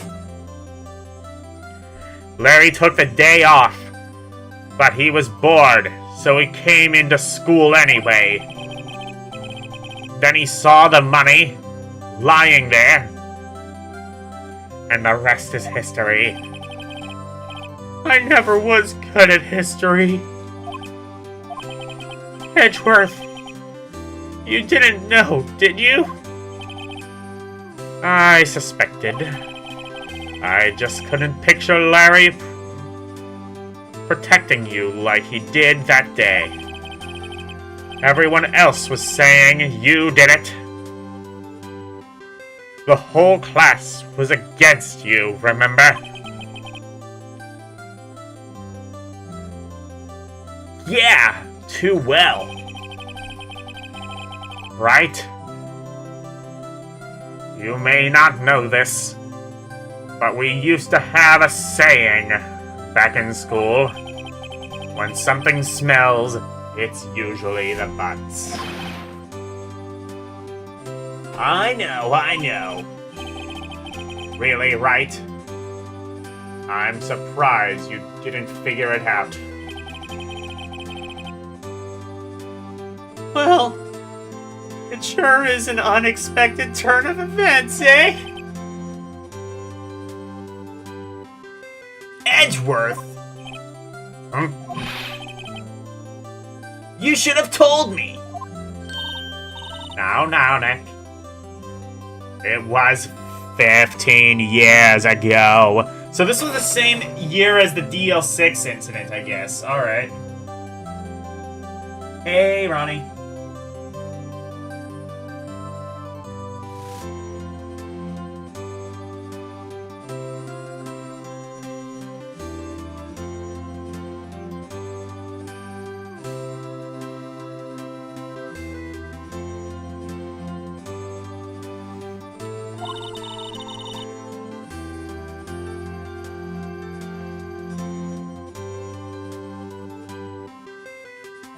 Don't you think the statute of limitations?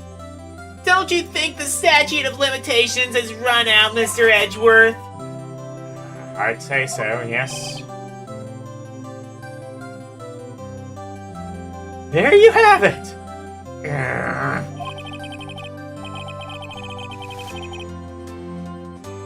Where does that leave me? I became a defense attorney because of what you two did. Well, you have always been something of an insufferable emotionalist. Fucking, okay, can I steal that? Insufferable emotionalist? I'm stealing that. I've never heard the term emotionalist, and I've never longed for such a term in my entire life.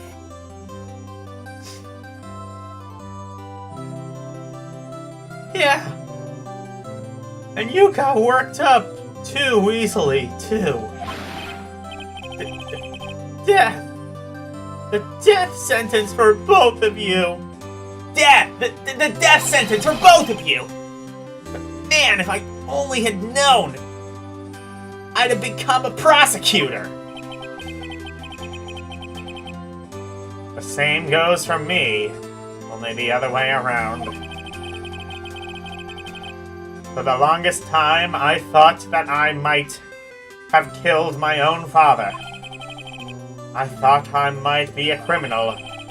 I became a prosecutor, in part, to punish myself. If I had known the truth, I might have become a defense attorney after all. Edgeworth? Want to switch right? Hey, y'all. Line up. I'll take a photo. Hey, photo time! Let's go! And after that, dinner on me. Yay! Detective Gumshoe took us out on the town that night. We celebrated Edgeworth's newfound freedom, even though Edgeworth himself was still in detention.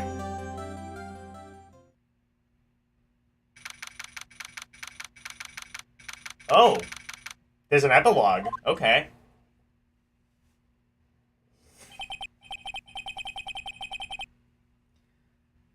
Whoa! I went a little overboard yesterday.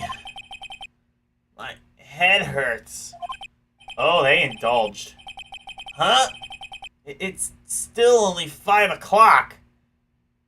Maybe I should go back to sleep. What's this? A letter?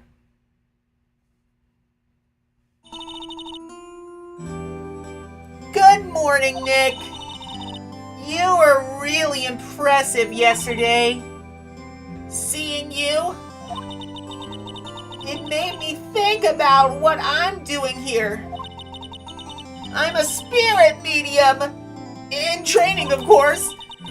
I want to help Mr. Edgeworth, too. I wanted to help you. But I couldn't. I was useless. So I decided to go back to my training. I'll become a full-fledged spirit medium, for starters. I couldn't say it to you here, so I left this letter. Goodbye, Nick.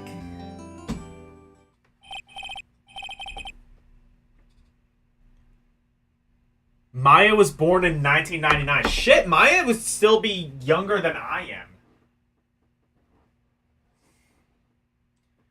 Wait, so she would have been like, what, 7 when the game came? Or like, not even that, like 4 when the game came out? Actually, that checks out. I can see that.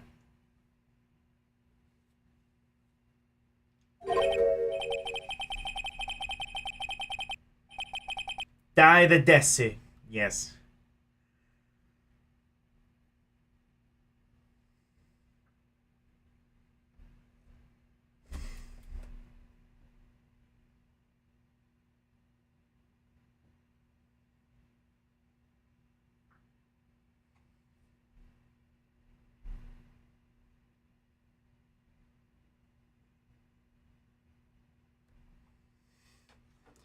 '26. Oh, yeah. Oh, did they change the dates in this version? Okay. Oh, wait a minute. Oh, this game takes... Oh, wait, no. I see. The game takes place in, like, the near future, I guess. So, like, this would take... Right. Actually, yeah, I guess that makes sense. So, like, it takes place in, like, the near future of 2016. Where, like, crime has gotten so bad that we now live in this dystopia where trials have to be speed ran. I see, yeah. Except now that's, like, the distant past. Okay. Understood.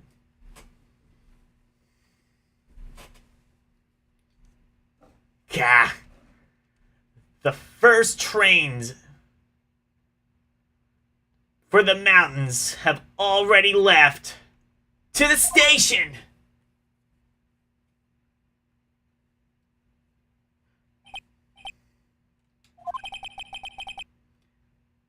I guess I'll be late. Hey! Nick? Maya! So, you're leaving? Yeah. It's hard being a spirit medium who can't talk to spirits. And I think I'd do fine without...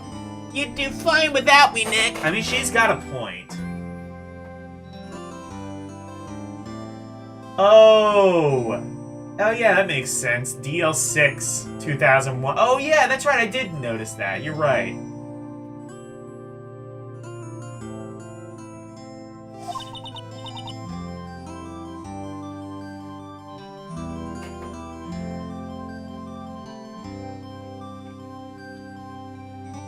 Be good, okay? Hold it! Wait. What? I never could have saved Edgeworth without your help. Huh? Oh, that last day of the trial. I heard her. On the last day of the trial, I heard her. I heard Mia's voice. You heard my sister? Yeah.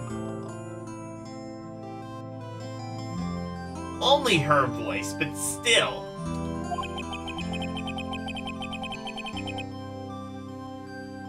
It was at the very end when I thought we'd lost everything. Well, that's my sister for you. Detective Gumshoe helped, and Mr. Grossberg, And even Larry. I'm I'm the only one who couldn't help. I was useless, Nick. But you were the one who stopped Von Karma, Maya. Huh? I didn't do anything. All I did was wander around in a daze. Sorry, but I have evidence that you helped. Evidence? Oh shit, we still have evidence from that trial. Wait. Maya had this. A bullet? Von Karma was convinced he had taken all of the evidence pertaining to DL6. Why don't we just let him go? Why don't we just let her go back to training? Like, what's the harm in that? Like, how long is that gonna take? Like, 5 years at most? Like, you're a competent lawyer. Like, yeah, Maya helped, but you could have probably figured something out. But you were the one who rescued the last piece of evidence we needed. That was the bullet that put an end to Von Karma. Don't word it like that, please.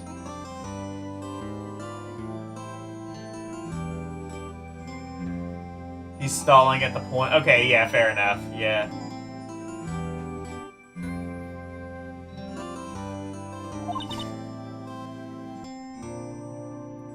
Nick!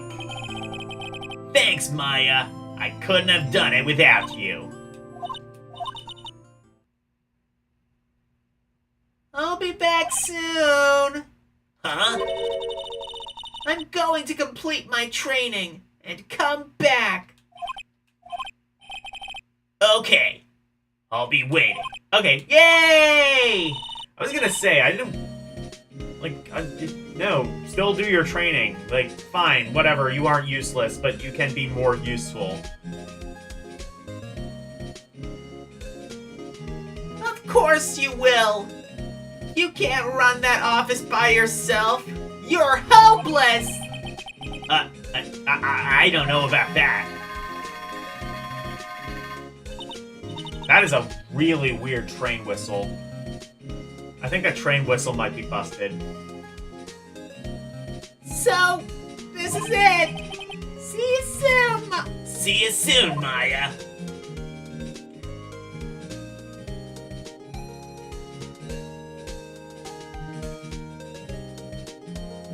Thanks, Nick.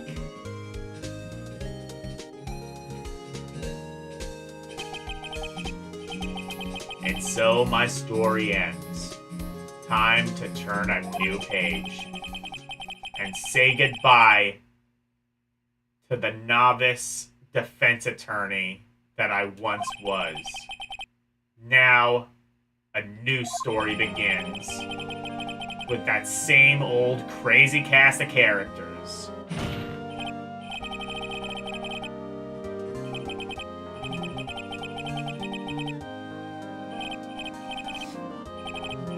Yay!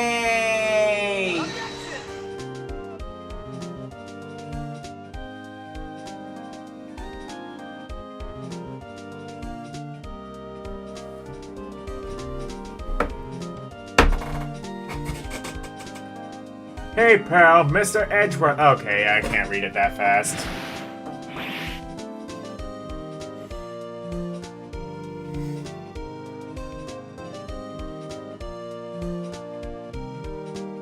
I can't read that fast, but I'm sure this is really cool.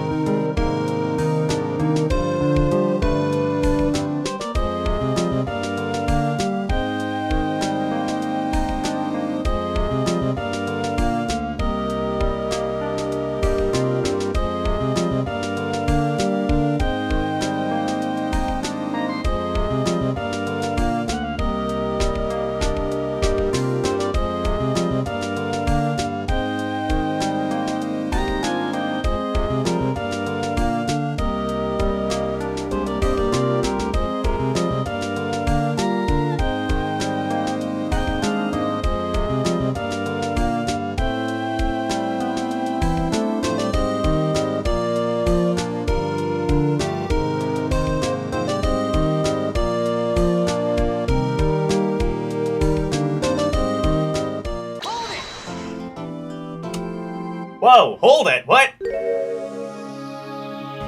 A brand new episode has been added. Oh, this is the bonus case.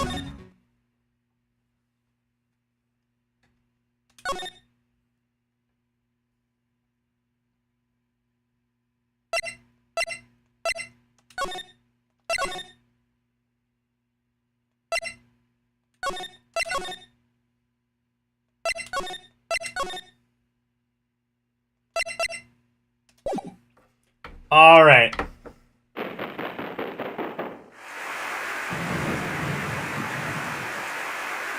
All right. You know what? We will watch this. Okay. We will watch this next week. I knew it wasn't over. Now I get to play the Now I get to play with 3D evidence? Oh, interesting. All right, well, we will do that next week. Yeah, I wasn't able to read all of that, but it does seem like it kind of has like an epilogue for like all of these characters, so I'm kind of interested in seeing how that goes. I might like watch the end of the stream and then just kind of like pause the video and read it that way. Does seem kind of interesting. I was able to catch that like Lotta Hart was able to like use that picture of us and to like kind of get back into like, I don't know, photography or investigative journalism or whatever. I'm not sure. But yeah, it is all right. All right, so next week we will do the bonus case. Bonus! Bonus! Bonus! Get bonus! I can't wait for that bonus redeem to get, like, abused to hell and back. I'm so happy. It already kind of was a little bit, but now the gloves are off. In fact, you know what? I'll start us off.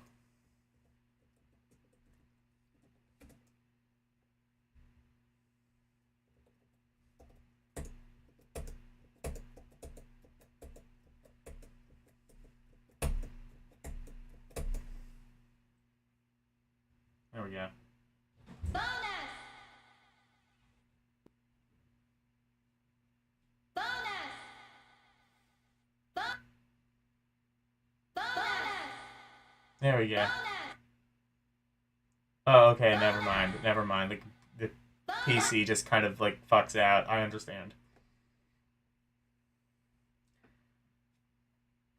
Alright.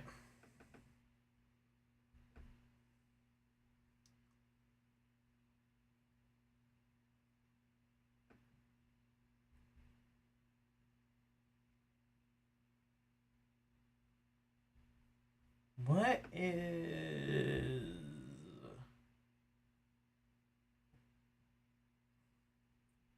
What is this? This is No, it's not Tasmania. I don't know what this is.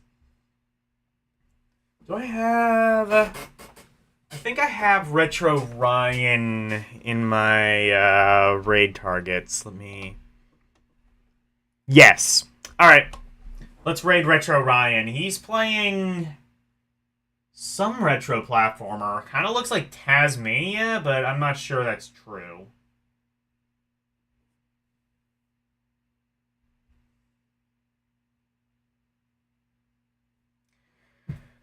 Anyway, go raid... That was the Retro Ryan link, correct? Retro Ryan, yes. Alright. Go raid Retro Ryan. He's playing, it looks like some retro platformer. I'm not entirely sure which one it is, but I'm sure it'll be really good. The art style of it looks nice, from what I can tell. Thursday, I will be playing Artanelico. We are going through Platina... We are on our way up to Platina. We got the teleporter. Saturday morning, I will be playing Gaia Melody and possibly some other games on L Stream. Saturday night, Let's see. Is there any movement on the poll? Tape them off the poll! 8. Okay. Yeah. 8, there are 8 now. Okay, looks like the Punisher now has 63% with 8 people have voted. So, looking increasingly like I will be watching the Punisher on Saturday night. I will be doing so with Orc War Chief reviews. Sunday night, I will continue on with Master of Darkness for Sega Master System. I've beaten the first 2 worlds. There's apparently 5, so I will continue on with that.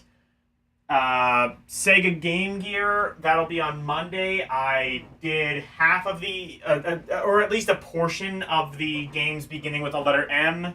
I will be finishing that Monday night. And then, as said, next Tuesday, I will be starting the bonus case of Phoenix Wright Ace Attorney on PC. So, go raid Retro Ryan. Thank you guys so very much for watching. Always super appreciated. Special thank you to my members, R's218, LCX, and Orc War Chief Reviews. And thank you to everybody who joined in chat today. Thank you, Arus218, DJ Ronnie, LCX, Karumim Good Gamer, Mike Wolf, Nicholas W, Prime 1, Renee W, Sir Jacob, Slim Nim, Wolfpack, and Razor Crossing, your Animal Crossing pal. Thank you guys so very much for watching. Good night. And thank you for coming to my TED Talk. Bye, everyone. It's the outro, and here's the outro freeze. Freddy Freak of Interpretation, sweeping the nation, doing his thing our ways. If you wanna see more of me, become a member, watching movies on LDN Cinema, play some games on Rum Roulette and Request. To be part of the community, join the Discord, talking about games, music, rum requests, and more. Join now. That's all of the plugs that I've made. Thank you all for watching. Now let's raid!